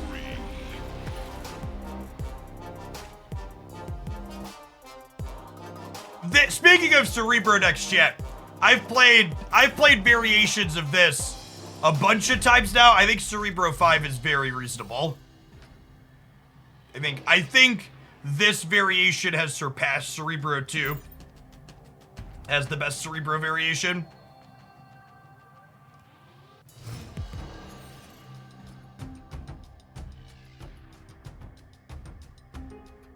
All right, Medusa, a free trip to New York.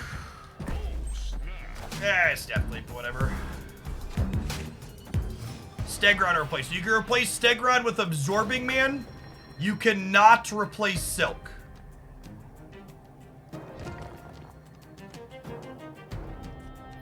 Silk is not optional.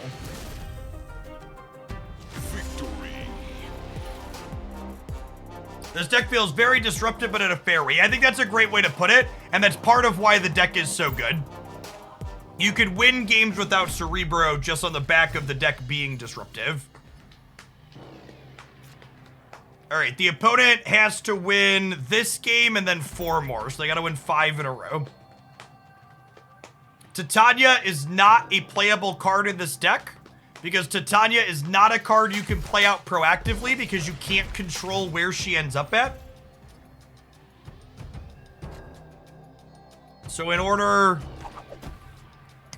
for Titania to be something that you can do, you need to not have priority. You need to play her on turn 6, which is asking a lot. This deck, typically speaking, wants to be playing 2. Generally speaking, this deck wants to play 2 cards on turn 6 that are like a 3 and a 4 or 2 4s on the back of Zabu. So this is kind of interesting. They have to lose this lane or play another thing here. And if they play another thing here, it moves the Silk to help contest somewhere else.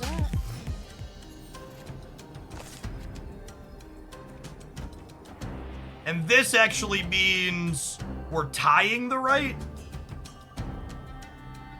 Which does mean we lose to Dark Hawk, but I don't have a better play here, right?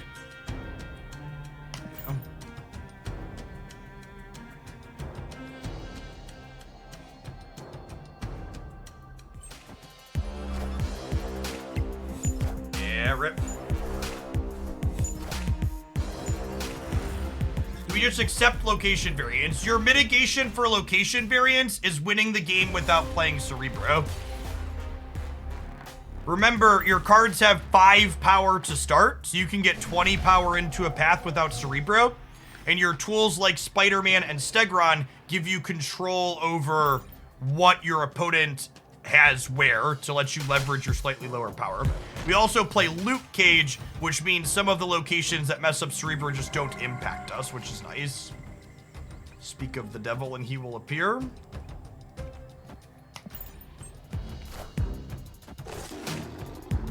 If you want to not have priority this turn, I guess I just play Carol here. And that's fine. Ooh, well done. Well.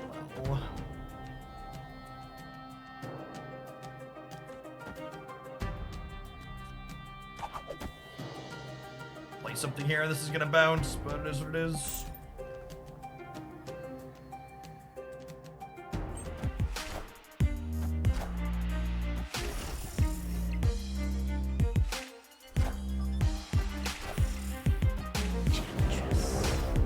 they played the Enchantress. I almost said we could get punished for playing the Cerebro proactively because they're an Enchantress deck. But, they played the Enchantress to attack the Zabu, so that's great.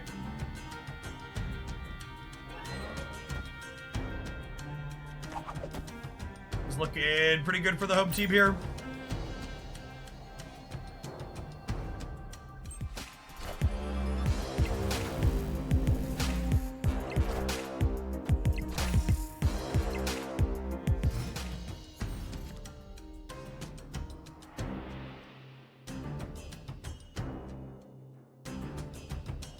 I think I need to Enchantress here. And I can't Enchantress here, so we'll go mid.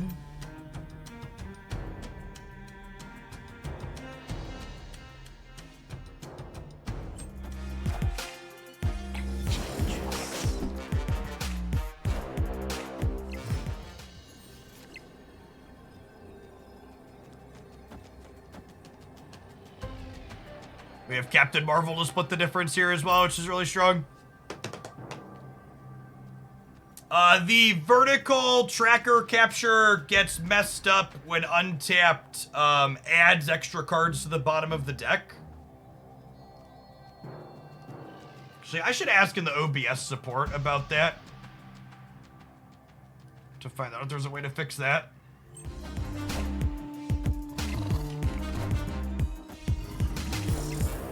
Higher, It is further, faster, annoying. baby.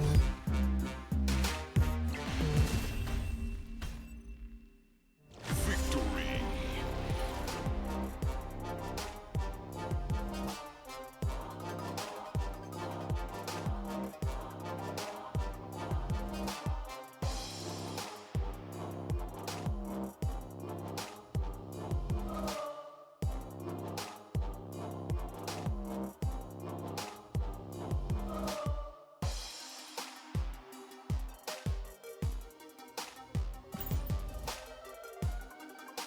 Looking forward to the most in September. I think Mobius is going to be a new format staple. If you want a full in-depth breakdown of all of my thoughts of the September cards that went up on Thursday, I think Mobius is probably going to see play a lot of places. All right, let's see if Cerebro 5 can run us all the way down to the Infinite Conquest ticket here. Got us the gold. We'll dance with the one that brought us. What are your thoughts on Galactus Alloeth? I think the people talking about Galactus Alloeth are kind of silly because I really don't envision Galactus Alloeth being that much better than Galactus Null. The problem with Galactus isn't winning once you Galactus. The problem with Galactus is winning with getting the Galactus to trigger to begin with. So I don't know that card's really solving a problem that archetype has.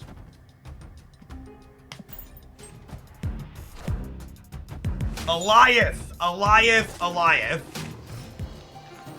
is as close as I'm gonna get. You can tell me that that's wrong, and you're probably right, and I no longer have fucks to give. I'm gonna snap here. I have Spider-Man into Spider-Man Miles. We're just gonna like fill the board with 5-power things here. How many spotlight caches do you get per week? A free-to-play Marvel stat player acquires approximately 4.5 spotlight caches per month.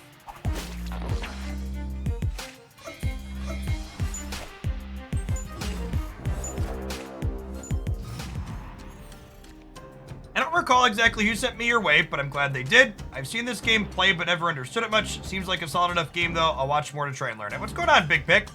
If you're in the market for playing a card game, the number one way to pick up Snap is to just play it yourself. The onboarding experience is really good. But as far as, like, quality of the gameplay goes, I genuinely think Marvel Snap is the best new card game to be released in the last decade or more. It's so good.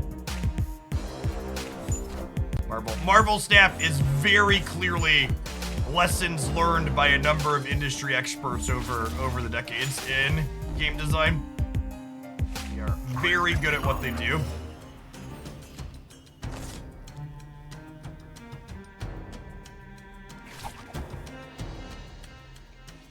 All right, I think it's... Actually, let's just not commit to here at all. And then these move so Miles stays 1. So I could go Miles 2-drop, 3-drop next turn. Ideally, we spike the Cerebro off the top. Friendly neighborhood Spider-Man here.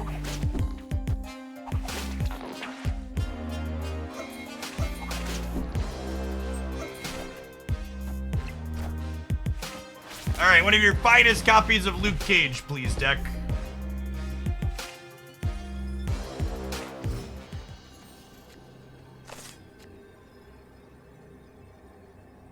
I'm not sure which one we're in exactly, but we are certainly in a Spider-Verse here.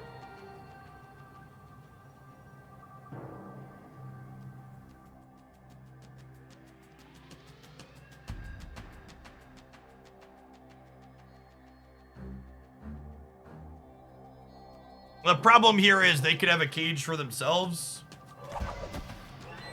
If I'm staying, I'm doing this.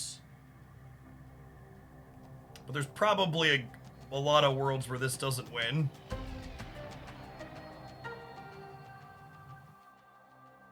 I think I'm supposed to leave, and this is a good thing to understand for Conquest. In matchups that are bad for you, you should take more risks and gamble more cubes. In matchups that are good for you, you should play more conservatively and not take risks.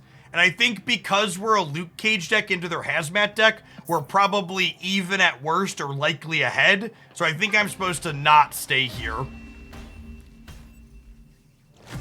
Because of the fact that we're a Luke Cage deck.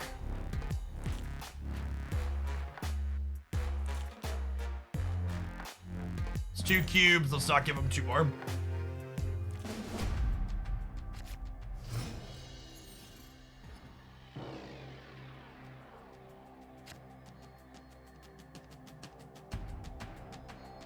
Let me in and I gift 5 subs immediately. Deal. I would have unbanned you for free, but I will call on the $25 tip.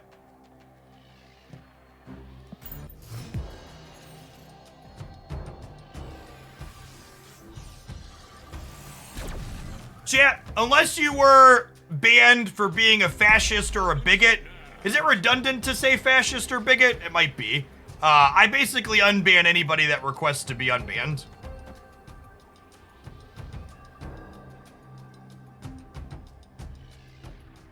Just for point of reference.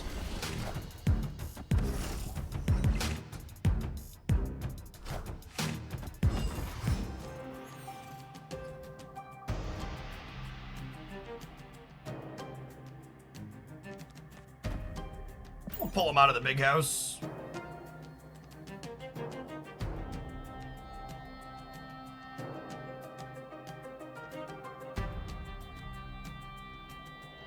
You still get S4 cards for regular collection level caches. You could not. All S4 and 5 cards are in Spotlight Reserves now.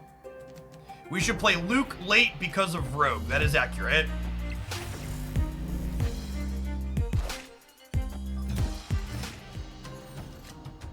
Although, and this is the flip side, waiting to play Luke means that their Abomination is better.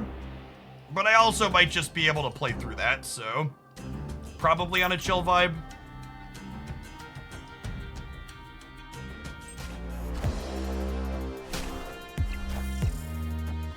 Stuff is Shang-Chi-able now. That's true, but their archetype doesn't typically play Shang-Chi. Obviously not a guarantee, but usually they're not a Shang-Chi deck. We go Spider-Man into Silk here. And then we have Captain Marvel, Luke Cage next turn.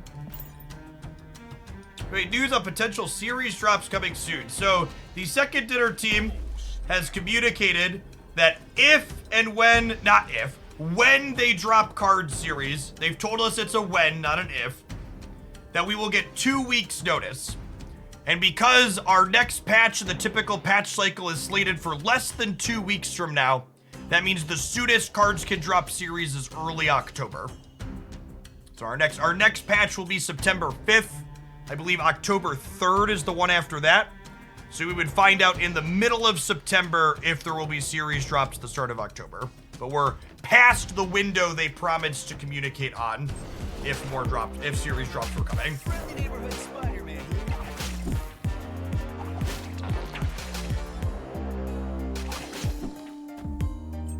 It's clobbering time.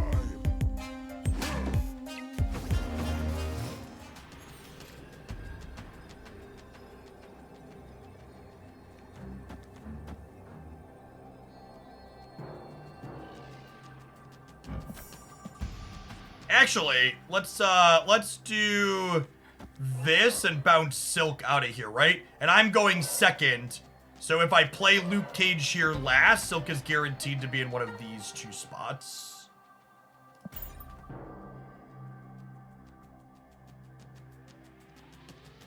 think I'm pretty happy to play for 8 here. Let me see if that works out in my favor or not.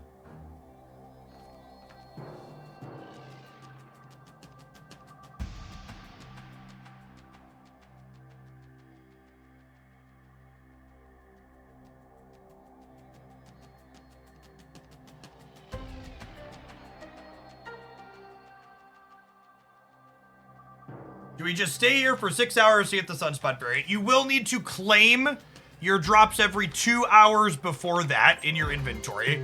So watch for 2 hours, claim, watch for 2 hours, claim. Well, they just didn't play for mid. That's interesting. Okay, we lose the Cerebro buff. Does Luke Cage get us through?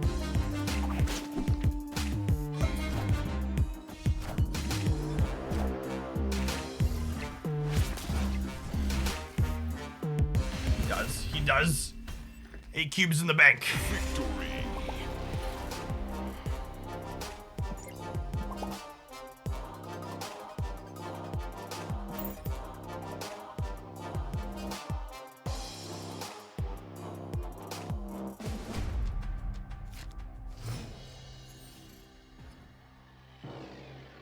There were a total of 4 drops between Gamescom and regular streams. Was there anything else to be had? Nope, just those 4.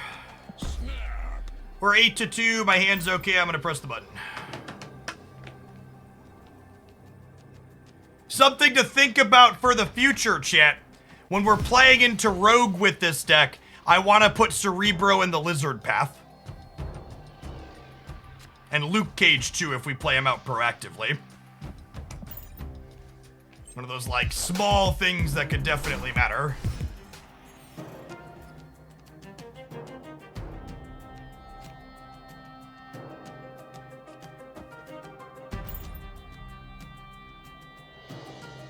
The strategy is real. It almost feels like chess with cards, constant variables that you have to figure out. Yes. Marvel, you'll, despite random complaints on different gaming forums, Marvel Snap is genuinely one of the lowest variance card games I've ever played. It has an incredibly high skill cap. The 12 card decks where you see 75% of your deck in a given game makes you hyper consistent. What's Stegron doing this deck? Stegron is an important disruptive card.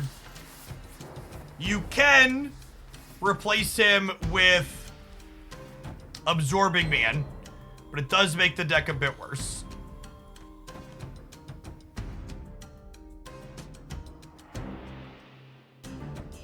Don't think I want to put Luke Cage out proactively. I think I want them to have to guess with the Rogue. Oh, Zabu right for more Rogue insulation. Yeah, that's a good thought. Yeah, I like that line. I messed it up. I'm locked in. This is where I would put my undo all action buttons if I had one.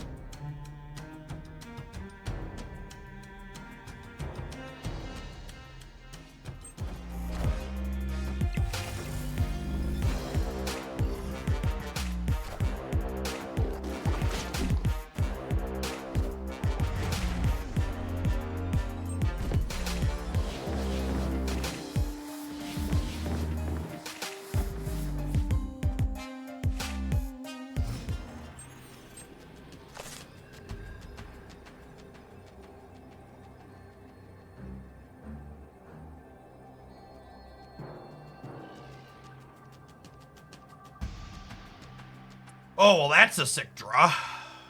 We have priority here, so they are a coin flip into getting him.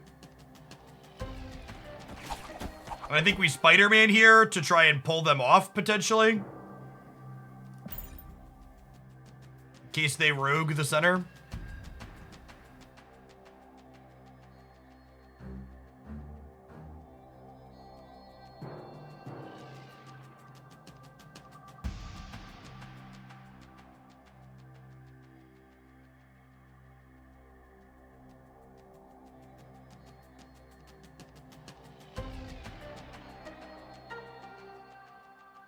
What if they ignore mid? And they ignore mid. I'm gonna potentially, Spider-Man goes left. And then I'm gonna have, what, 14, 16 here? So I'm winning here. I'm gonna have a bunch of stats here.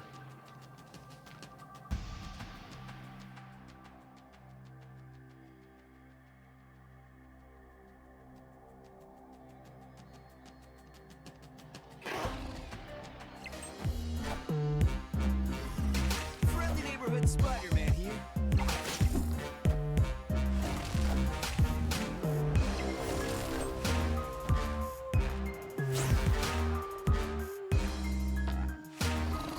There's that insulation we talked about, chat. That insulation we talked about. Nailed it. Victory. Got him. I definitely should have put the Zabu here as well. That was a heads up suggestion. So it would have been, they would have been 2/3 submiss instead of half, but yeah, solid match for us. All right, chat, I need to run to the restroom really quick. You'll still get your drops while I'm away. Don't go anywhere. We're gonna be streaming many hours of Marvel Snap today. But a 60-second ad roll since I'm stepping away anyways. BRB.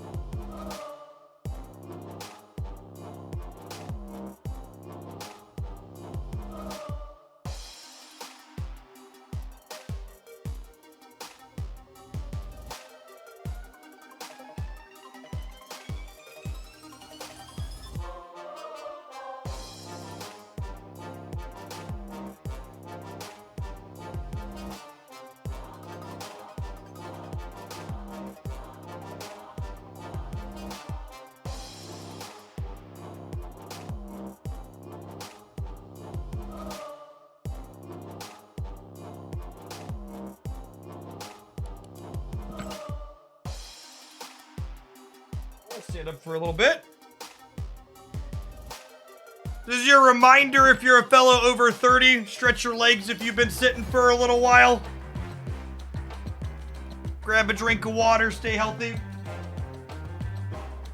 If you're someone like myself who works long hours at the computer, and you don't currently have a standing desk, would 10 out of 10 recommend checking out our sponsor, Flexispot. They make my own personal standing desk, which I love. It's a real game changer being able to stretch the legs and bounce around while still getting the job done. This is also a reminder I've been live for a little over 4 hours now. So if you've been watching since the start, your second drop should be ready to claim or thereabouts. Make sure you grab that from your Twitch inventory.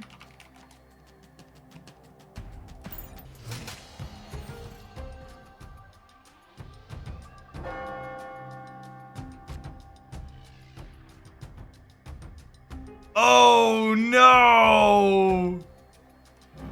Awkward.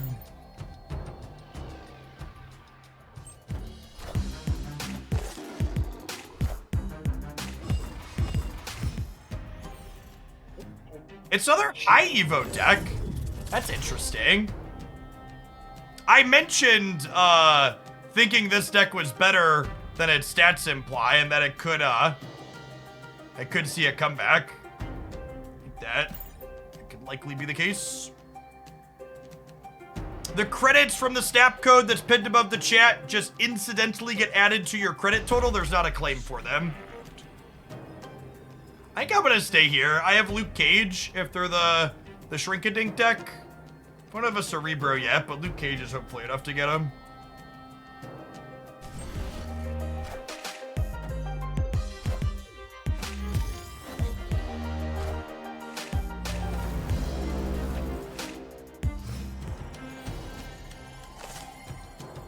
Oh gosh, and we have Steggy Boy too? I don't know that I want to play for 8 cubes yet, but this might be. This might be a play for 8 cubes game. Okay. Sedge. That makes things a touch more challenging. Stegron. Stegron is very good in this matchup, though. Yes.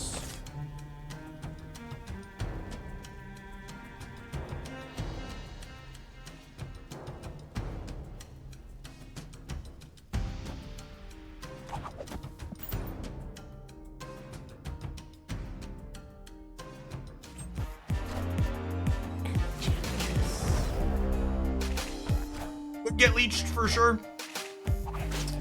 Looking at deck lists, I think leech is less likely out of the high evolutionary variations of this deck. In my experience.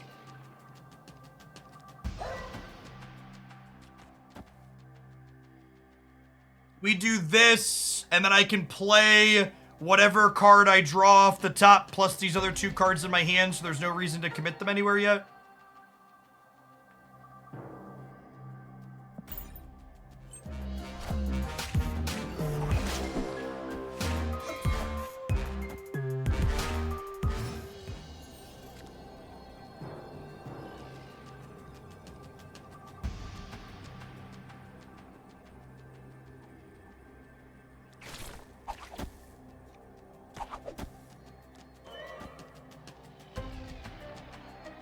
So Parker on the left pulls them into Carbartage.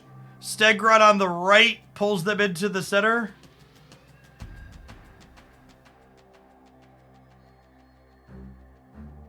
I think there's enough permutations of this that go well for us that I stay. It's definitely not a sure thing by any means, though.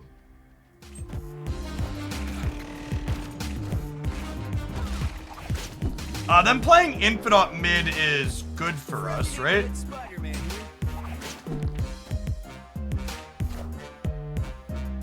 I need whatever we hit to go mid. Higher, further, faster, baby. That's what he said. We lost. We actually lost back-to-back 50%ers to lose this game, right? If Silk went left, we could have been okay. And if She-Hulk, we actually, wow, we lost a ton of them, right? Because if we hit any of these 3 cards and they went left, we win with Captain Marvel. So we had to lose this 75%er and then lose a 50%er and then also have Silk fuck up. That's a rough beat. Sometimes that's just how it goes.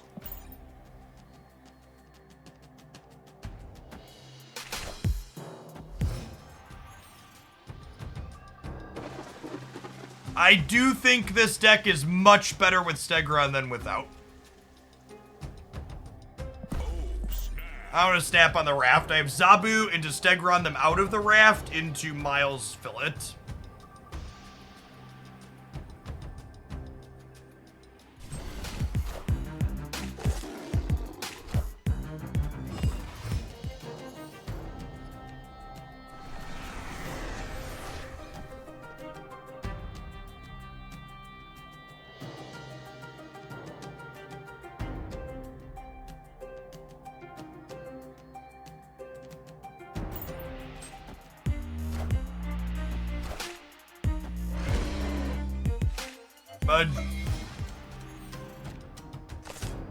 And Captain Marvel was actually the best draw in our deck because she not only lets me fill the raft, but she lets me fill the raft without overcommitting to it.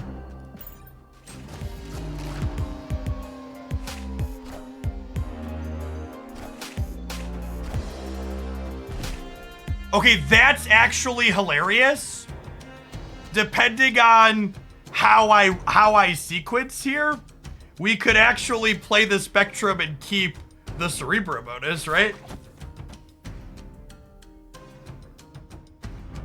I mean, we don't have Cerebros. We were like probably playing it anyways, but I just like don't play the Lizard outright, and then I can Spectrum, and if we top deck Cerebro, it's great. Friendly neighborhood Spider-Man. Okay, they are a Leech gamer.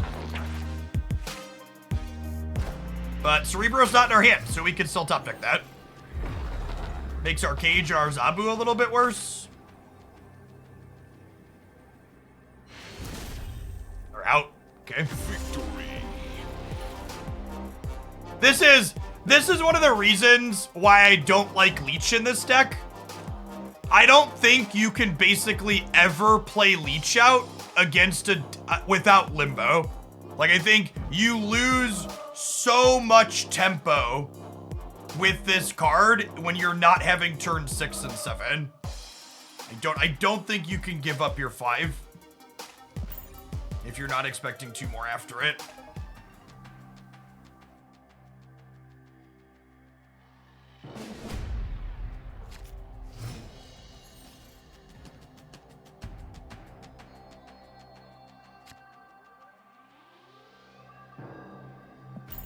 Peter Parker into Bar Sinister is quite fun. And it gives us 5 Spider-Men across the board.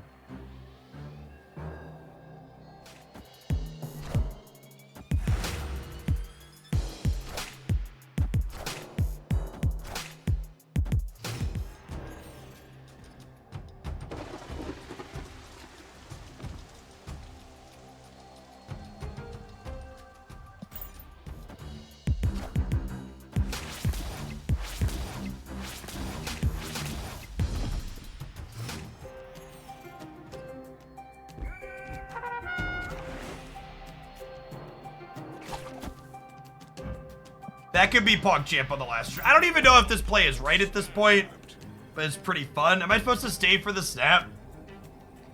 Our hand's not very good is the problem, but... Friendly neighborhood Spider-Man here. These are content cubes, chat. Friendly neighborhood Spider-Man here. Are we to win 2 coin flips in a row here?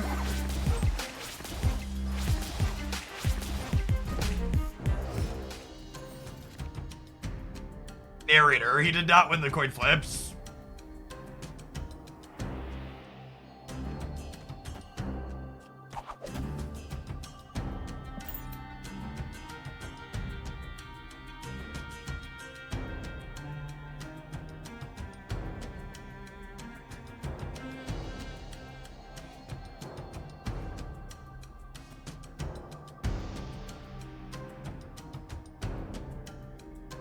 We need our namesake, chat.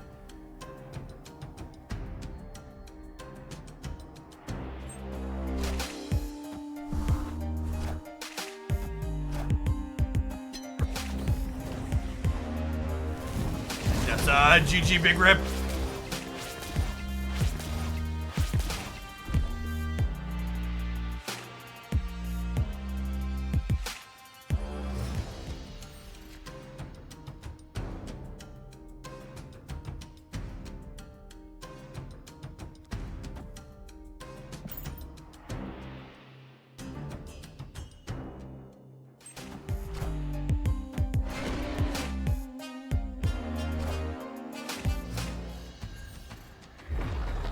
Things that could not matter less for 300.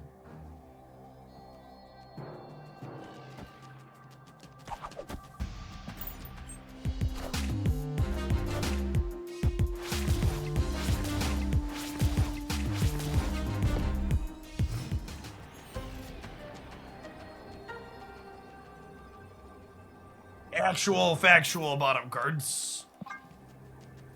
Retreating later was a mistake. They're never retreating and they're gonna take forever. Ooh, they played quickly at least. God bless. Escape.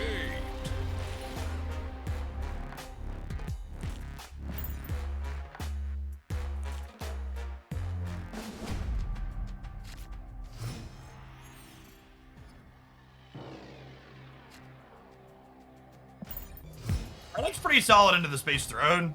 We're both Polaris and Steggy Boy.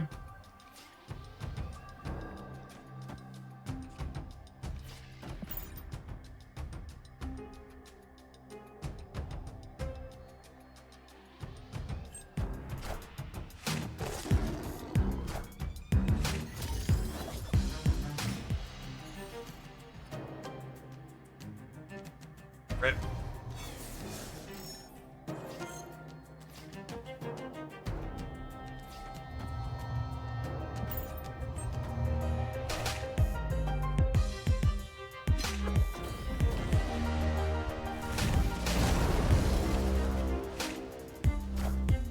Very unlucky set.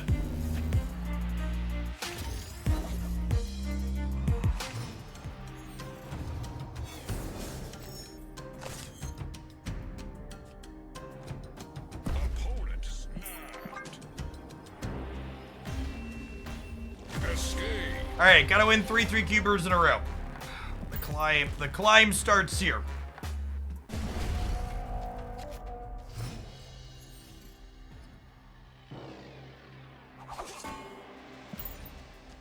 Opponent snapped.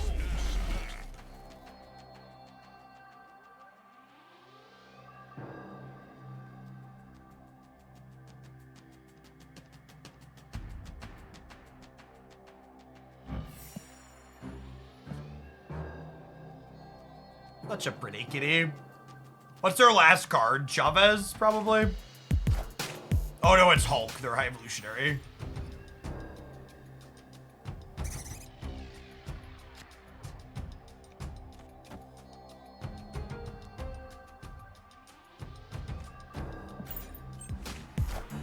Playing Zabu might actually be wrong. Just kind of clutters the board a little.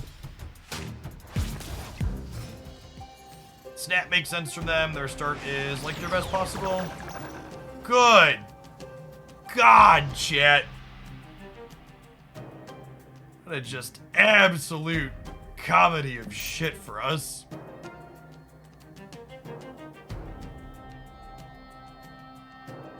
Going on 0-2. Thanks for the brand new primer.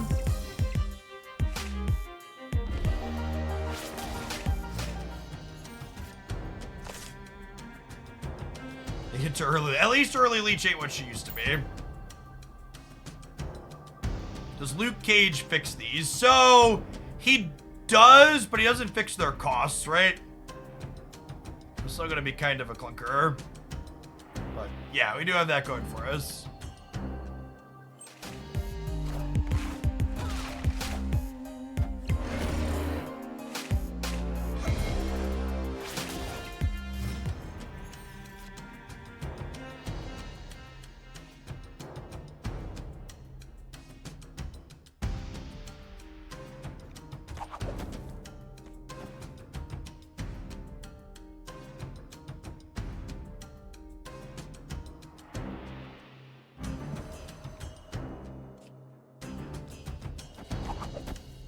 I think it's this. You guys should play Cage before they leech. Maybe? I'm all in anyways, right? It's a good take.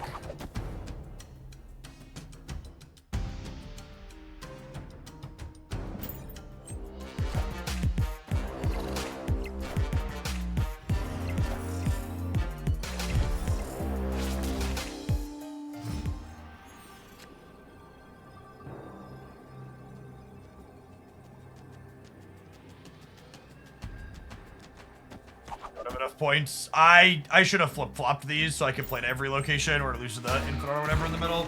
Yeah.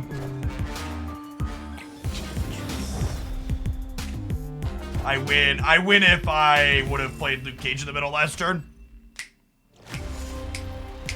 Central Park was just so bad for us. The peak didn't do us any favors either, making everything more expensive, but if I'd have flip-flopped these. I was thinking I didn't want to contest the Sunspot path, but I needed to be able to play to all three.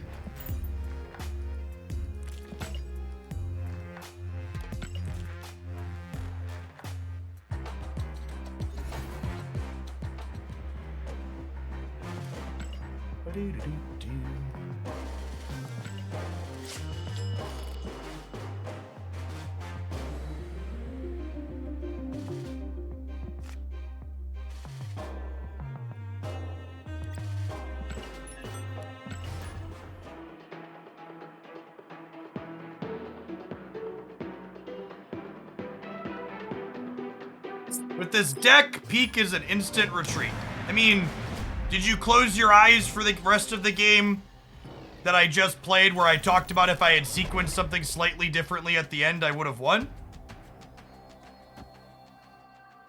Opponent snap. Oh, snap.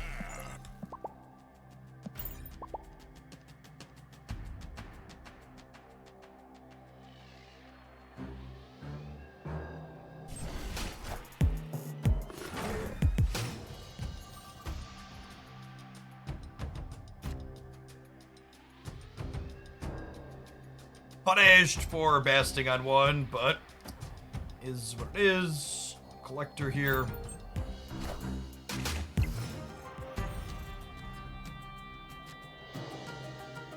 Jeff, is X23 worth getting? I think if you are someone who enjoys playing destroy decks, likely every destroy deck moving forward will be optimal to want X23. However, if you don't really care about destroy decks, no, probably not worth picking up. If you are a destroy enjoyer, worthwhile.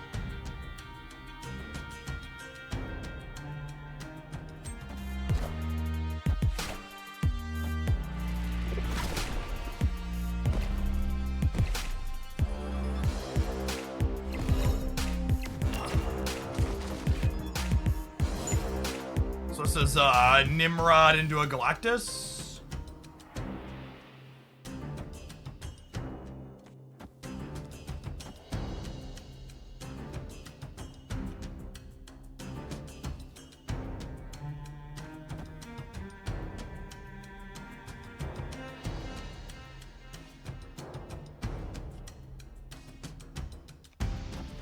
Sequence like this, so that way I can Carnage over here next turn potentially, because my next turn will be Deadpool, Carnage. I guess my next turn is just like Deadpool plus what's her name, Chavez.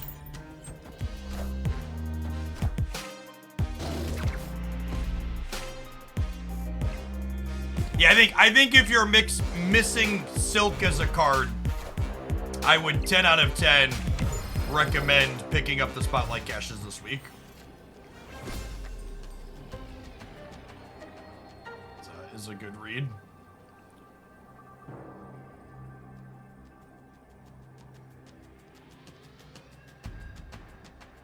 Probably dead here. X23 jumping mid was not ideal.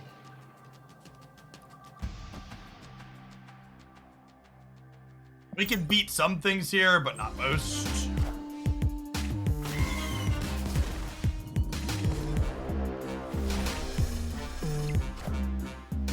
If you have Silk already and you don't love the idea of playing Destroy, I would probably skip opening this week.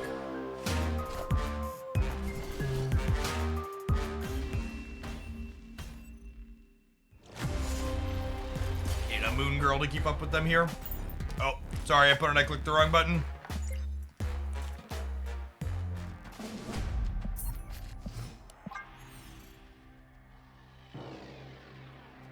Escape.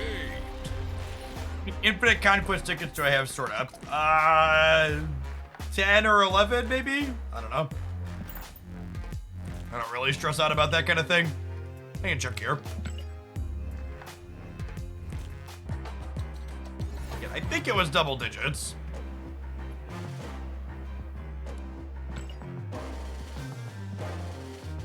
$13, look at that. been a sweaty season, chap.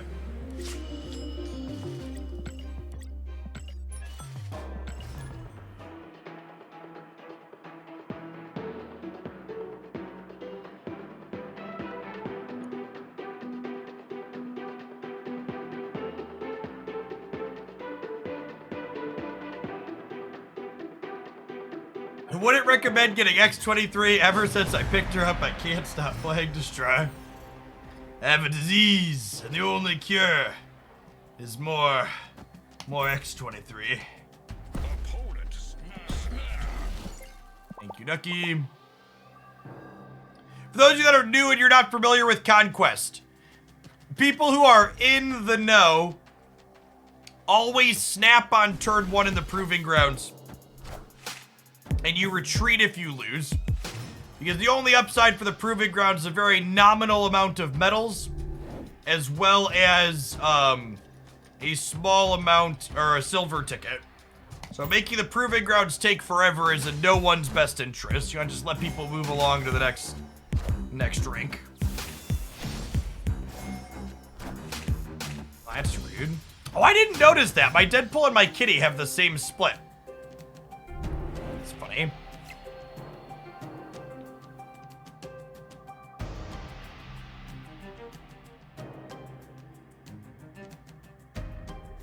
That's an awful bast. I guess I should have waited on the Deadpool.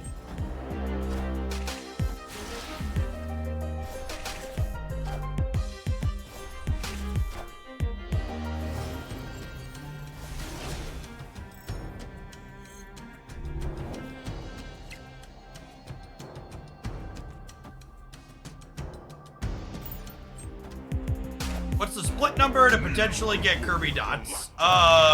6. Oh, it's not the last turn, so I can just leave without having to sit through this shit.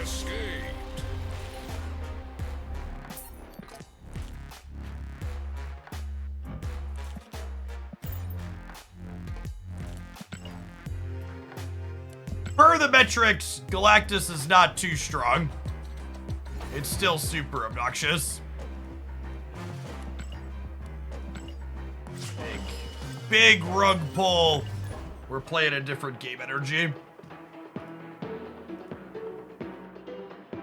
A lot of the good decks have a lot of counterplay into it, but it's super strong into a lot of B-rate decks like this one. What you use your gold on as a free-to-play player. If your goal is to complete Series 3 as quickly as possible, spending it on bundles that have good ratios of gold to credits, or buying additional missions is reasonable. If your goal is to get extra collector's tokens to get access to Series 4 and 5 card faster, buying things like Token Tuesdays is ideal. If you like pretty pieces of art, you should buy variants.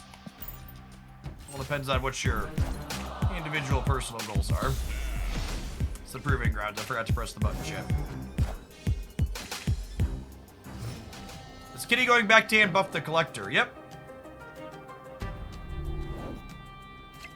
What if you want to do all of the above? Well, thankfully for you, with the most powerful card in mobile gaming, your credit card, you could utilize a near unlimited amount of gold to collect variants, get Series 3 complete faster, and purchase additional collector's tokens.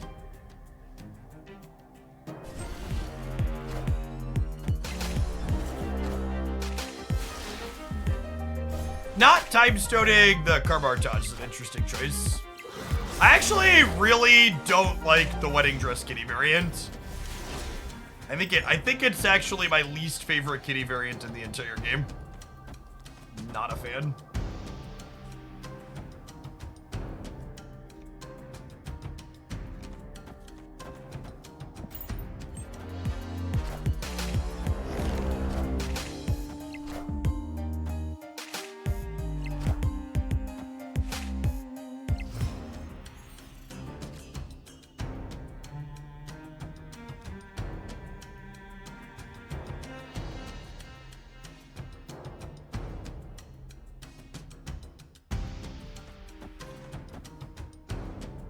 Alright, Venom's gonna have a little indigestion here, but I gotta do what we gotta do.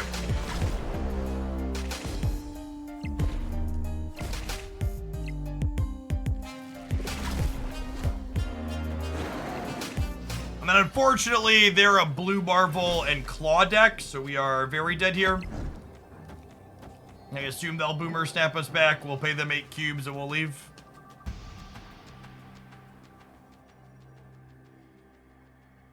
I believe all the split issues have been corrected that they had in this patch, yeah.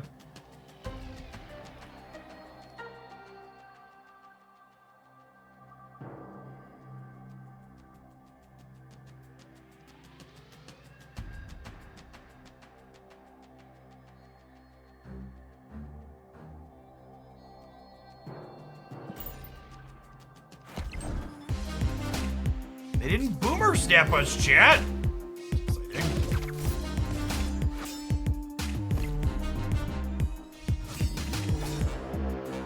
Just break her by a little bit here, huh?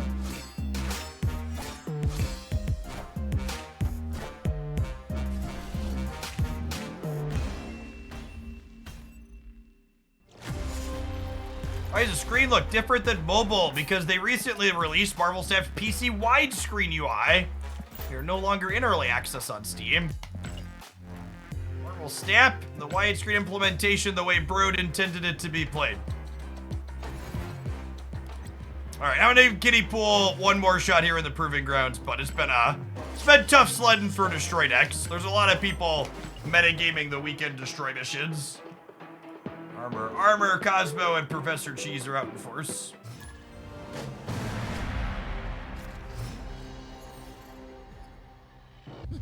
This land can never be Time for a Weird World game. Have we tried Lorcana yet? All of my local game store got 8% of their expected Lorcana allotment. So, until they release a digital version or fix their supply chain issues, I'm mostly going to pretend like that game doesn't exist.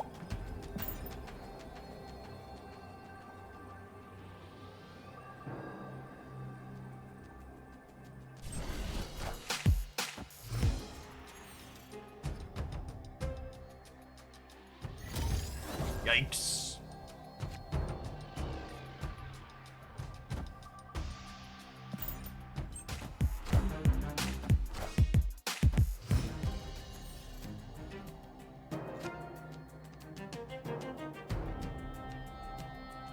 He said he'd need actual Jeff Bezos money and not just prime cuts of it to get into Lorcana, lol. I don't think I'm gambling the Ant Maze with the Wakanda here. I think we just go Bast into Forge and then Deadpool into Venom next turn. There's a digital version of Lorcana that you can play. I can link it to you in Discord. Chat, I'm gonna give you a very important lesson that Puddin' Fingers down in Florida is figuring out right now. Don't fuck with the mouse and his lawyers. I fully expect the people that make it and every single person that makes content with it to get some type of email or phone call from a mouse-themed lawyer at some point in the not-too-distant future. So don't do it.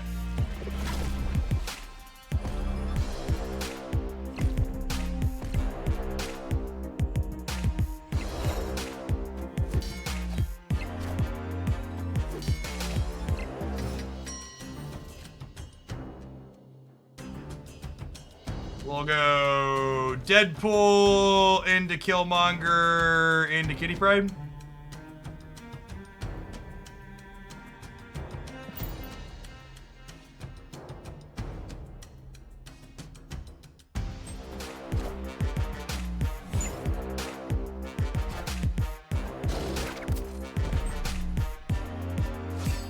Seriously, the Atrix people are still sore. I'm fairly certain there's been studies done that people who tend to be sexist or racist tend to have lower IQs on average. So I fully expect people that enjoy that type of content to like not have anything better to do with their time for a while and to continue being turds in our Twitch chat for the foreseeable future.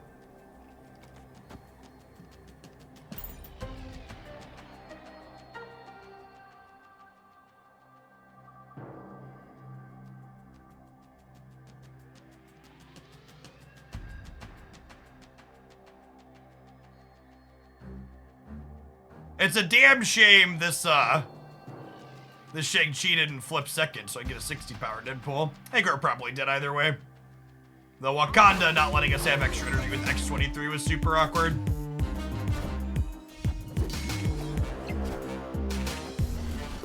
Alright, let's play a somewhat real deck and grab a silver ticket, work our way up.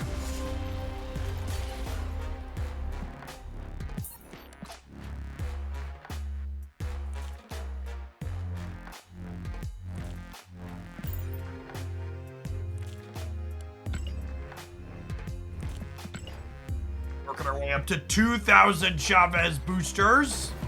Lovely. Yeah, bounce sounds fun. Hold on a second. Picked up a couple of our infinite tickets we have right now with bounce. Let's do it.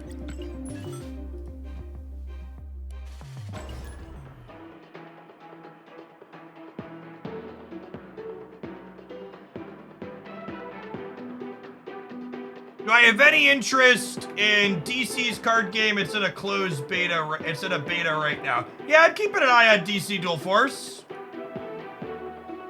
DC Dual Force, they're doing drops right now too.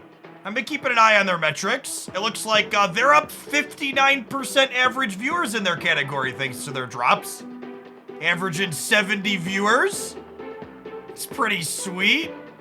Good for them. Onward, upwards, backwards, forwards. AK Andy, thank you for the brand new prime. I appreciate it.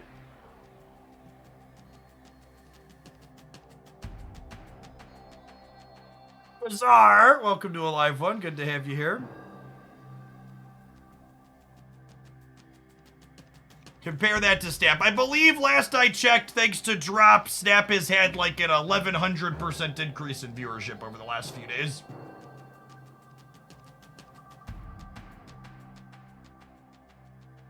Sorry, it's about 800% compared to the normal. Not bad.jpg. The DC card game failed spectacularly, or is failing spectacularly for a pretty straightforward reason. The DC card game failed to do anything remotely innovative with their gameplay. This is a Proving Grounds match. They're a generic Hearthstone or Magic the Gathering style game with a DC skin on top of it. Marvel Snap hasn't become the phenomenon or success or whatever you want to call it that it is because of the Marvel IP. Marvel Snap has been successful because its gameplay is really good in a way that other card games just haven't ever been. Both the speed of the games, the mechanics of the small decks, it's just such a wonderful mix of other ideas executed to perfection. It's what Artifact wanted to be. Honestly, I think it's borderline insulting to imply that Marvel Snap is anything related to Artifact. Artifact might singularly be the worst card game I have played that's released in the last decade. It's really fucking bad. It was really fucking bad. The IP's definitely helped it too. So, as the piles of failed Marvel mobile games in every app store will attest, the Marvel IP helps get you in the door. However, it does not keep people around if your core product is shit. So yes, the Marvel IP certainly doesn't hurt, but it also doesn't take a bad game and save it.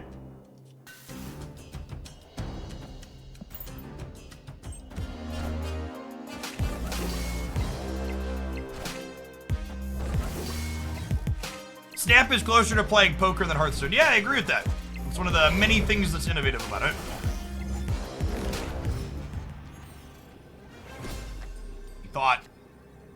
We thought we were winning the Angela path with that?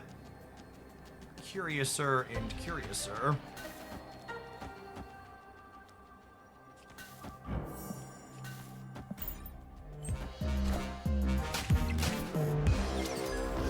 They have a claw here. I guess claw could get us. Like claw plus stone. Maybe I should have put the mask on the left.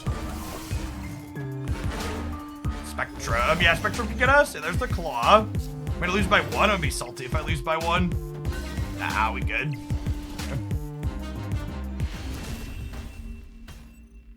Victory.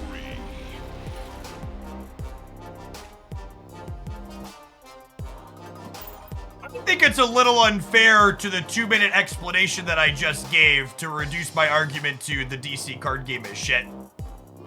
I actually think, having played like 20 or 30 minutes of it and like watched an hour or 2 of it played on streams, the actual gameplay mechanics in the DC card game are actually kind of fine.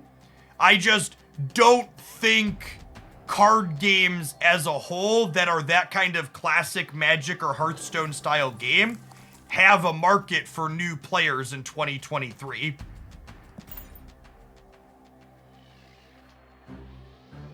I also think visually it is an atrocious piece of design work. Like, you look at the average Marvel Snap card visually, and you look at the average card in DC Dual Force, and it's like, I don't know what the fuck happened here, but the DC one is not good. It is. It's very ugly.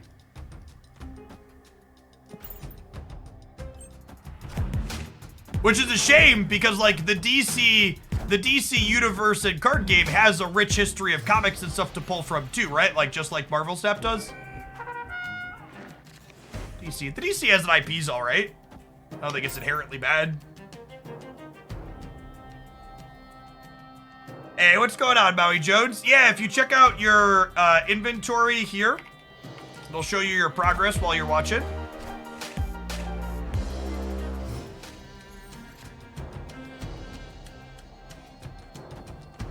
I think we're dead to the Mindscape, huh? This person's also sweating in the Proving Grounds.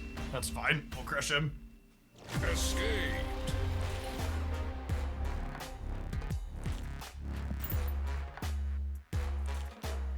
Going on, Swift Band? Yeah, we're fired up for a few hours on the weekend. Anytime we're breaking 2,000 viewers consistently, I wanna lean into the metrics a little bit. So I don't think we're gonna do 10 hours today like I have been, but I think we're gonna be on for a couple more at least.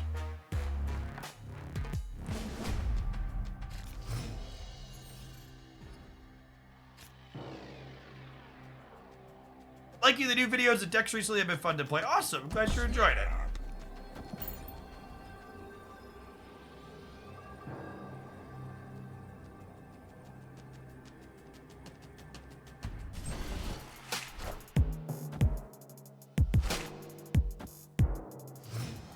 Well, so the thing to remember to people that are saying, why didn't the DC card game just do something closer to Snap?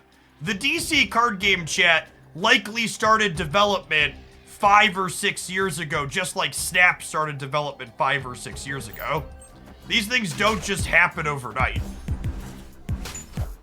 And in fact, I've told this story before.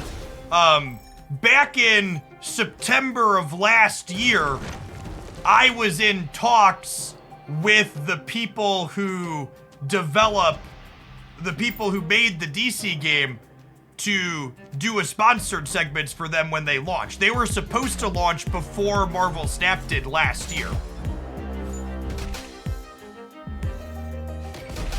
And that very clearly did not happen, right? Okay, so they're gonna Professor X one of these 2 locations. I think they're more likely to Professor X the right. So I'm gonna try and play Bishop into where they're gonna Professor X.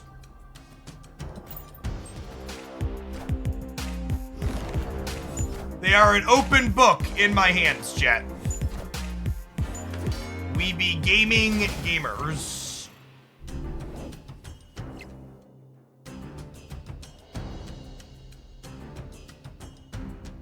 So we go 1 drop, 1 drop, 1 drop Falcon. Crank this Bishop up.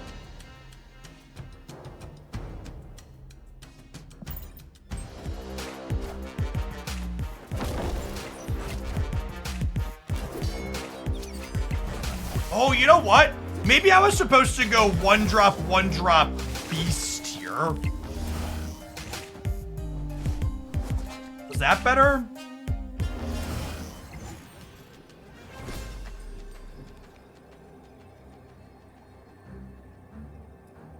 This is 1, 2, 3, 4 cards I tie here. Opponent snapped. This is 1, 2, 3, 4. I can only play 4 cards here, right? This deck seems fun. This is my favorite deck in Marvel Snap. I don't know that it's necessarily amazing, but I really enjoy playing it. We just do this and play for a tiebreaker. 3 1-drops plus Mysterio is 5. I can't play a 1-drop into Hellfire Club. It's not a legal play.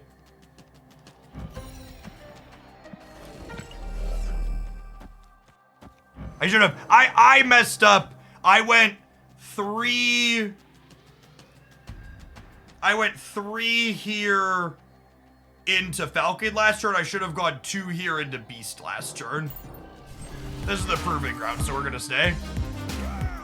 Oh, they're a Kazar deck. They're a Kazar deck, chat. You got me.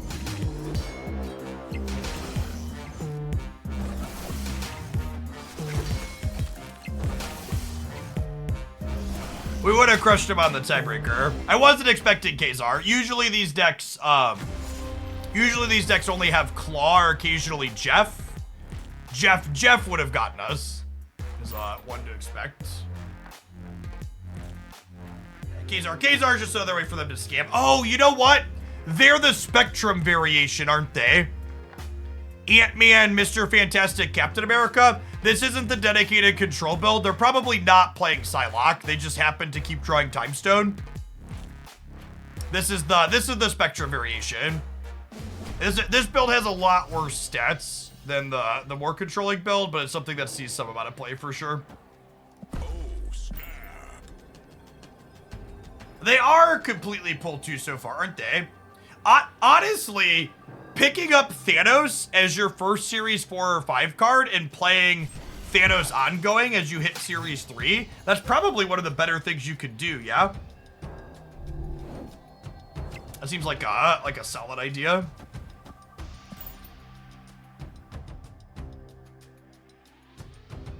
I don't even think saying it was hindsight. I think just the correct play was I should have done the other thing. That's unfortunate. I wanted to be able to beast my Iceman back. That's not bad. Am I playing Hood? I think so.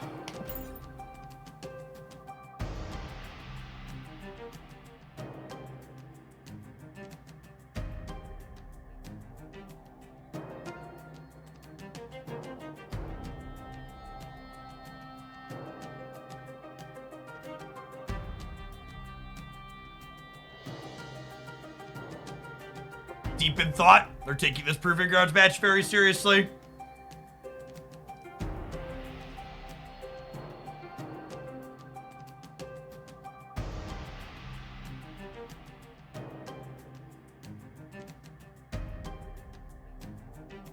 Is there anything not on the dev roadmap you wish they'd add? I think a 2v2 mode would be sweet, but I think they might have had something loosely like that on the roadmap. In general, I think the roadmap is good.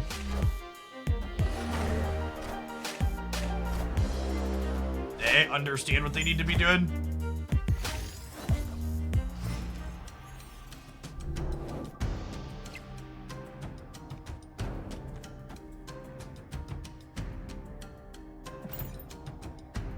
Oh yeah, auto mute. Sure, that one. I forget about that one. Yes, that. What would a 2v2 game mode look like? You see all this empty space here? You put a fourth location here and a 5th location here, and one player plays to 3 and the other player plays to 3, and you share the middle.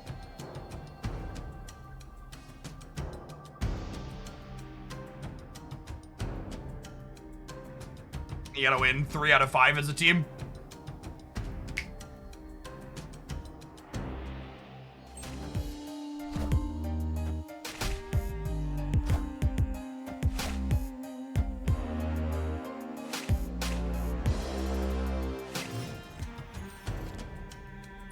Falcon was the best draw in my deck. I think.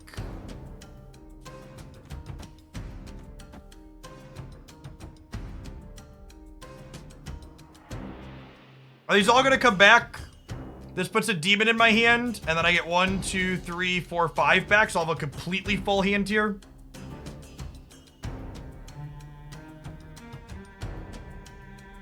Yeah, Falcon picks up Ice Band, but I'm losing the center anyways.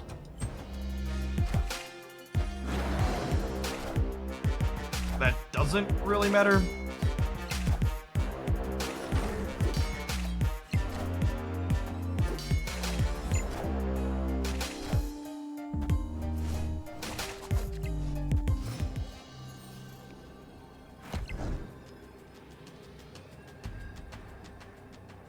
Get Angela up to 12. That's probably too small.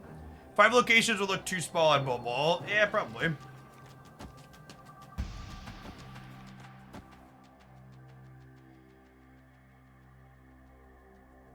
Any chance we can play there's no Hitmonkey this deck? I don't think Hitmonkey is meaningfully better than Collector, Angela, Bishop, or any of her other cards that make big numbers.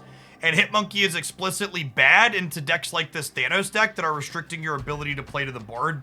I would rather play payoffs like Collector and Bishop that I can play early and then scale late, even if the location that they're in gets locked out. So things like Storm and Professor X make Hitmonkey a tough sell with its lower power level.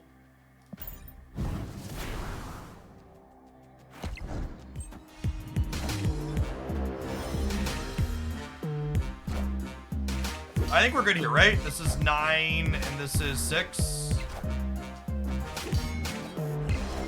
Because this kitty is 9 over here as well. Yep. Out. Out! Doing one more 3-cuber. Opponent wants to sweat. Let's sweat.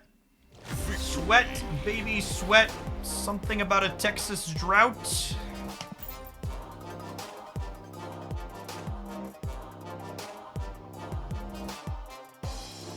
Any card upgrades, you do get the black and white versions. Your 4th split is your first chance to get black and white, but it's far from a guarantee. It's only a 10% chance.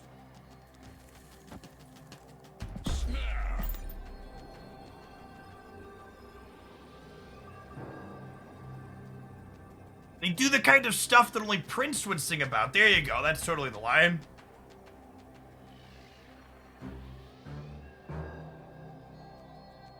Any news on the PC client coming to Mac? Well, unfortunately, your Mac has advertised itself as a Mac and not a PC. So if it was a personal computer, maybe it would be worth supporting. Unfortunately, their advertising's gotten the best of them.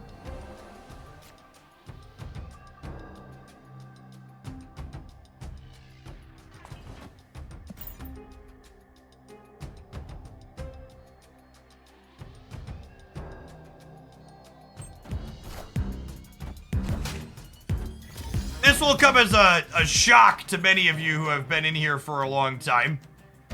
But during high school and undergrad, believe it or not, I was a Linux user. And the amount of acidine I'm a Mac, I'm a PC, those old commercials always gave me. It was just like so eye-rolling.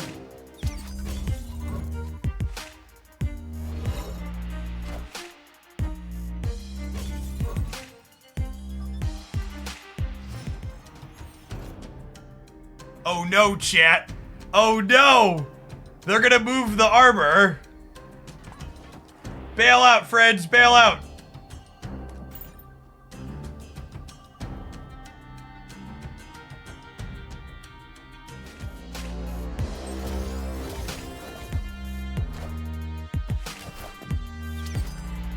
This means I can't trigger the Hawkeye from the center this turn, but it is what it is.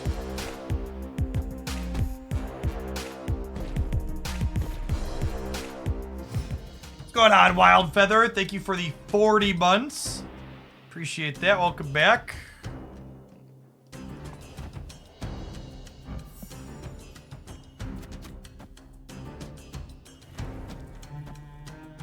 It's what a Just absolute dog shit series of locations, huh?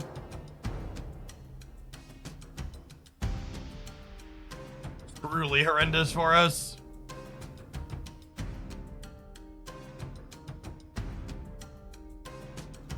Do you think I'm supposed to play Collector here? So that way, if they try and Professor X scam, I'm covered? Yeah.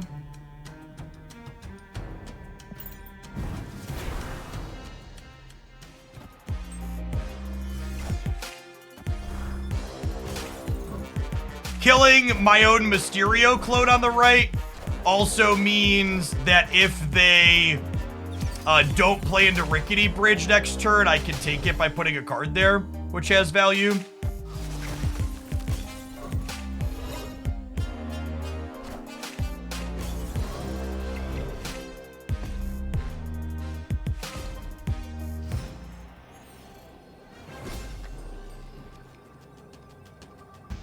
So we go Bishop into Mysterio mid to trigger the Hawkeye, into Hawkeye, Kitty Pryde left. And I don't want to put this here because if they Professor X, I'm going to be big enough to beat it anyways. I should Iceman mid to get the Bishop trigger. Yes, good shout. All right. Clip it, ship it, rip it, flip it. They didn't play into the Rickety Bridge. We might beat them left. Chavez plus 0/0 is bigger. I need... Oh, you're saying put the other 0 into the Bishop path? Yeah, maybe. I didn't think about that. That could be the case, though. Oh, yeah. Keep flipping up little cards, Danny. Little bitty baby cards. Little itty bitty baby Marvel Snap cards. Are we close? It's going to be close. I might have won with the Chavez line. Did we come up short here? No, this Hawk's a 7, right? We crush him all day, every day. Ah! There you go, sweaty nerd. We be gaming. That's the sweatiest fucking Proving Grounds match I have played all year, chat. Good God.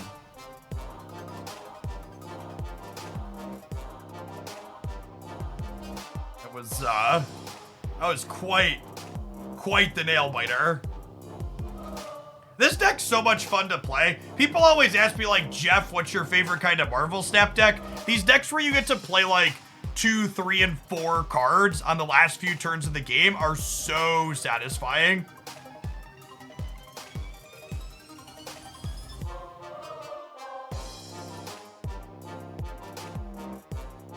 They thought they had me when they moved their armor, chat.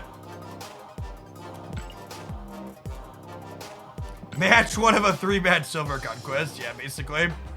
Is it better to buy random Series 3 cards for 1k tokens or Series 4 and 5 cards for 6k as a new player? It depends on what you think would bring you more joy and what your collection looks like. If you're missing a lot of key Series 3 cards, I think there's some merit to buying those cards and fleshing out your Series 3 collection faster. And in general, I would recommend only buying Series 4 cards with tokens, though, and not Series 5. Under ideal circumstances, you should wait to prioritize opening Series 5 cards from Spotlight caches, because Spotlight caches don't really differentiate between rarities like that.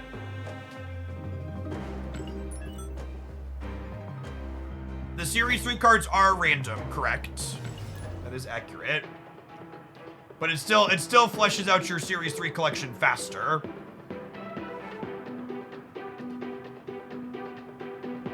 You have a video dedicated to this deck. Yeah. I do highlights on the YouTube side 7 days a week. Usually try and cover this deck once a month or so. A lot of people, for people that have followed Marvel Snap, you know the bounce deck was really dominant for a little while. But I've been playing the bounce deck since before Kitty Pryde existed as a card, and we're gonna keep playing it in probably forever. My beast had its inked crackle split before Kitty Pryde existed. I like this deck a lot.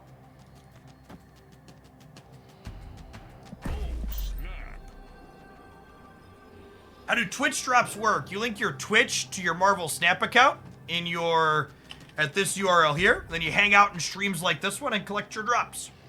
So, Matt, how much longer are you streaming for today? Probably a couple more hours. I think I plan to go to like 6 o'clock Central, assuming we stay around 2,000 viewers or more. We've been floating like 23 to 2,600, which is a solid amount for my channel.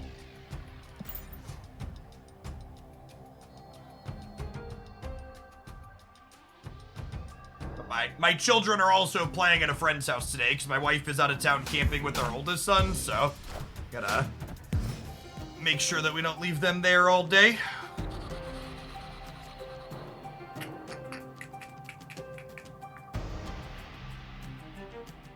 Killmonger's a scary card, chat. Killmonger's a scary card.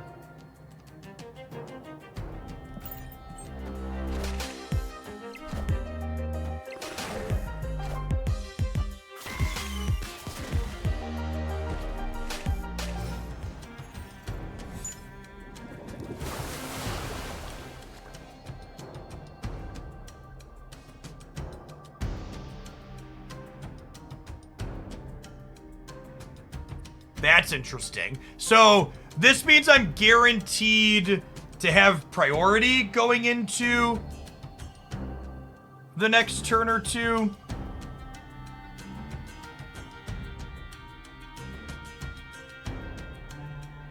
The lake's gonna move. God, that really slows us down, huh? It's pretty unfortunate. Turn 4 Lamaria is so brutal off of the Wakanda. Or off of the... What's it called?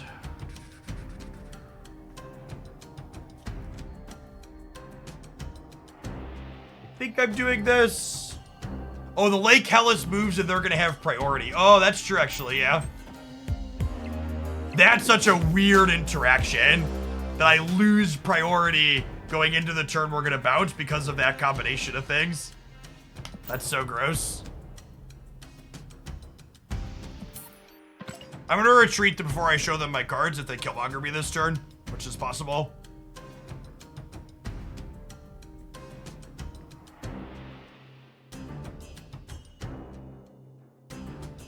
Oh, you know what?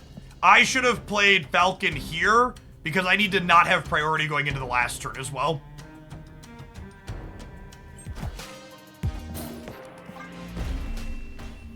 So, in general, you can beat Killmonger with this deck by managing your priority appropriately. However, this kind of really unique combination of locations made that not a possibility. Falcon especially is really good at helping you duck that card until the end of the game.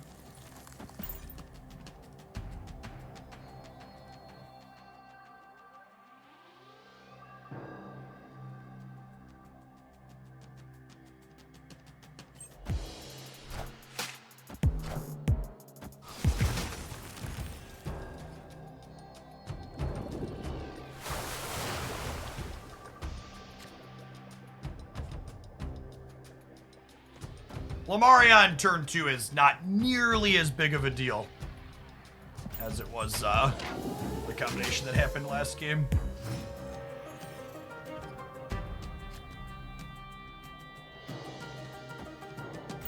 We do need to draw Beast or Falcon here, ideally. Chavez over Monkey for consistency. Chavez is really important in this archetype. You only have 2 bounce cards you can play. Beast and Falcon are the only ones that exist.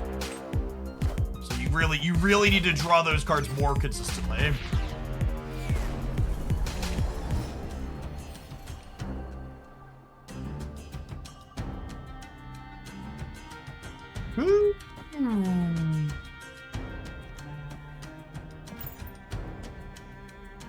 Which is here, no Beast, no Falcon by this turn is rough. No Killmonger for them yet though.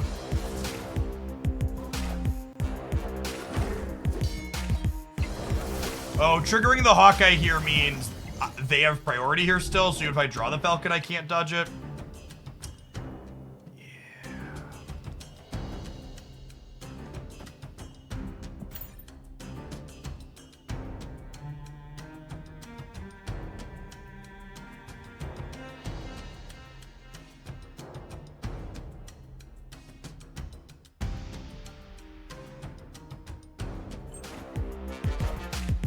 Okay, that means no Killmonger this turn.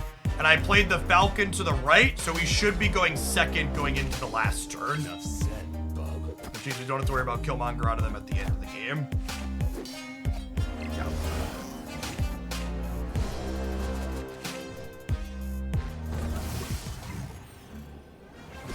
The way Mysterio interacts with Bast, for those that aren't familiar, this Mysterio plays 3 points of power everywhere. And now the question is, am I spreading out and playing for all three, or am I going hard on the Angela and Bishop path? The problem with going hard on the Angela and Bishop path is they're probably a null deck. But I also just can't grow my Angela super big, because this is like 11, so I need to do this. And then in the center, I end up at 8, 12 only. I'm pretty big on the right, though. We go to 11, 12, 13, 14, 15, 16, 17, 18. I think I'm going to play for all three, but it's close.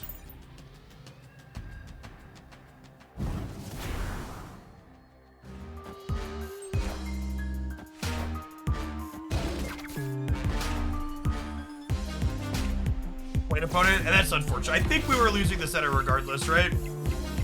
I should have thought about them making the Dakin bigger with the shard setup. I could have won this, right? If we'd have played for the center. I should have played hard for the two because of their Dakin setup. Himsol, thanks for the brand new primer, appreciate it.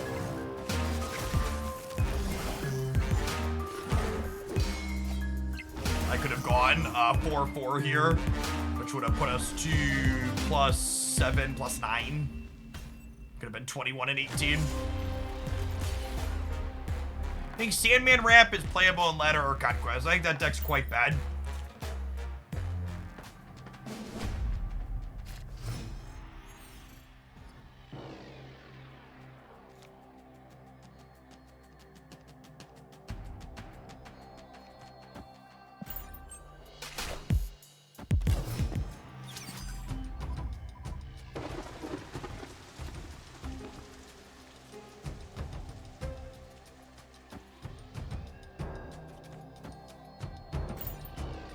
Kinda close.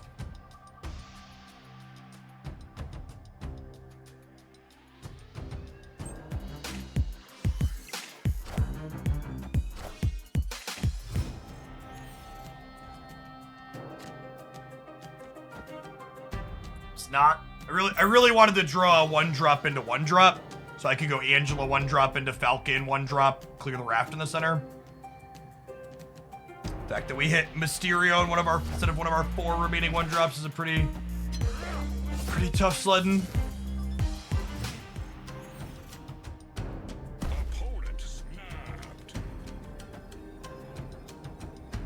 They could be going 1-drop Carnage here in the middle and fill the raft. Let's see. They could also just be Killmongering and think they're going to kill my Hawkeye, so they're snapping me before that happens. We have priority, so we're ducking Killmonger here.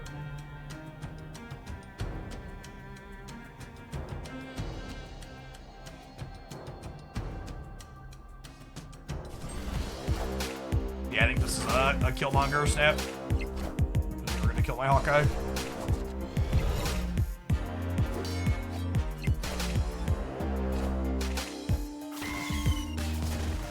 We have X-23 go somewhere that's not the middle, so they have a hard time filling. Nice. Oh, shoot. I forgot this was about to move.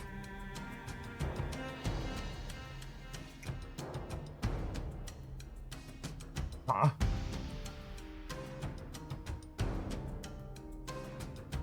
Fucking Starlit Citadel's been so brutal.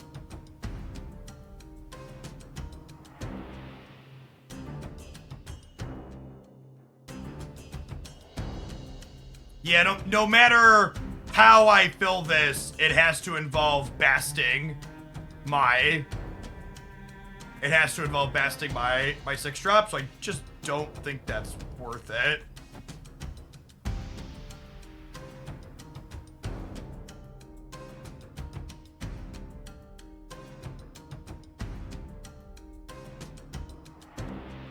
No.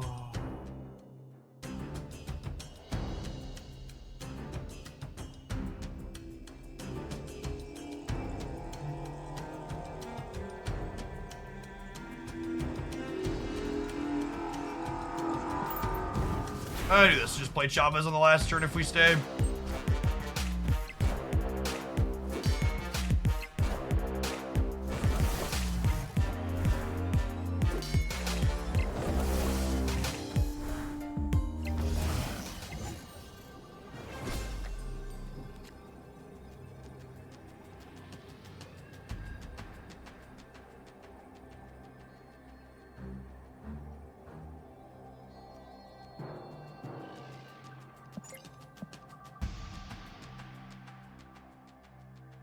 Huh.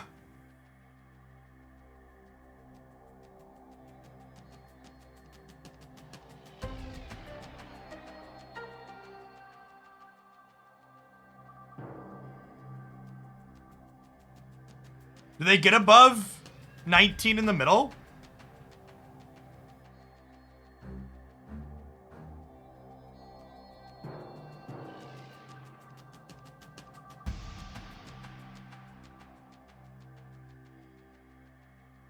Oh, I almost want to just do this.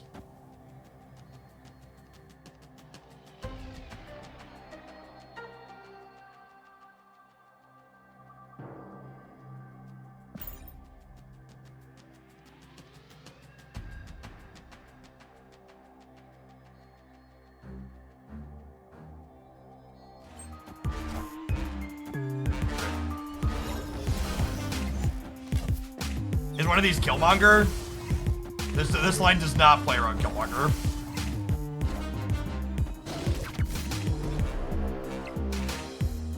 Ugh.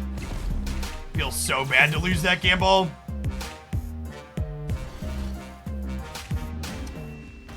Very, very salty.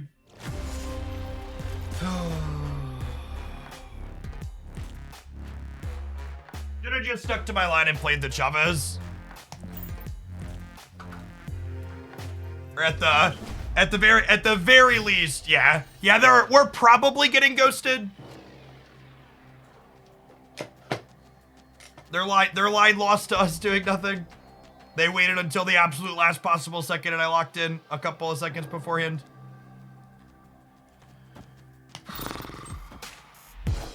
Out of bounds, so we'll start fresh. Some bad variants. Rough calls. Probably gonna go. I clicked the wrong button.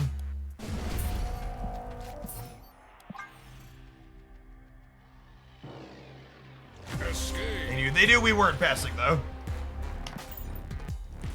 It's just how it be sometimes. They're outside my house, Jet. Got us in their sights.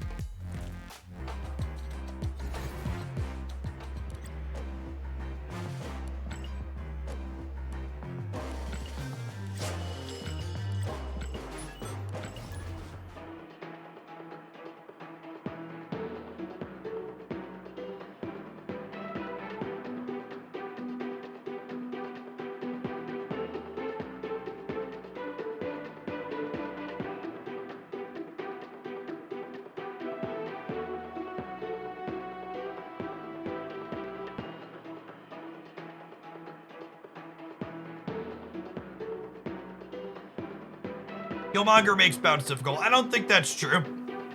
I would tell you I've played this deck way more than you, and I think you win that matchup more often than not. It's hard to play when they're watching what you're doing, and then you get railed by some location variants a couple of times, but I think average variance to average variance, good play to good play. Falcon and Beast duck that matchup more than they don't.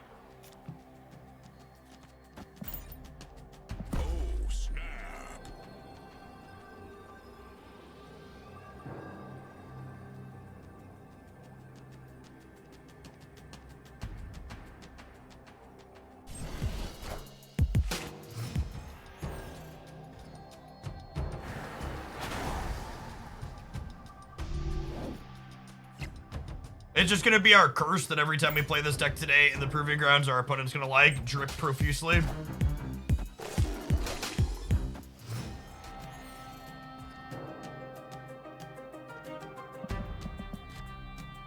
You deserve this, sweaty lad. Got it, my game.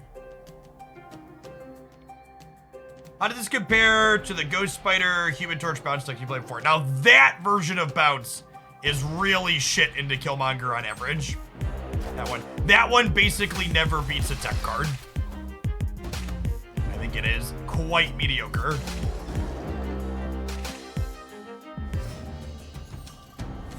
Any one drop. Any one drop. Perfect. Well, that's...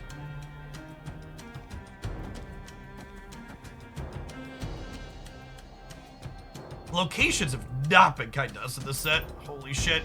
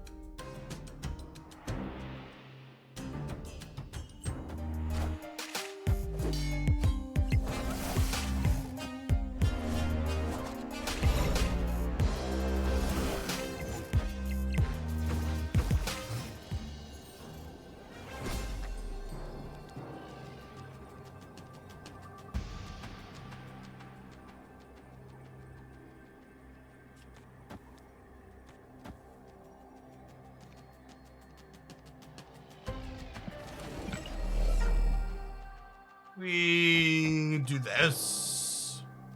Seems good. It's also the proving ground, so if it's not good, we can just leave.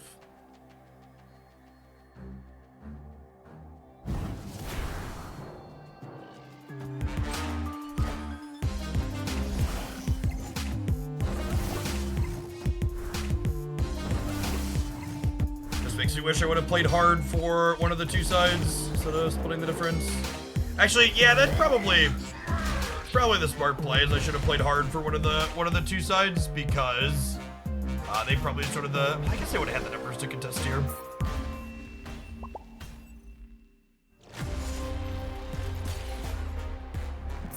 Use a Mysterio clone to buff the collector. Nah, I think we're probably set in the middle. I guess if they would have Abomination tier and Hulk tier, we lose even going hard for one of the sides though. We need to go hard for the side that wasn't the Abomination.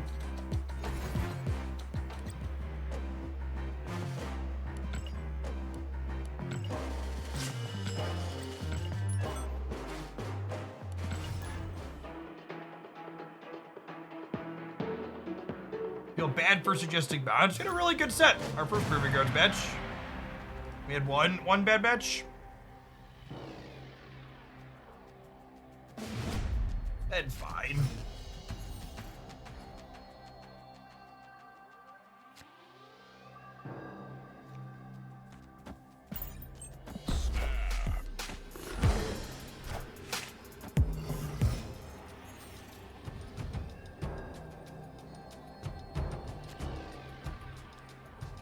It's a nice pickup.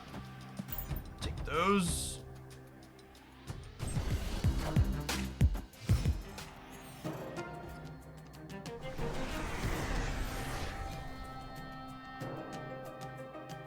Fun fact, Quantum Realm and Bast work the way we want them to, so these stay 3 power in here if we play them here.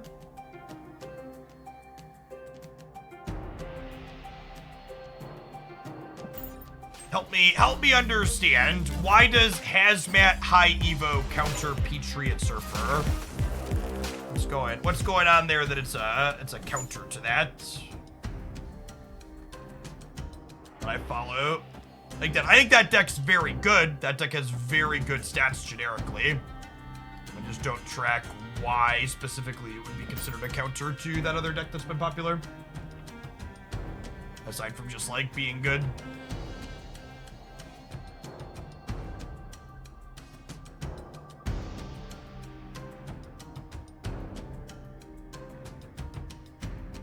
I guess they fill the board. That's true. Let your hazmat be better. subtract 1 from a bunch of things.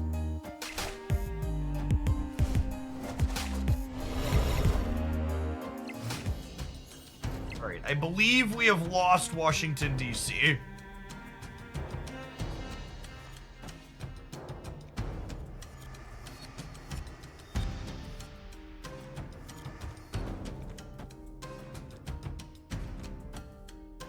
And then we'll do this. That's true. That's true. Two 9-power demons could still play here. That's a good shout.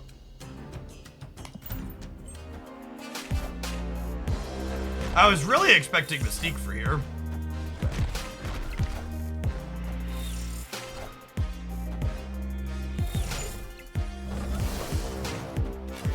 Shang, that's a good point. Maybe I'm supposed to skip the demon. I don't know. The 2 demons let me contest the Hawk in the middle, right?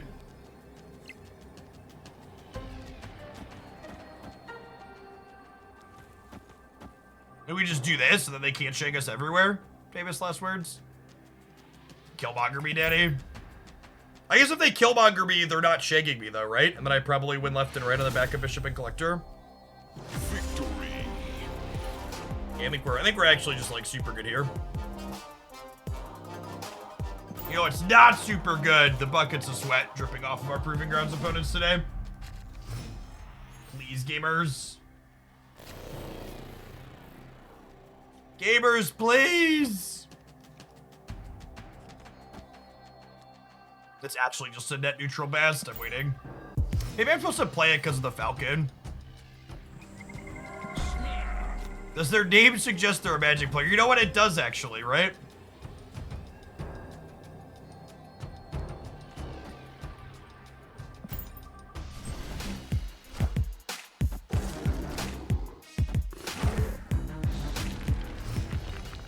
It would explain a lot.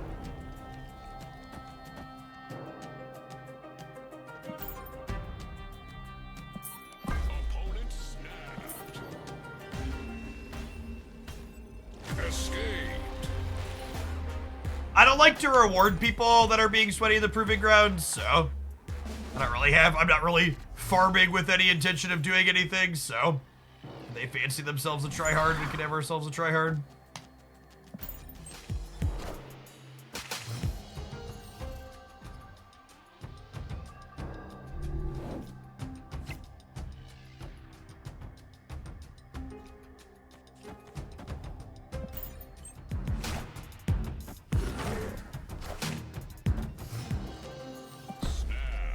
Snapping.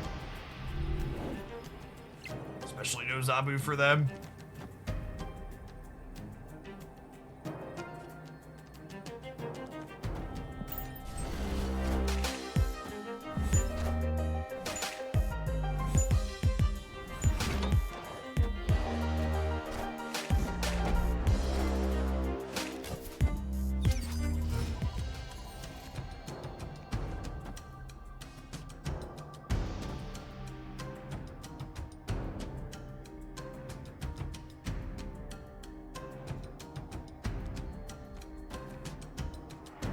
Do this.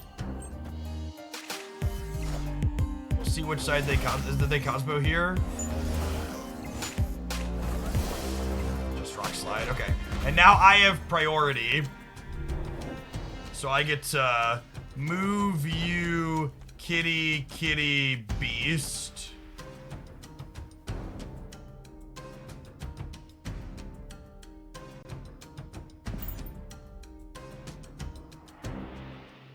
Thanks for being our Sage King. Afternoon. We know they have a Cosmo from the cloning mats.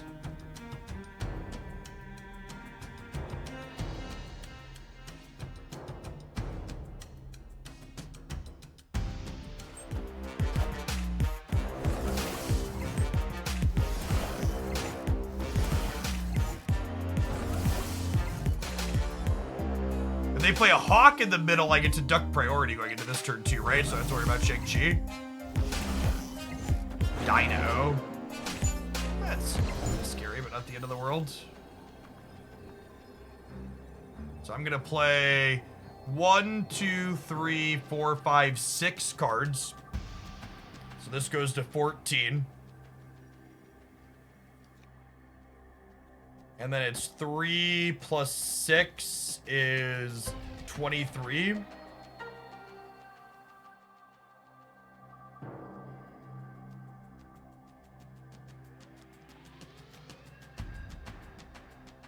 Yes, collector grows from clothing vets if I lead with it, is accurate.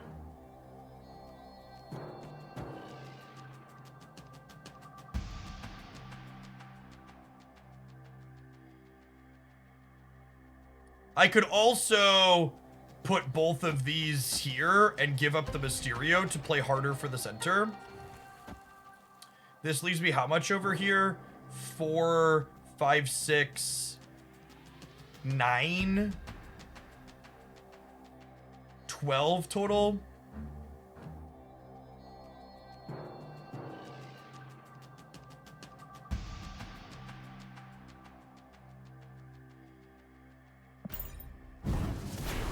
This. They played for right, and then they're just assuming they win the mid, which is not about to happen.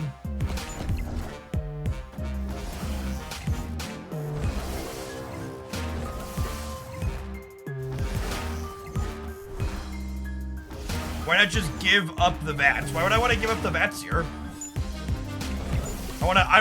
This is a spot where you really want to play to all three, so that way if they go hard into one of them, you win the other two. Which is exactly what happens here.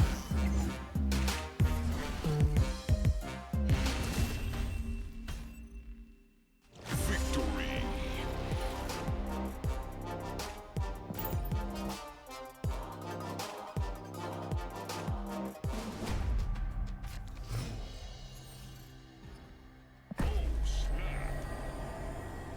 Continue snapping them on one.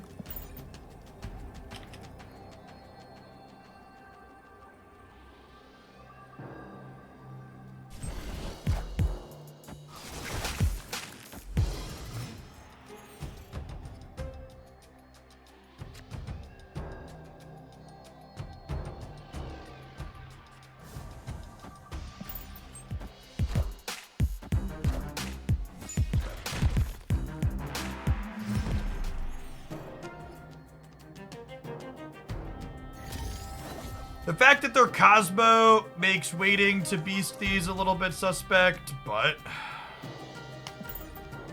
definitely need to hope for the best here.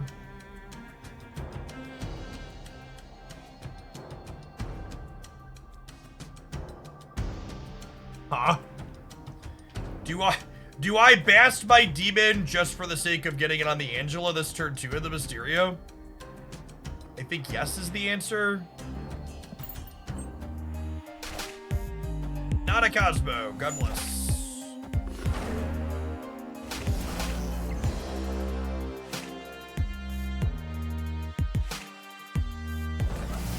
And then we'll just lead this here to trigger the Vormir.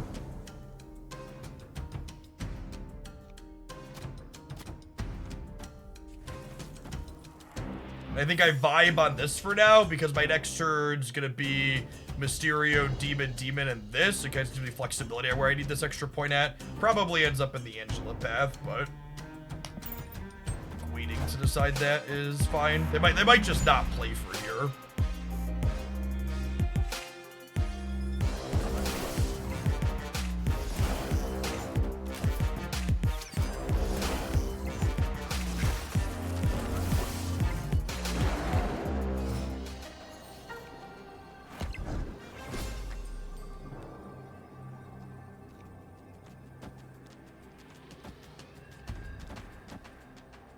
I think this is, again, just play for all three angle. The deck tracker gets funky currently when cards get added to my deck. I just figured out a fix for that. They did pop Vormir. They played a Korg to it earlier. I just figured out a fix for that. I'm going to implement it before tomorrow's stream. But for now, when we get Korg, the deck tracker goes sideways.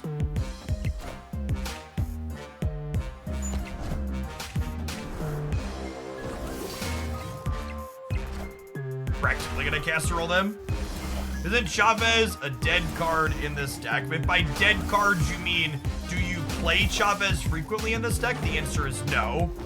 But you don't put Chavez. Most decks that play Chavez aren't playing her to play her on turn 6. They're playing her because she makes the first 6 turns of your game, first 5 turns of your gameplay more consistent. My preferred Devil Dino deck we played earlier on stream today. Check out my untapped decks and look for the Thanos control deck. Thanos control is the best Devil Dino deck in the game right now in terms of competitiveness. Yes, that's true. When Wave's a more common tech card, Chavez, you play Chavez on 6 against Wave is accurate. It's a reasonable and good take.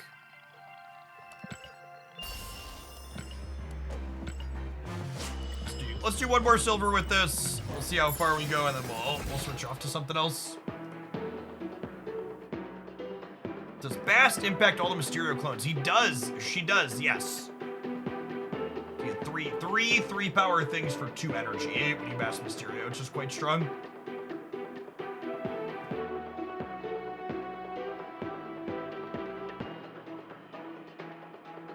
The only deck I can think of that actually plays Chavez with some regularity is Discard. That's correct. That deck's also kind of shit, so.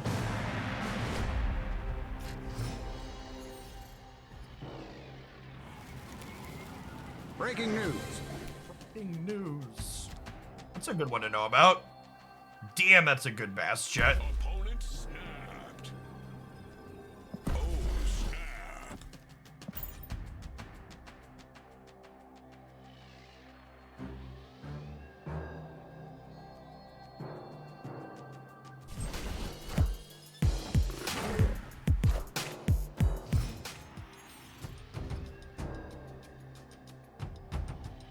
Appreciate everybody hanging out today, by the way.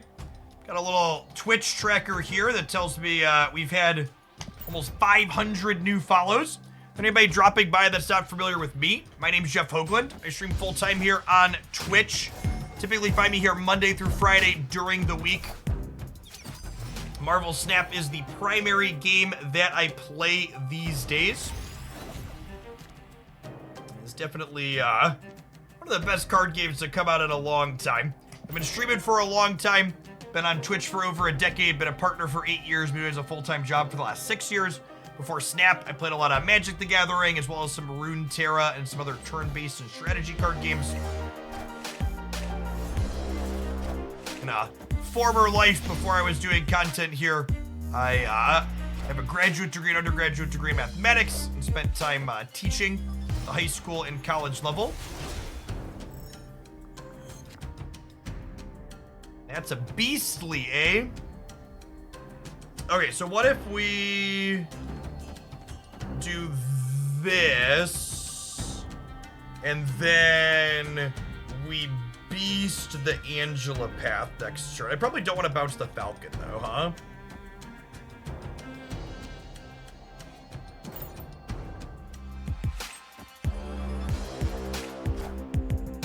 Oh, they're shagging me this turn, so I don't even have to think about it. Is this great for us? I think this is great for us. You have a Thanos, I guess? I have a Shang-Chi from them? Our cards are gonna be freaking huge, right?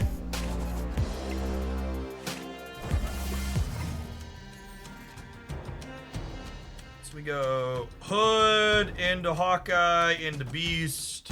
Our hand is full. We revomit next turn, however is most profitable for us. Seems real good. I guess they could Professor X us on the left, but then we're huge there, right? And we win. And they Professor X us in the middle. We should be able to win the left by redeploying Angela and friends. Surprised at how much I like Mirage. Mirage is a very good Marvel Snap card. Her face value rate is 4 power for 2 energy, which is above rate. Pretty good. Oh, I forgot the Hawkeye wasn't bouncing. Mismanaged that a little. Huh.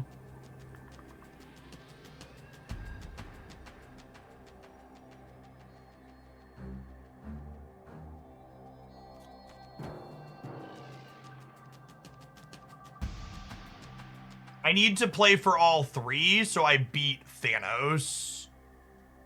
Is the TLDR.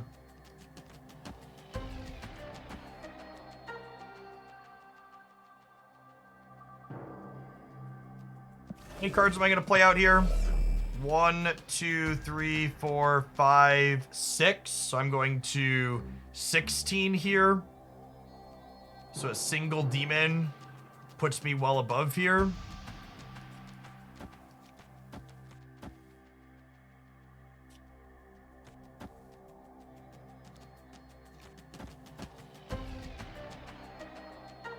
Those things are +2 on the left. Yeah, this seems solid. I'm beating Claw in the middle, right? They're leaving. Okay. Victory. I need to make sure I beat Claw in the middle just in case this goes here. So Claw in the middle, put them to 14, and I'm going to 11, 15. Yeah, more than that. The order doesn't matter here. Bishop's the only thing that cares about order, and Angela's the first in her path. There's nothing on the board here that cares about order. Hawkeye isn't Shuri. He doesn't care about your next card being played there. He's just like a card the following turn. You're good to go. I'm gonna snap. Our hand is very good. One of the reasons why I like this deck, past having really satisfying sequencing decisions in the mid to late game, is that this deck's very good for teaching you how to snap, because you just get to look at your hand and be like, yep, his hand is super proactive. We'll get going. All right. If we're an absolute master gamer, Bishop goes here. If we're just okay, Kitty goes here. If we're incredibly unlucky, we lose this coin flip. I guess Falcon going here would be okay, because I could beast it back later. Beast is the absolute pits. Beast hitting Sakar would be atrocious for us. So good, fine, unlucky.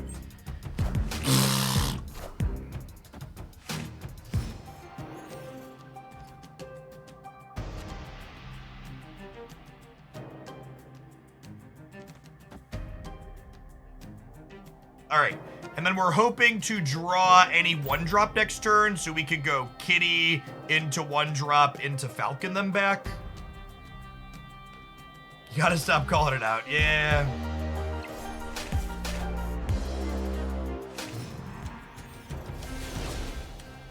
So we want to not draw Collector. Collector is the only card in our deck here that wasn't a 1-drop. Didn't brick on that at least.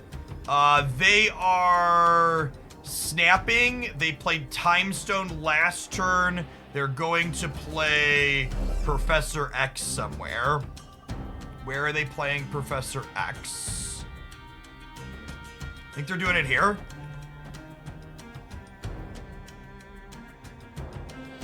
I bet they're doing it here. No, I guessed wrong. Rip. I thought they would have for sure locked out the compound.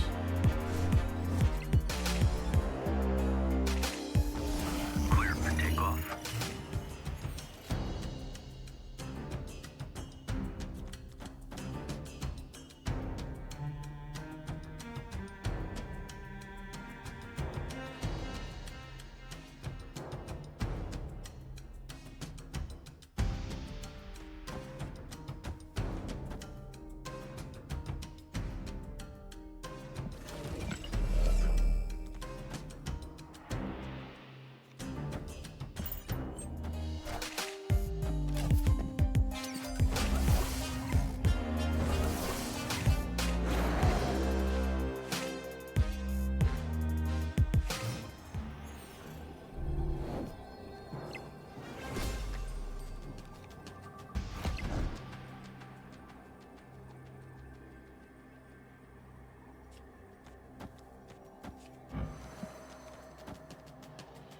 Seven, 17 only. They're gonna crush 17 there, right?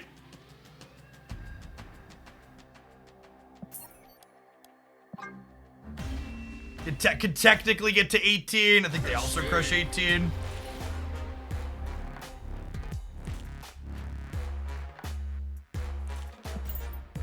Do you ever get stream sniped? I think every content creator, including myself, gets stream sniped way less than we complain about while playing. But also, when we're complaining about getting stream sniped, we probably just lost a game. So just let us be a salty little bitch for a little bit, okay?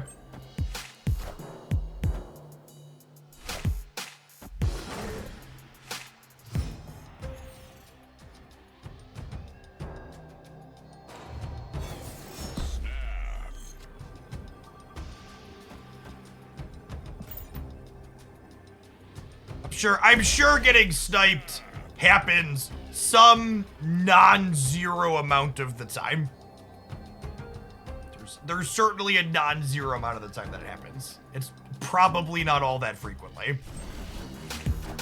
I would like to think that the average Marvel snapper playing Conquest finds more joy in trying to play the game well than getting a streamer by sniping them.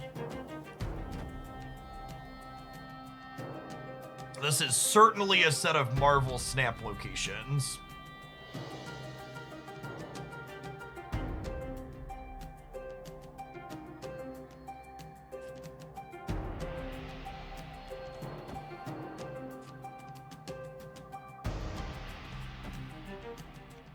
Well, of all the Marvel snap locations, these are some of them. You know, honestly, maybe I'm supposed to Iceman rather than Kitty and get an extra trigger rather than a +1.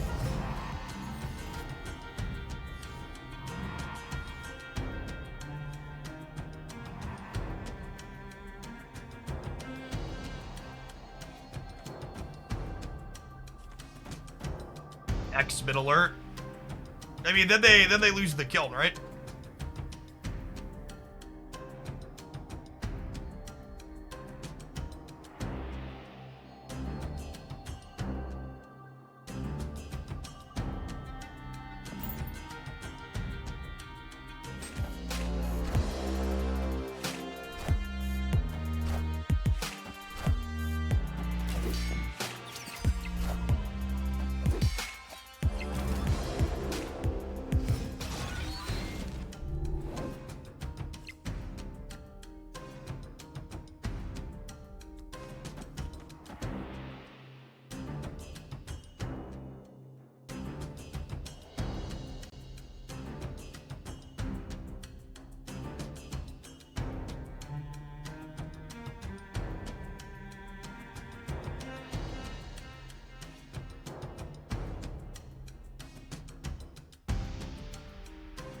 They're a Shang-Chi deck.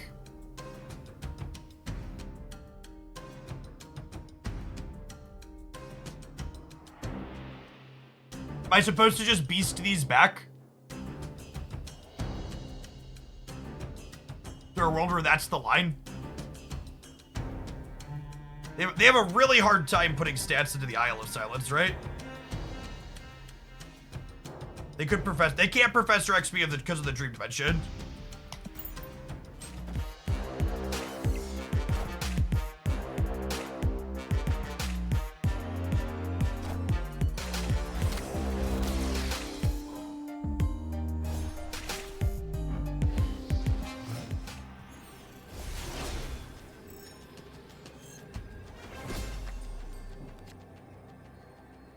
Can I beat Thanos in both locations?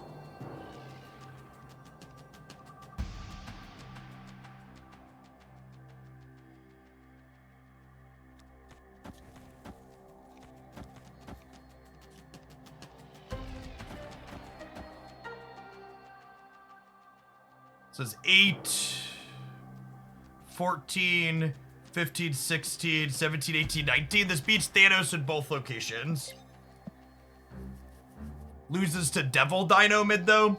Do I play around Thanos or do I play around Dino? Kind of a coin flip.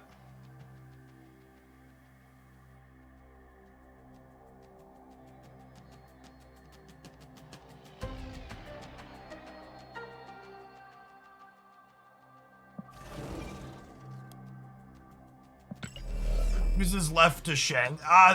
They have priority. I don't have to worry about Shang. That's why I played Beast.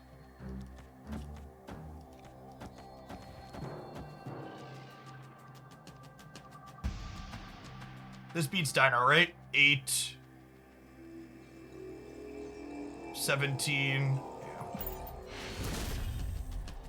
All right, let's go. Let's go.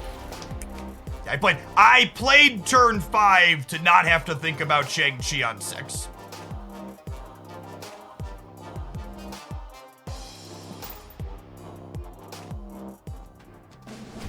This deck has such satisfying sequences of play.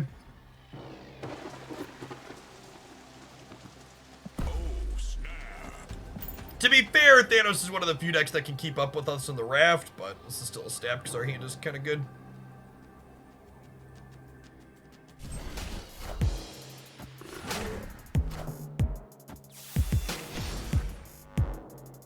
Harsh, but fair.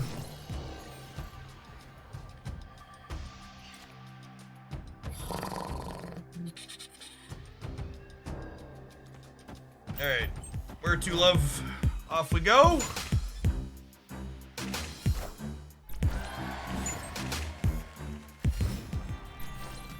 They have Iron Lad. Ooh. Piece of candy.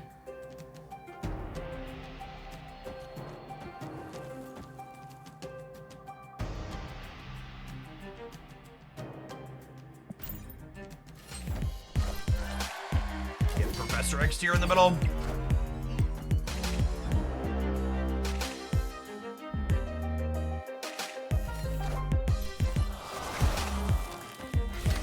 Setting up for Iron Lad.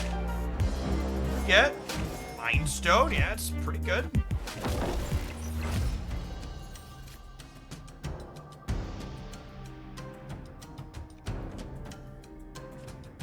So I need to play here to Bast. I don't want my Hawkeye to get hit again. We'll Bast the Collector. He's fine. Ideally, I want to avoid getting Shang-Chi on the left.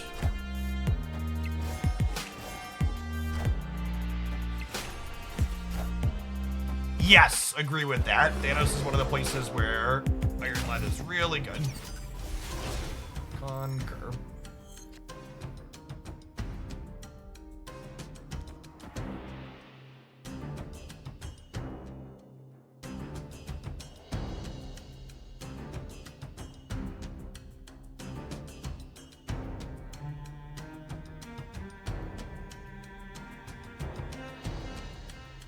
Probably dead here.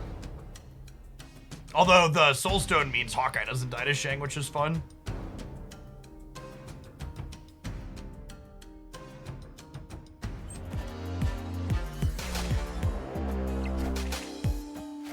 I am inevitable.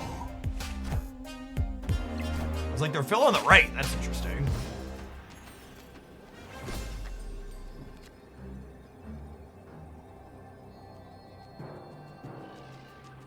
If they move Jeff left, that's only 13 for them, but I'm only gaining 6 here. So they're all in, so we're obviously staying. This is the play to win line, I think. It gives us +8 in the middle, up to 16. Also puts 5 more over here. I think we'd be retreating here if they weren't all in, but I think there's enough permutations of this that we win that we'll definitely let it play out here. Chavez is never playable in this deck, not on average. It could have been right to play the Mysterio out this turn and just die to Shang-Chi. It's very possible that Bishop Mysterio into Chavez left last turn was better. But that was like not great into Shang.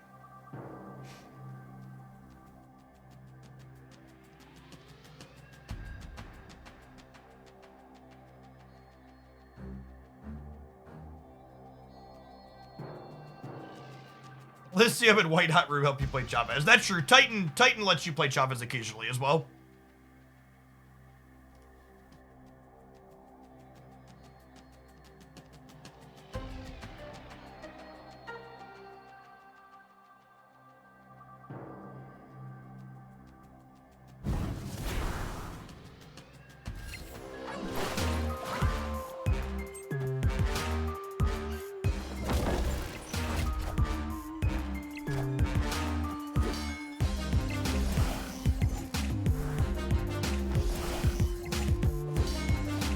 Remember when I said we probably don't get ghosted as much as streamers complain about?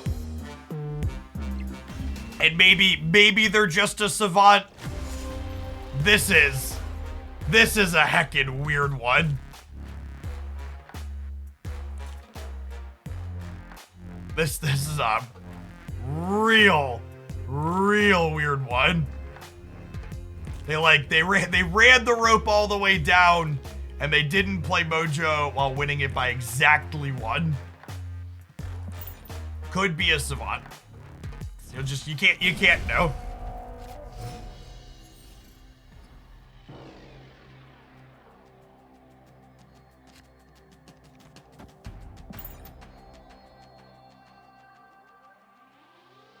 Like my variant, which one? This one's one of my favorite variants in my collection.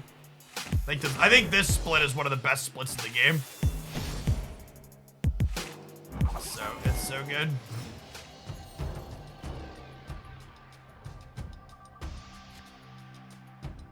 Collector's a ton of fun.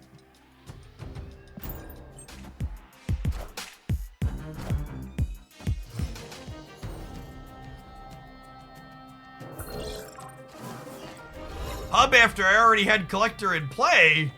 It's like Christmas, chat.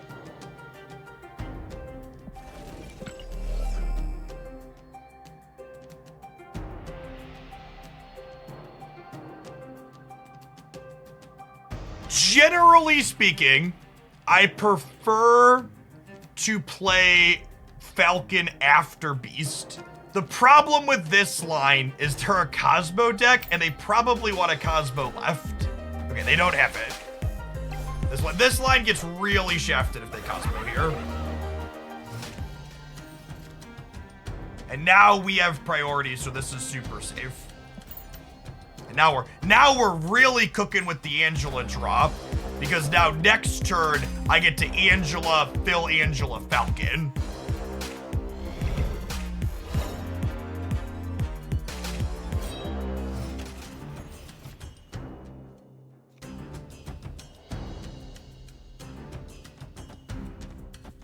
Oh my god, I even get to bast the ninja here.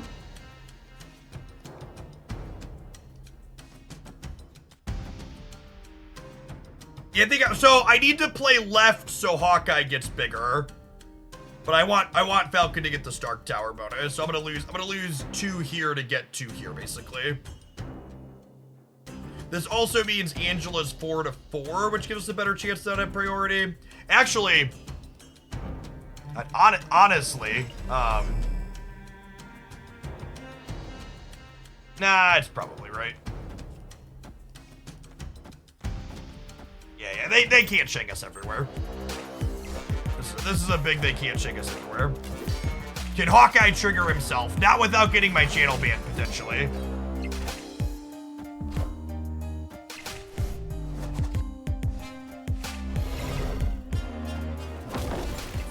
All systems go.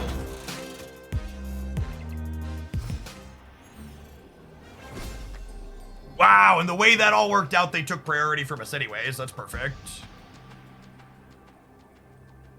Can you ask why we're playing this deck for so long? Have we been playing it for so long? Usually I play an extra couple hours. On days where we don't do viewer decks, I usually play things for a couple hours. Usually every 2 hours or so. Chavez turn? Is it? I don't think so. This Hawkeye is gonna go up to a 9. And there's a 3-power Mysterio here and here.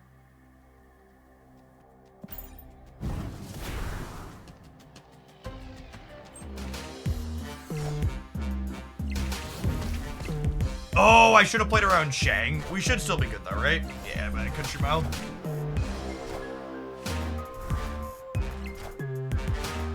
Actually, almost contest the middle because the Hawks eat there with the, what's it called?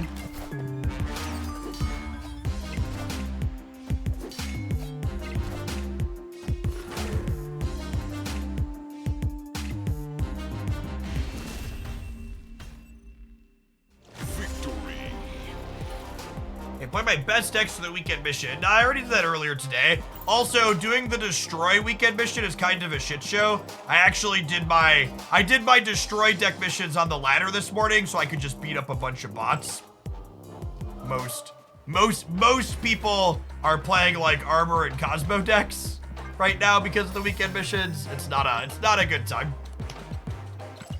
When the thing second dinner encourages you to play has a really polarized matchup into something, it tends to be just a real feels bad because everybody just like plays the polarized thing and makes you feel bad. All right, we're gonna finish the Silver Conquest with bounce, and then we'll bounce on over to something else for the last leg of the stream.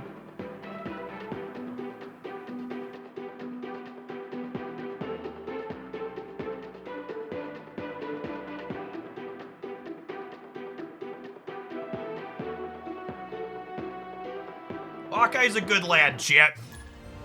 Don't be mean to Hawkeye.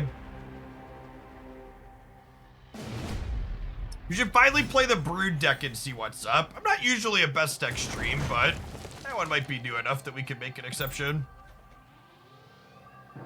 This Collapse Mine costs us 1 on Kitty Pride, but that's fine. We'll go Collector into Bishop into Kitty.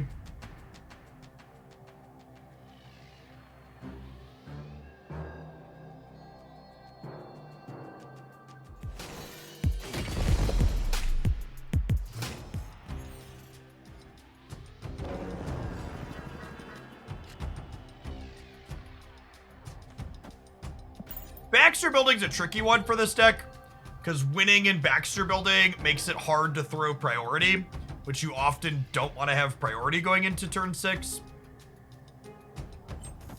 So we'll see what we're playing against before we make a choice there. A fellow Hood Enjoyer. I think a fellow Hood Enjoyer means I want to play for Baxter. With Angelo, we could actually just fan out and play for all of them.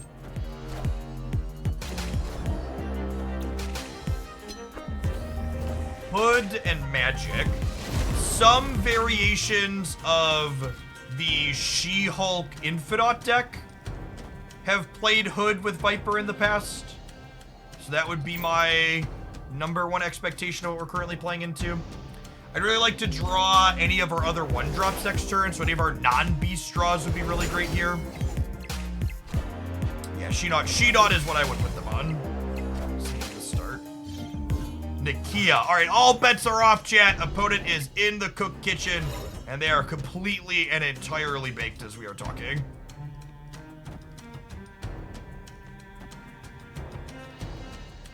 Hopefully they're in a state run by Democrats, so they don't get in trouble for being baked here.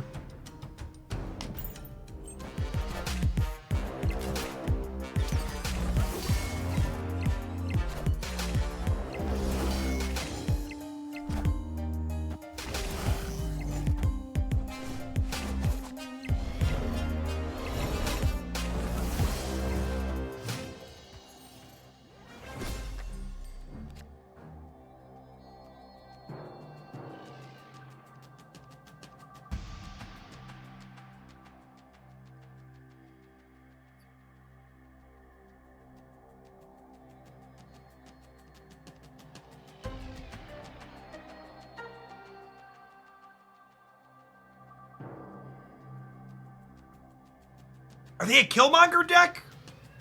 They gotta be with Nimrod and Hood, right?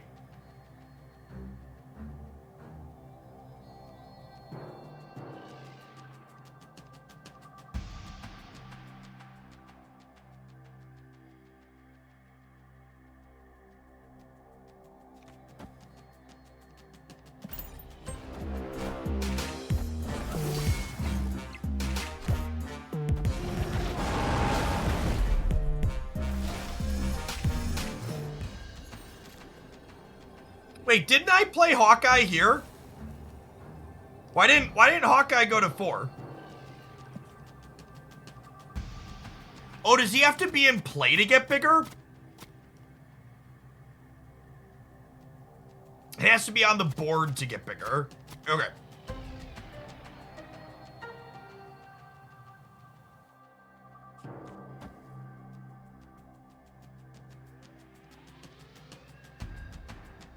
Opponent snap.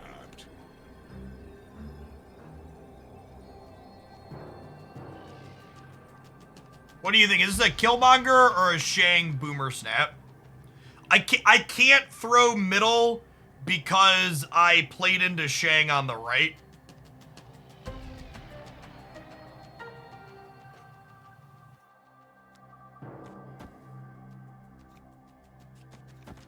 That is the thing.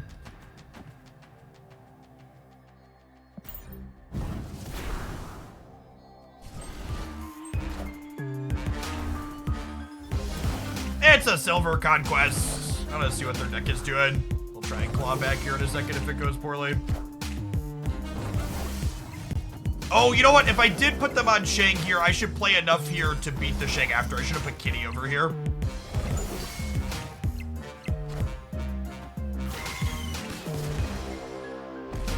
That's what I should have done.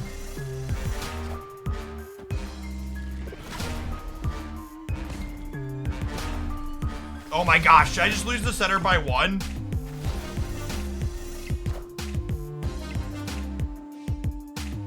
Lost them all by a little bit.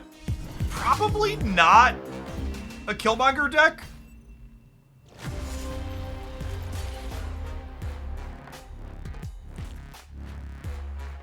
I think, unless we see Deadpool, I'm gonna assume they're not a Killmonger deck.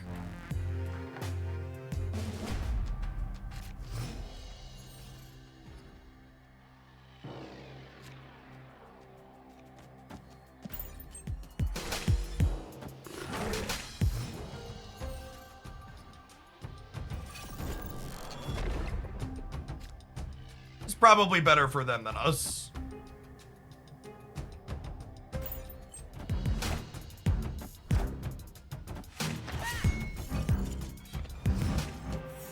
Our game in. That's an Okoye split.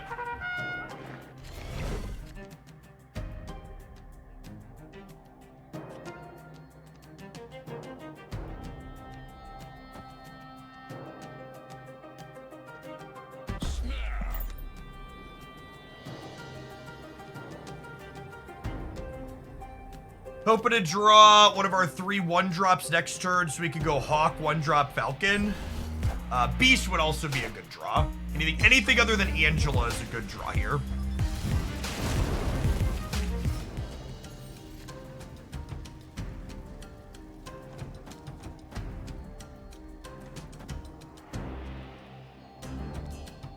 Actually, I'm gonna put Falcon here, so that way if we draw Beast, we can deploy here and Beast the Falcon back. Limbo games really give us a chance to Beast Falcon and then Falcon again. In a 6-turn game, you usually don't have time for that, but in a 7-turn game, usually give you enough. Yeah, perfect. We are off to the races, guys, gals, and non-binary pals.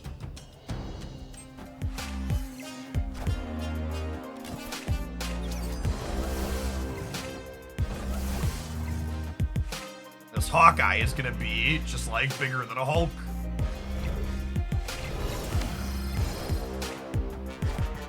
You have shuried a Groot. Mission accomplished.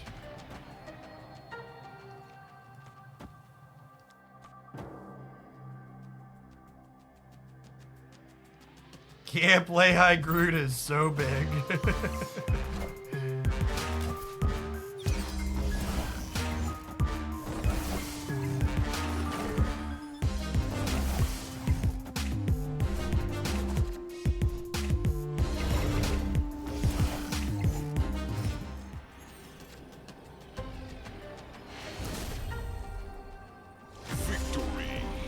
They know how to retreat.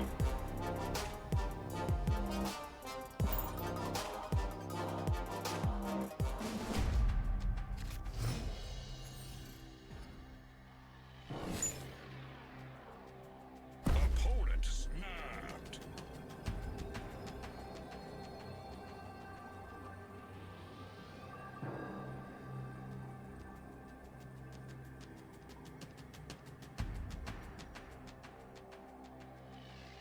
It's okay. I don't have a second payoff though.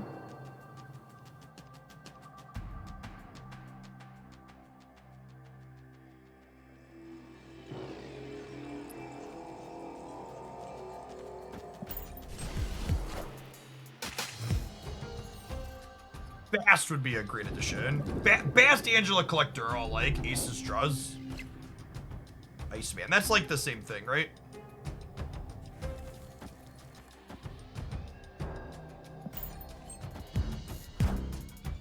Honestly, Iceman's pretty good in this matchup. Tagging a Nimrod or a Shuri with Iceman is like solid.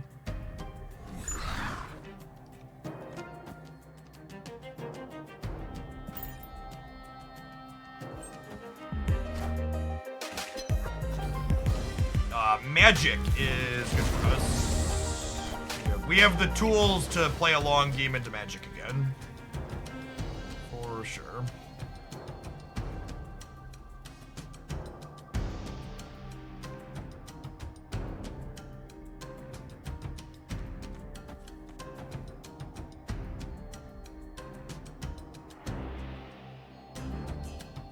If I do this, and then next turn we like play a bunch of stuff out in Falcon. Yes, yes.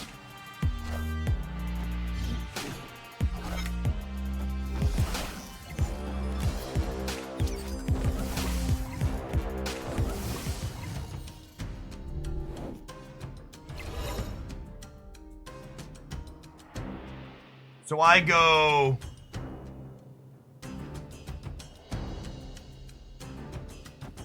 Kitty, Demon, Bast, Falcon.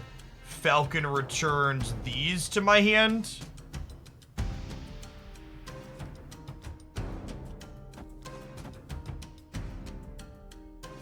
Falcon returns in order. You Falcon before you Bast. Yes, actually. It'll make the Hawkeye one smaller, but it'll make the Raptors and the Hood and the Iceman bigger, right?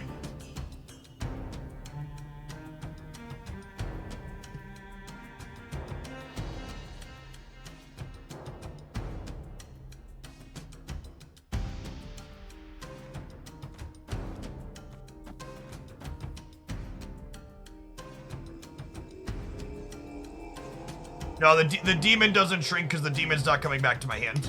The demon's stuck on the board.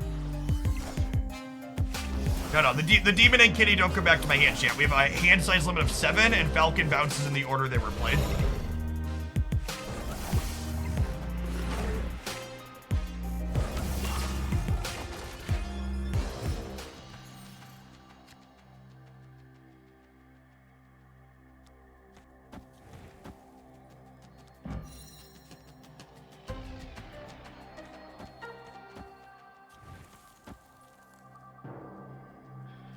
Demon back in my hand. Demon, Hawkeye, Hood back in my hand.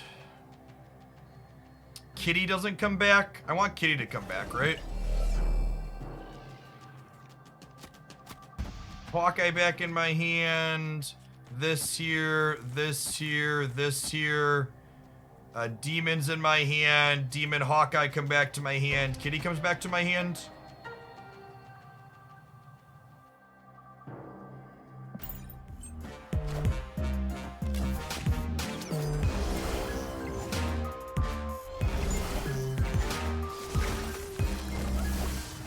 There's just so many incredibly satisfying knobs to keep track of when you're playing this deck in these endgame turns.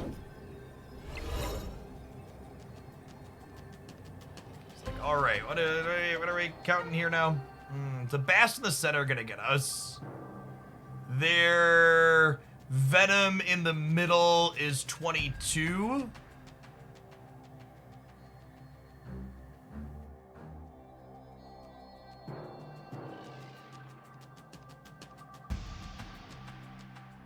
This is 18 left.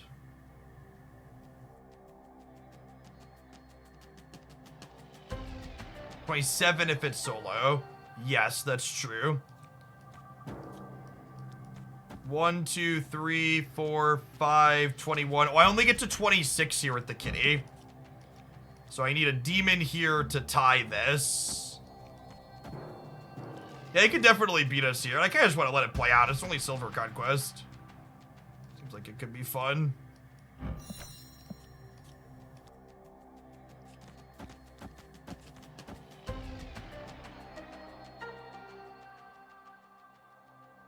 What, Mysterio, in case you're getting Killmongered? Sure. We're not beating a Killmonger, chat.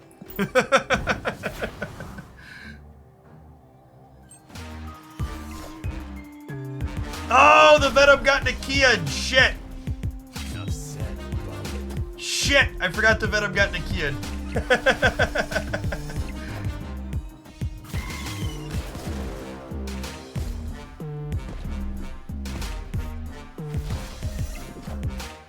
Okay, we're dead. GG.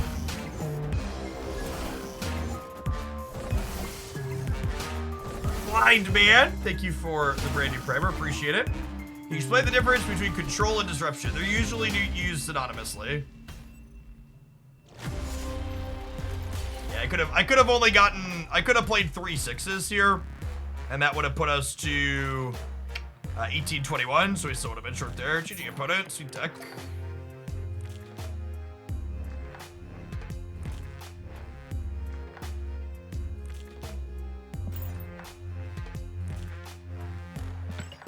Okay, chat.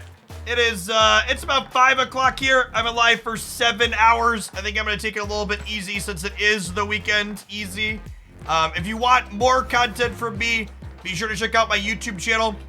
We had a really sweet deck highlight this morning with Shuri Kitty that went live up there. Yesterday, I had a highlight of my favorite match from Twitch Rivals, which was Total Blast against KM Best. And then Thursday, I had a full review of all of the cards that are releasing in September.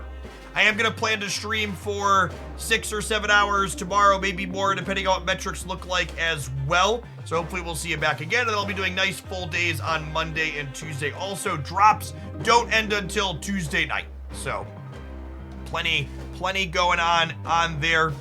And we'll catch y'all around. We got until a long while before they're all done. I'm going to give a raid here to somebody else to stream it on Twitch if you want to do your drops with someone else before I come back.